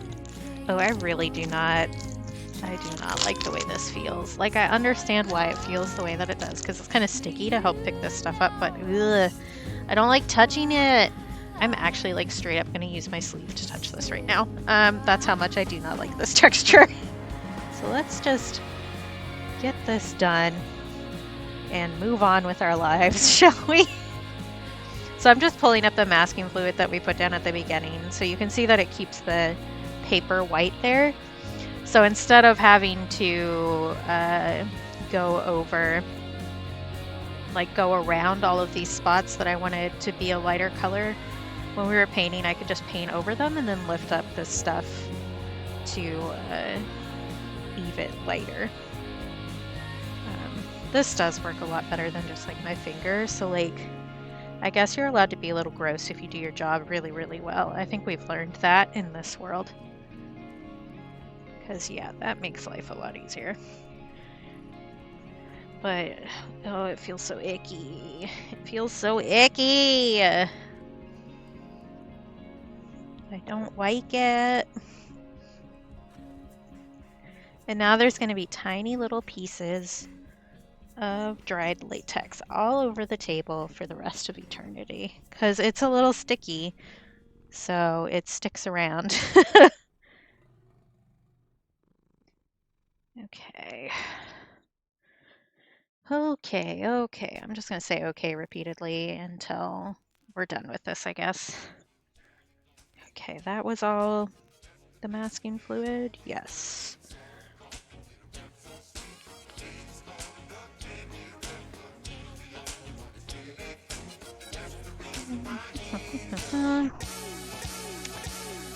What's my next step here? I guess I can work on the light bulbs a bit. I need to do the mannequin. Oh, I haven't done the ball gag yet. Let's do that. I did say I was going to do that red. I think I'm going to do it the same color that I did the blinder, just to give a little bit of consistency to. It's not quite the exact same color, but I think it's close enough that will make sense. Did you think you were going to see a horse with a ball gag when you woke up this morning, everybody? Fun times! Let me get a base layer down on the mannequin at least. I think that's next step. I haven't decided what color his hair should be either.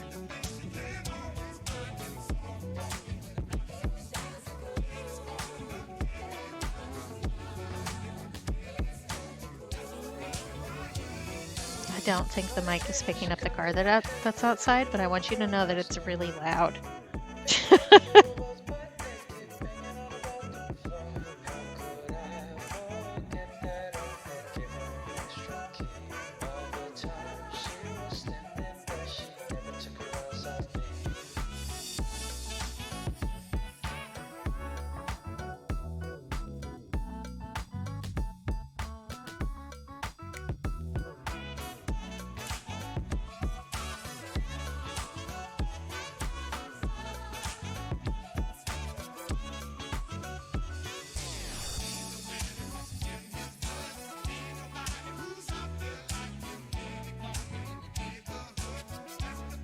I do want the reflection to be a little bit more muted, so I'm gonna add some more saturation into our front man, I guess, which is gonna make him a little bit more similar to the main color that I chose, but we're gonna add some more darks to him, so I think that's gonna end up okay.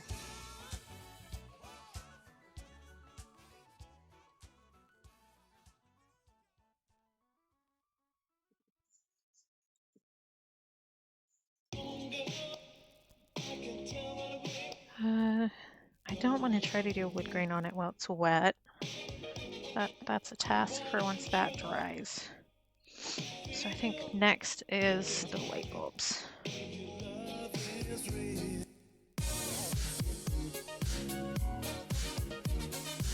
Some of these I'm really gonna need a teeny tiny little baby brush, but we'll start up here.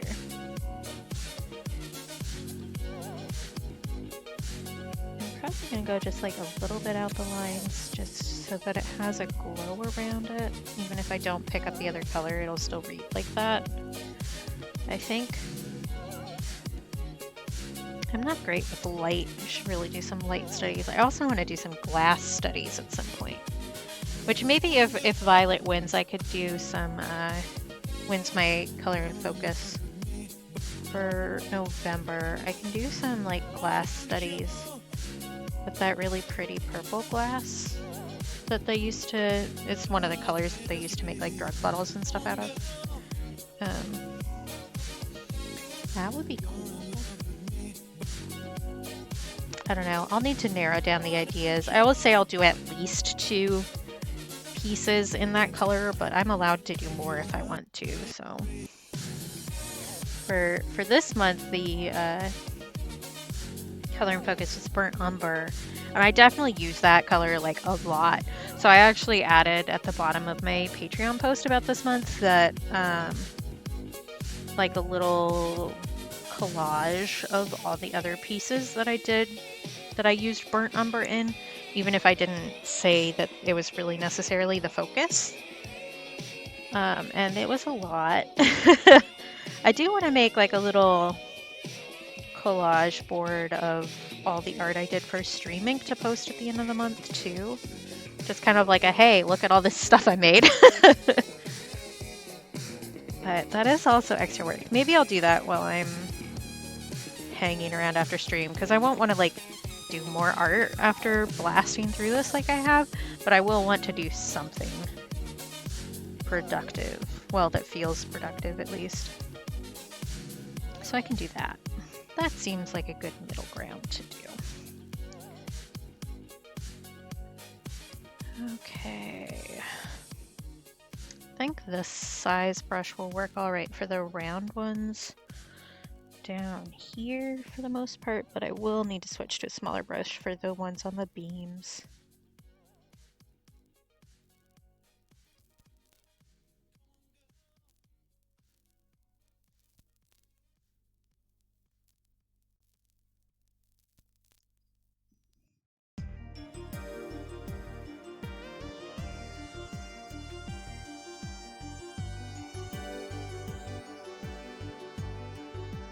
And I am getting to a point where I really do need to eat lunch. It is late here. It's like we're nearing 3 o'clock, and that's a little late to eat lunch, but you know what?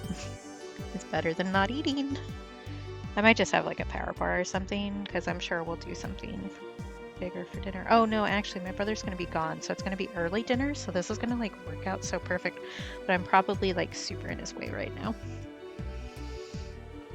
because he'll need to start dinner a little bit early. Because he has stuff to do tonight.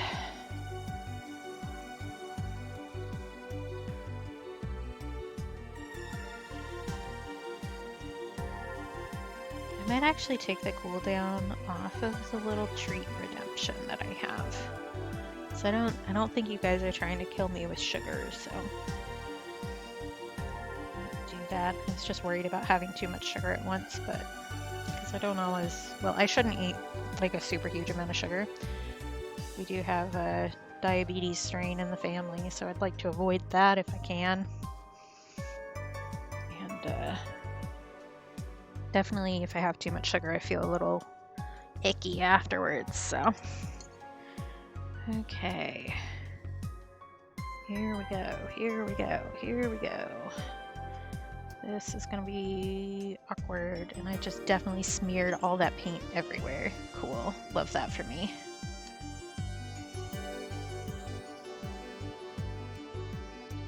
I mean, it's fine, but maybe. I'll put my hand here safely.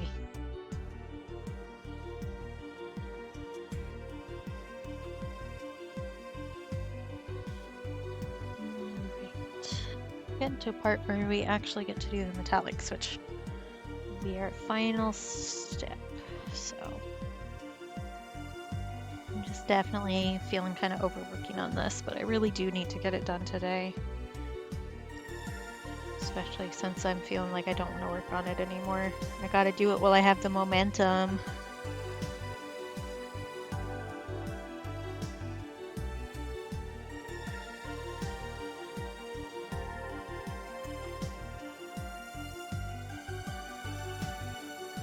Then I can chill-ish for the rest of the day and work on the next piece tomorrow.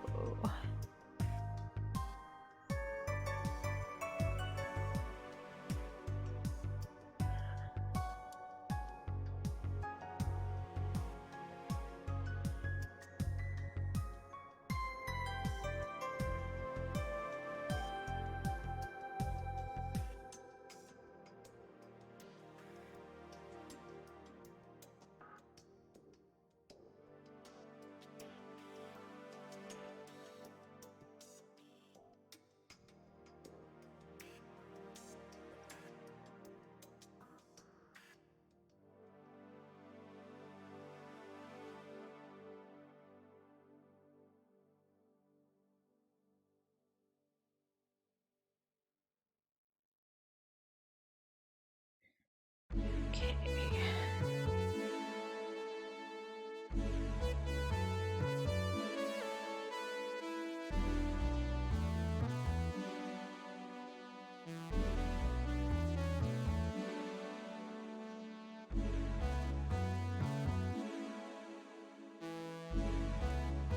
I should probably also scan this today so I don't have to do it in the morning. Which will involve letting it dry and coming back to it. But that will be kinder to morning Katie. Although tomorrow is like the one day of the week I actually get to sleep in the morning. Whether or not I'll be able to manage that thanks to my brain is a different question, but I at least have the possibility.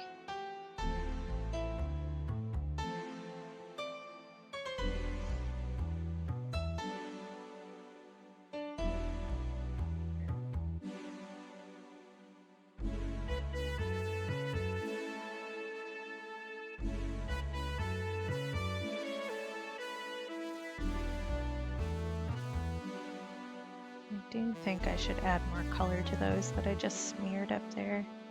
Because they're looking a little pale compared to everybody else.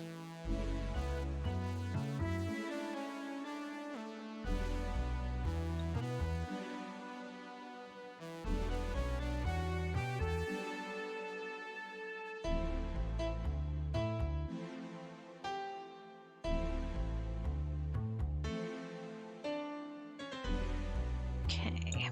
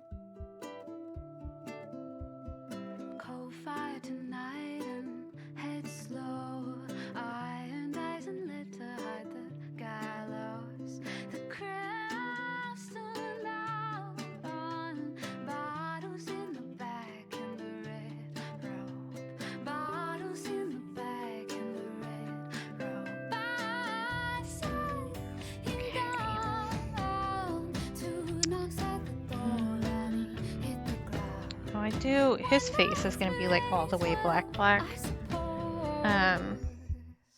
Because in my dream it was a void. But I'm trying to think of a way to do that doesn't look icky, I guess, is the short way to put that. But first, let's do some little wood grain vibes on him. Unbroken strangers filled with blind hope, purge the thing with feathers made of red smoke. So sun bleeds down. Then I can do all the tangled rivers and the loaded gun. shading over that. That should look pretty good. The last time I tried to do wood grain on something, which I didn't do on stream, but I did it in a way that was like not the right way to do it, and like I knew that, but I was like focused on something else and I got distracted, and I was like, why did I do it like that? That looks awful. But it was on the nightmare piece, so you like can't even see anything that's going on in there. It's kind of funny. I do think I'm gonna do gold for his little joint pins. The sun goes black as the cello plays the kind of cinematic swell that makes the critics say, if only we made something out of nothing for a quiet grave, something out of nothing for a quiet grave. I sat him down, 2 knocks at the door and he hit the ground. When life's That's good. I do want to do it, but like quite a bit lighter in the reflection as well. His reflection, like getting the reflection to be clear as a reflection is the best, or the easiest way to do that, I guess I should say, is just making it a little lighter and probably putting some highlight lines over the top of it once we put the metallic in there. Hair color is another step that I need to decide on. I don't want to do like red hair, even though I think that would look pretty good with the other colors we have selected. Maybe I want to tone down this brown actually and do like a cooler brown. So let's add some blue to that and see how that goes. That was too much blue. More like that.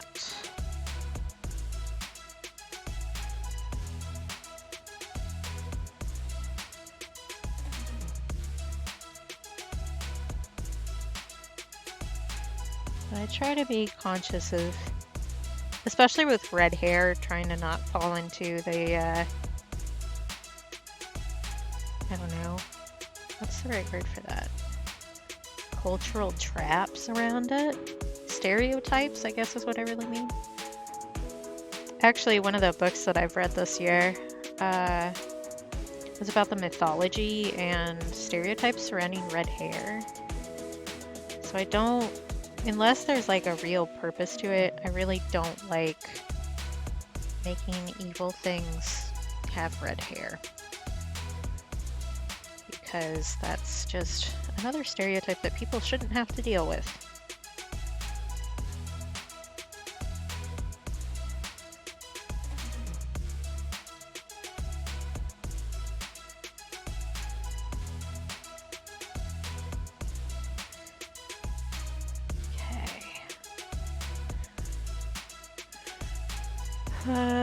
Saddle.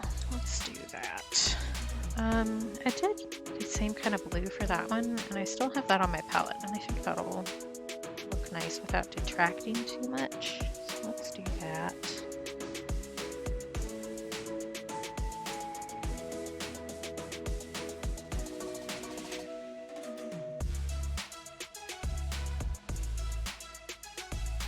I do think I want to do silver for the foot pedal on the strip here, but I think the rest of it should be this color. Ooh, that was too much water. There we go.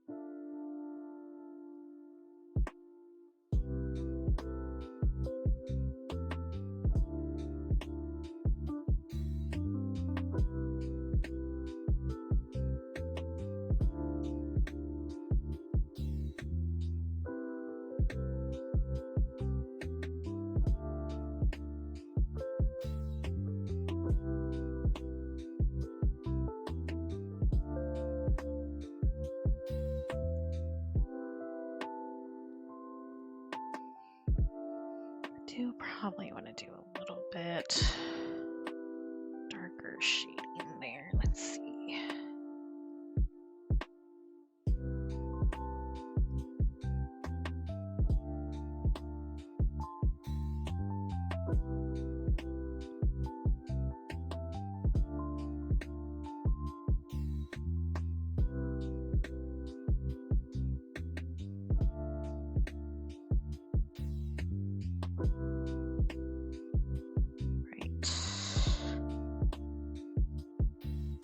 I do want to add some more brown in the eye too. I think I lightened that up just a bit too much.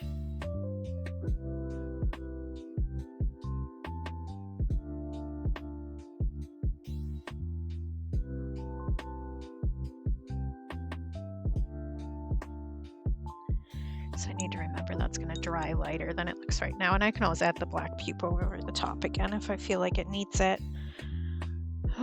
I haven't done the horse's reflection in the mirror. Let's do that. So I really just need to do like a very light color like that. That's not too bad.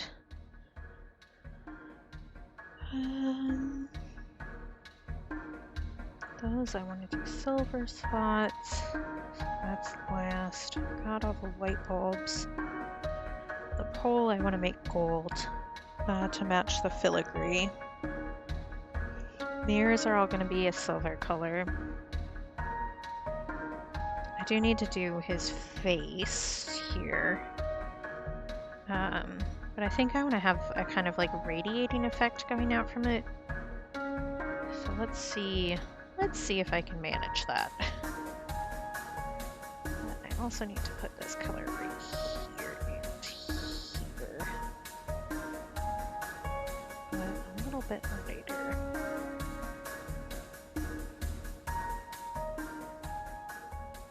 There we go. Okay, we're nearing finishing touches. I think it's mostly metallics left. I just need to work on his face a little bit, and then we can move on to that, which is the last step. And then I will free you all from my clutches. I know this has been like a really long stream, so I appreciate anybody who's stuck around. I'm sure you can tell that I am ready to be done with this too. But I appreciate everybody who sticks through it, especially for a longer one than I would normally do. I think I kind of want to do like something like that, so you can tell that it's funky.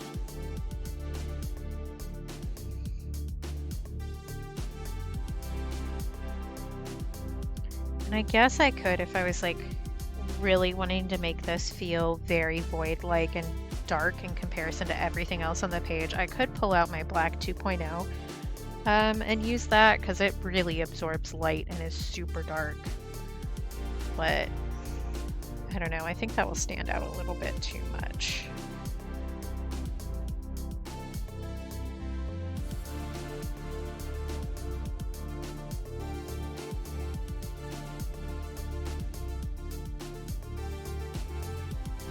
Just slap some metallic over the top of this, and I think that'll be fine. I do kind of want to add like super deep black in the center there, which it won't get super black when it's still wet like this. It'll fan out, but I think that's about right.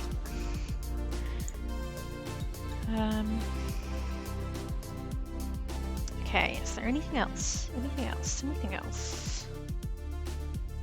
I don't think so. I'm not seeing.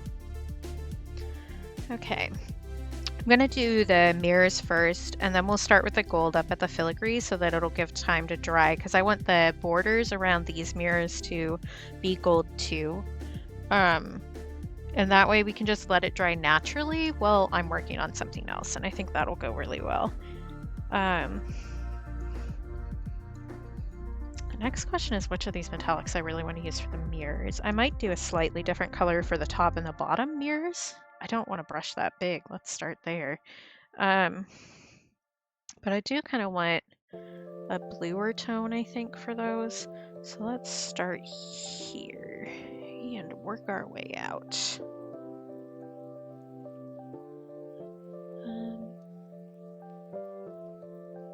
Because I did want those to be like pretty light. I might add a little bit of a gunmetal kind of color in here.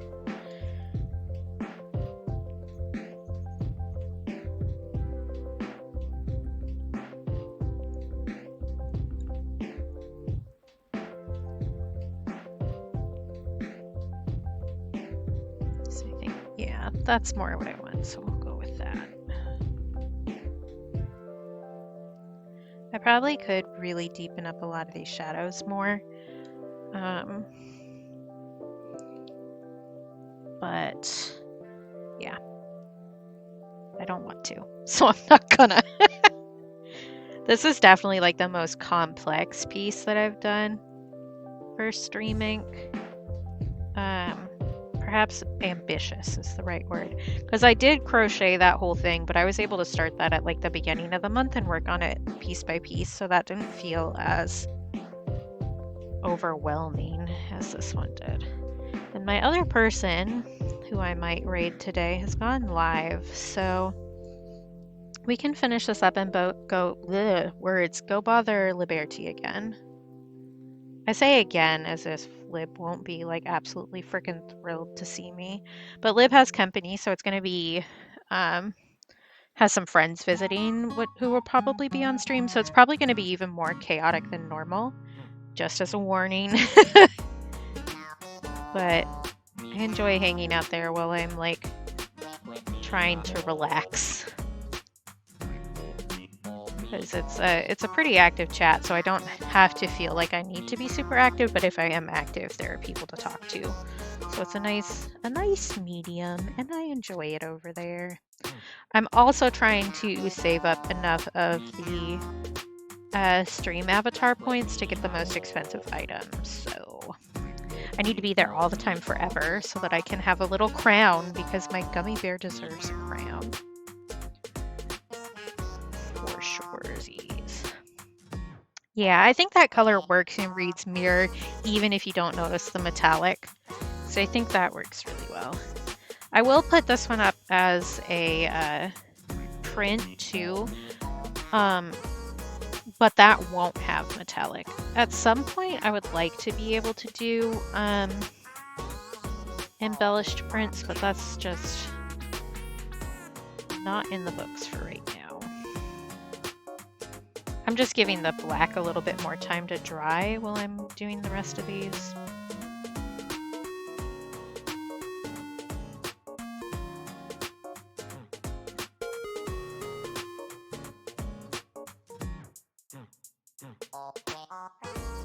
I maybe should have done like a background color for them. That might have looked a little better, but YOLO.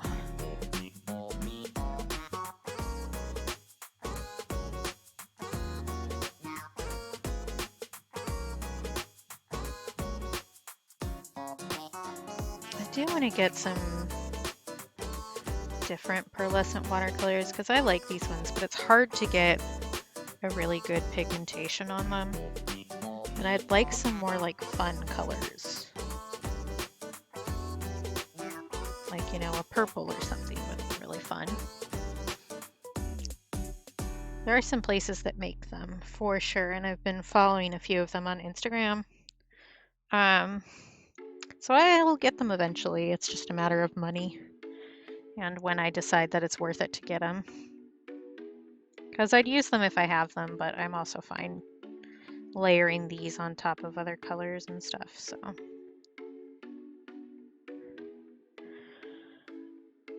Whew. I'm feeling having sat here for the song, let me tell ya. Which is funny because I will sit and do this kind of stuff in my room forever. It's probably just because I haven't eaten, if I'm being honest. But I really want to get this done and I don't want to eat on stream. So the little treat redeem is definitely like me trying to get myself comfortable with that. But as somebody who is fat, and I'm not saying that as an insult. People get weird about seeing me eat, which makes me feel weird when people are seeing me eat. So I'm gonna try to get more comfortable with that. That's a personal growth thing that I would like to do. Because like if somebody is like, oh wow, that fat girl's eating, what a surprise, that's a them problem, not a me problem.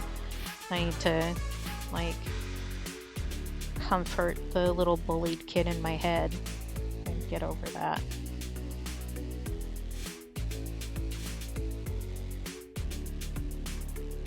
It is definitely a process, so.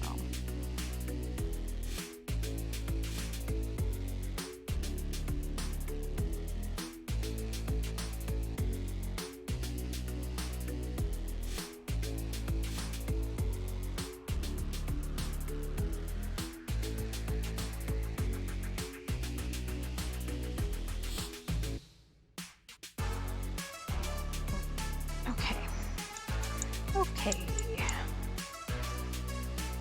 Let's work on some gold up top. Usually I mix this color with this color to get the kind of gold that I want. But I think I'm just gonna go straight for like this kind of bronzy color. Well, I changed my mind. Never mind. We're gonna do what I usually do because I like the way it ends up looking. It's just like, it's gonna be faster if I do this a different way, but I'm not gonna like it, so. Let me pull my sleeve back up. And take a sip of water, because why not?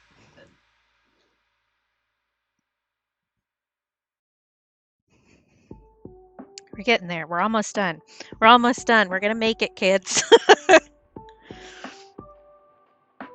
feel like this is like the last hour of a road trip, which is like the hardest time to sit still because you're like almost there.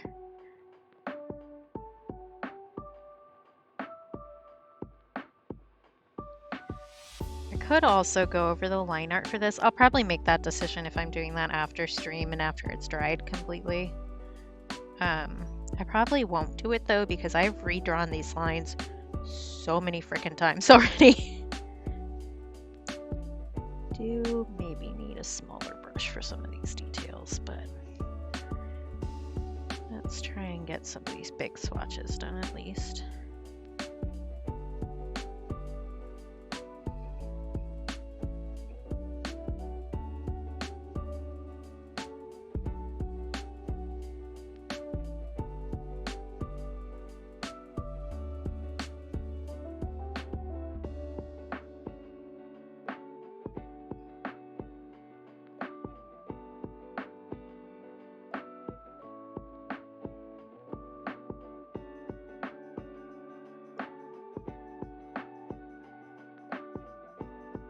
This is probably like more of a bronzy color than a gold, but it's pretty.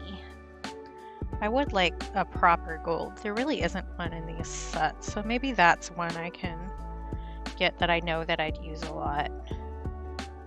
Just to test out another brand, because I do like these, but like I said, it's a little more difficult to get like really good pigmentation on them versus some other brands. And there isn't like a nice bright gold color, which is probably really what I want metallics for, if I'm being honest.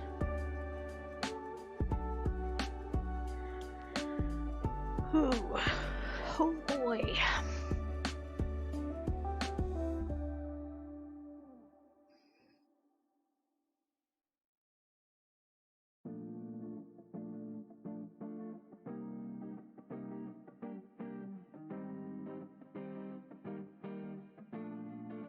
I was thinking I might put some metallic on the light bulbs, but I don't think I'm gonna do that. I think that's gonna be like a bit too much.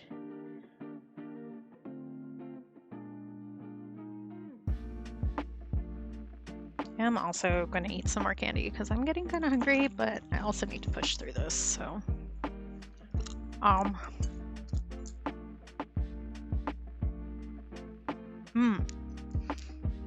just got a DM about something important.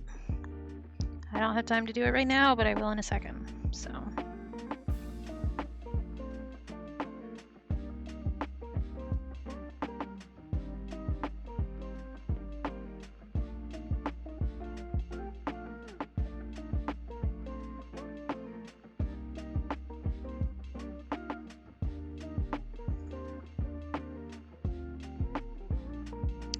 Actually, it's up for everybody, so I should probably do that right now.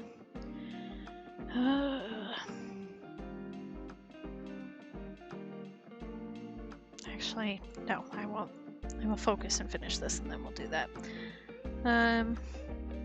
Sorry, that probably made absolutely no sense to anybody, but that's okay. Oh, there should be blue right there, and I definitely didn't put blue there. Do that in a second.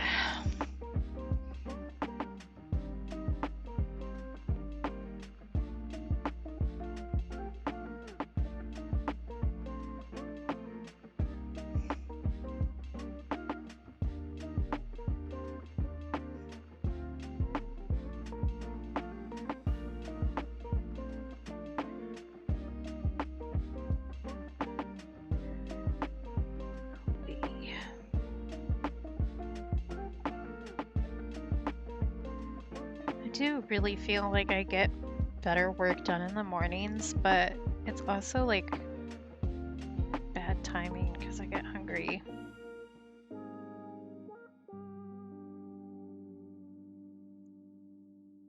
But I do also generally have better viewership in the afternoons. But I also don't feel as focused in the afternoons. Unless I started in the morning, as we can tell today.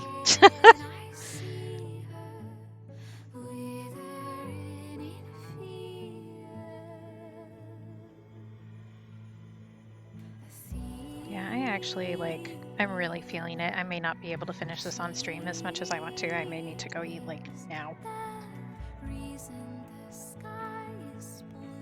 Which I don't want to. I just want to fucking finish it. Wines.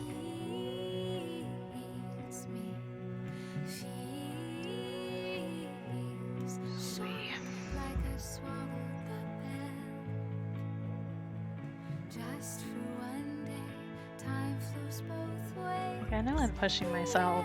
I know that's not a good life choice, but also just let me get it done. Let me.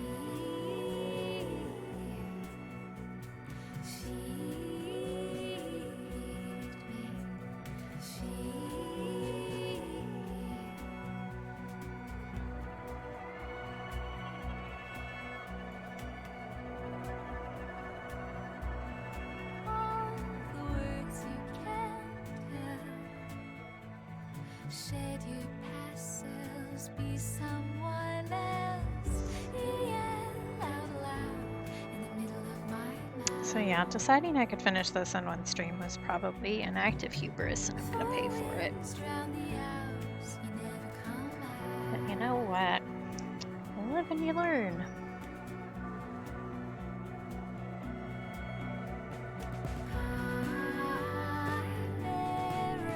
You know what's wild? I didn't even go as detailed with this as I was originally thinking.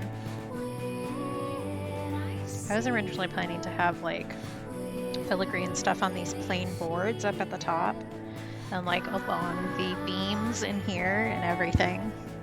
I'm glad I didn't do that. That was a little too intense. Past me.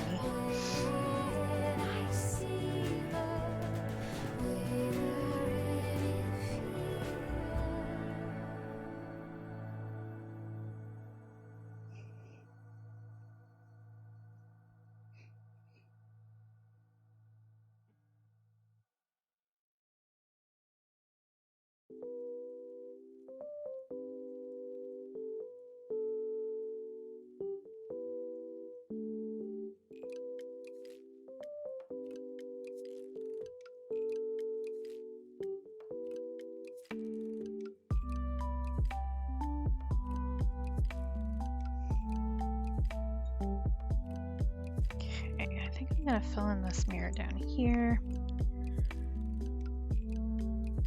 We're so close. We're so close.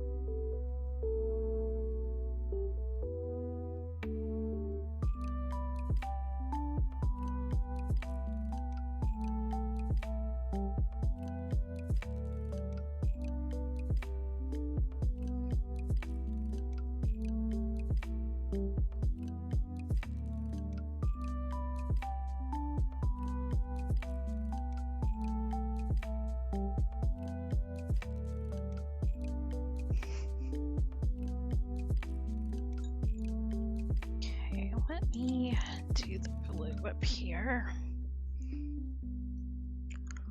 That I forgot. That wasn't the brush I meant to pick up. I meant to pick up this brush.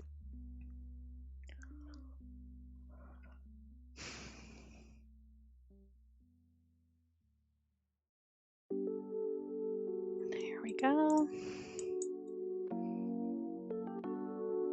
Okay. Just need to do this bit, pull, and then let me just do the bits and stuff right now.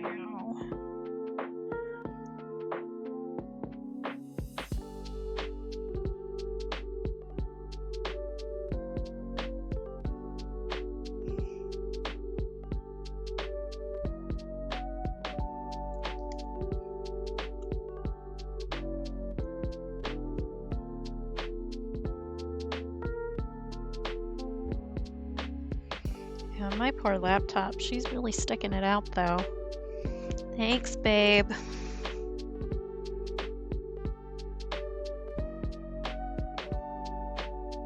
She was already running a little warm this morning, but she sure is trucking.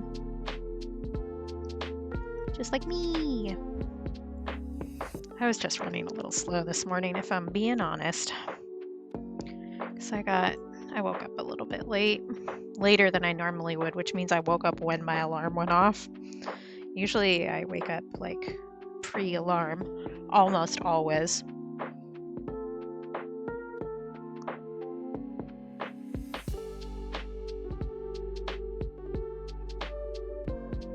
Because anytime I have an alarm set, I get anxious about oversleeping. And my brain wakes me up like every hour until it's actually near time to wake up.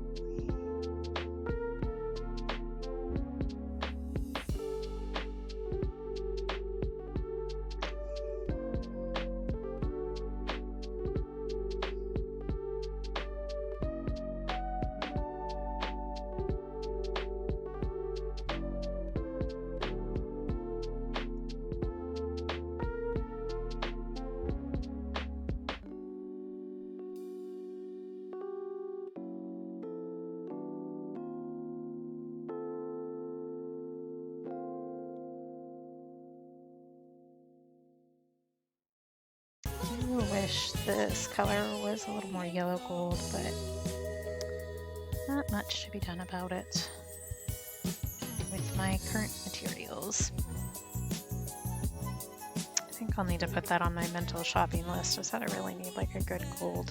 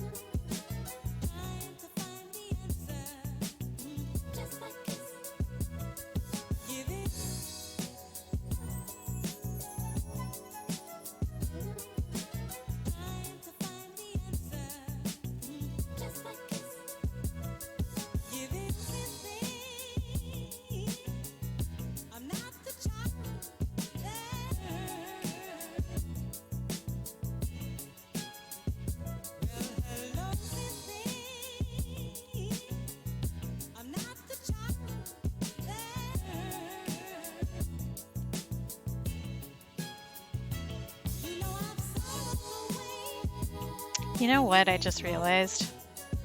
My daily tarot draw for today was the Fool.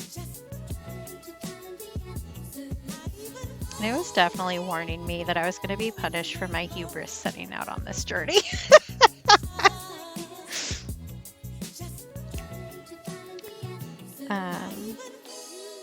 So you know what, tarot deck, well played. You right. I was like, I don't know what this is talking about, because it's not like I'm starting any super big new tasks or anything. And then I was like, oh wait. Oops. I am probably gonna have to go back through this and clean up some of these lines, because I'm being pretty dang sloppy right now. But I'll get this down so that it actually looks like vaguely done, so that the time lapse doesn't look too funky. God, finding music for this is gonna suck. It's gonna be so long. But I can clean that up like tonight maybe, or I can just post it as is and let it exist. Though if I'm being honest, that is not my forte.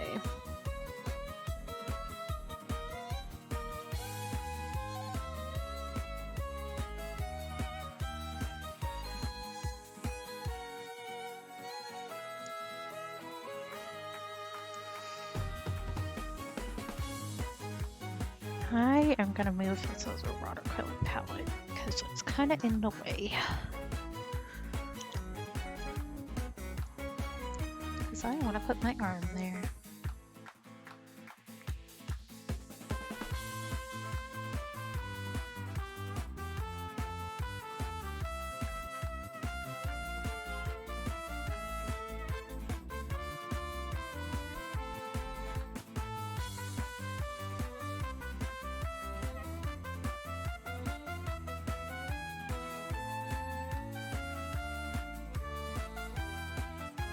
I may want to go over some of the lines with the metallic at least.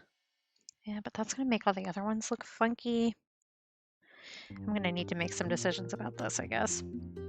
Or maybe I should just let it exist as it is, and then if I decide to revisit it, I can. Because since I did transfer the line art for this, I still have the line art, so I can just transfer it to a new sheet of paper and do it again. And actually, like, give it some more time. I do also still want to redo my ramen idea, just because I was really unhappy with how it was turning out. Like, the idea is all right, I just think I did it in a medium that I shouldn't have.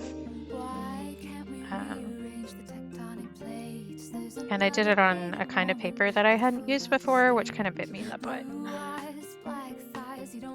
Because I have been using a lot of these prompts to like experiment with stuff and kind of let myself off the hook about my own perfectionism. But that one I really would like to give another go.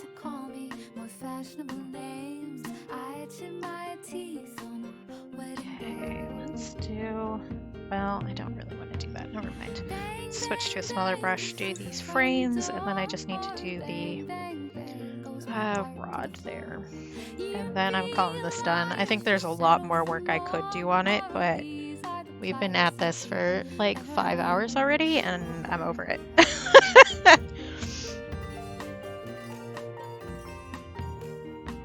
And I also just... I don't know, I really probably shouldn't have made this so intense, because I really did just kind of go really ham with the details here, so...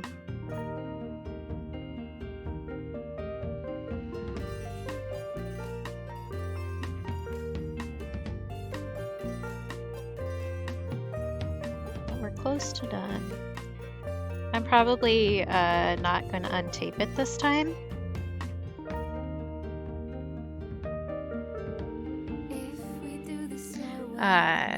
Sorry, I just got a message that super distracted me. I don't remember what I was saying. Oh, I'm probably not going to untape it on stream. I'll probably just raid and then go shove some sort of food in my face, if I'm being honest. I'll untape it and sign it later. because I think we've already been here long enough.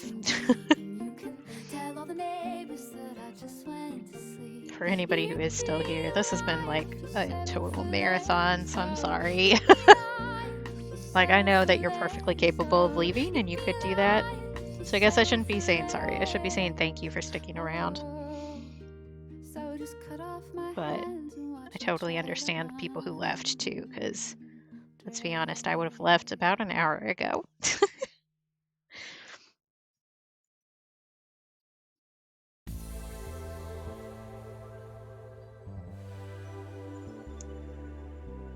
All right.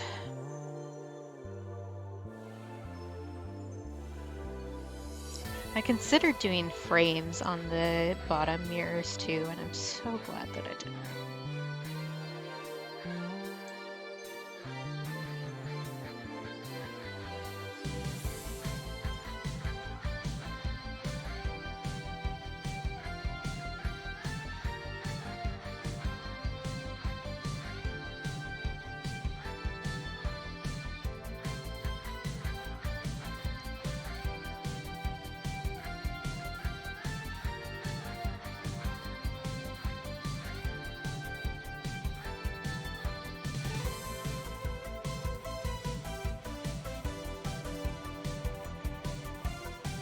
Metallic looks really messy up there, but you know what? I think I'm just gonna let it exist. I think I'm gonna take this as a lesson in humility and let it exist. I don't know if I'll put a print up of this one though, just because those little details are gonna bother me like a lot. Well, I don't know. I put up pretty much everything on my imprint just because, like, it doesn't cost me anything. It costs me a little bit of time. But I'm like, well, if somebody wants it, it's there. But really, I don't know that it's worth my time to continue doing that. Because I am going to be honest with y'all, I have never made a sale on my imprint. And they're changing their percentages again for some stuff, for what artists get from the sales. And they've been running like constant sales. Non-stop for over a year at this point, which does not spark confidence in their business plan.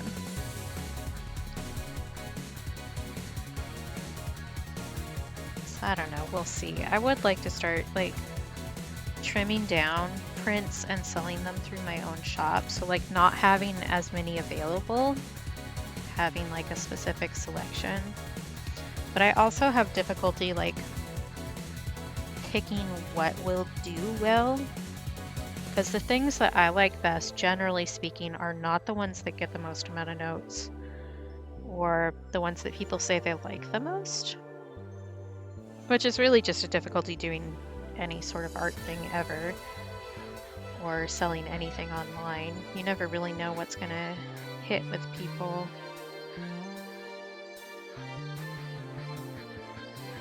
But I'm thinking if I do some research into getting like a good enough printer that I can print my own prints on demand, smaller. But oh, I just realized that that color is going to run up against that, and that's going to look a little weird. Maybe I'll make this the gunmetal color. No, because that'll hit the mirror and also look weird. I think I'm just gonna do it and we'll see. But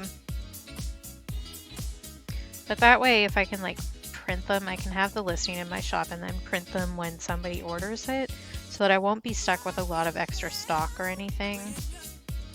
I would also kind of like to do that instead of ordering my stickers through somebody else, because if I print my stickers myself, I could start doing a sticker subscription service where I like send you a new sticker every month. I would quite like to do that. But we'll see. It'll involve some research, and I need to find some time to do research on other stuff too, to do some more businessy stuff, but we'll see.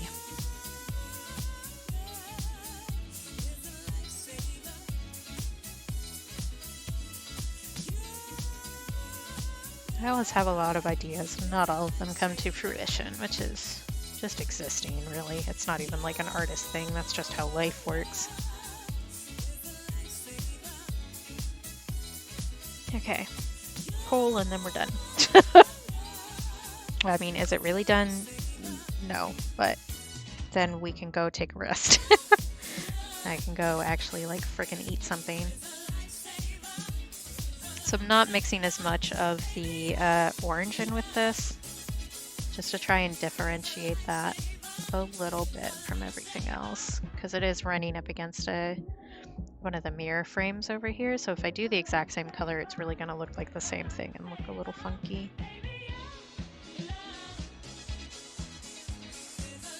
So that's my compromise of not having to get a new color going.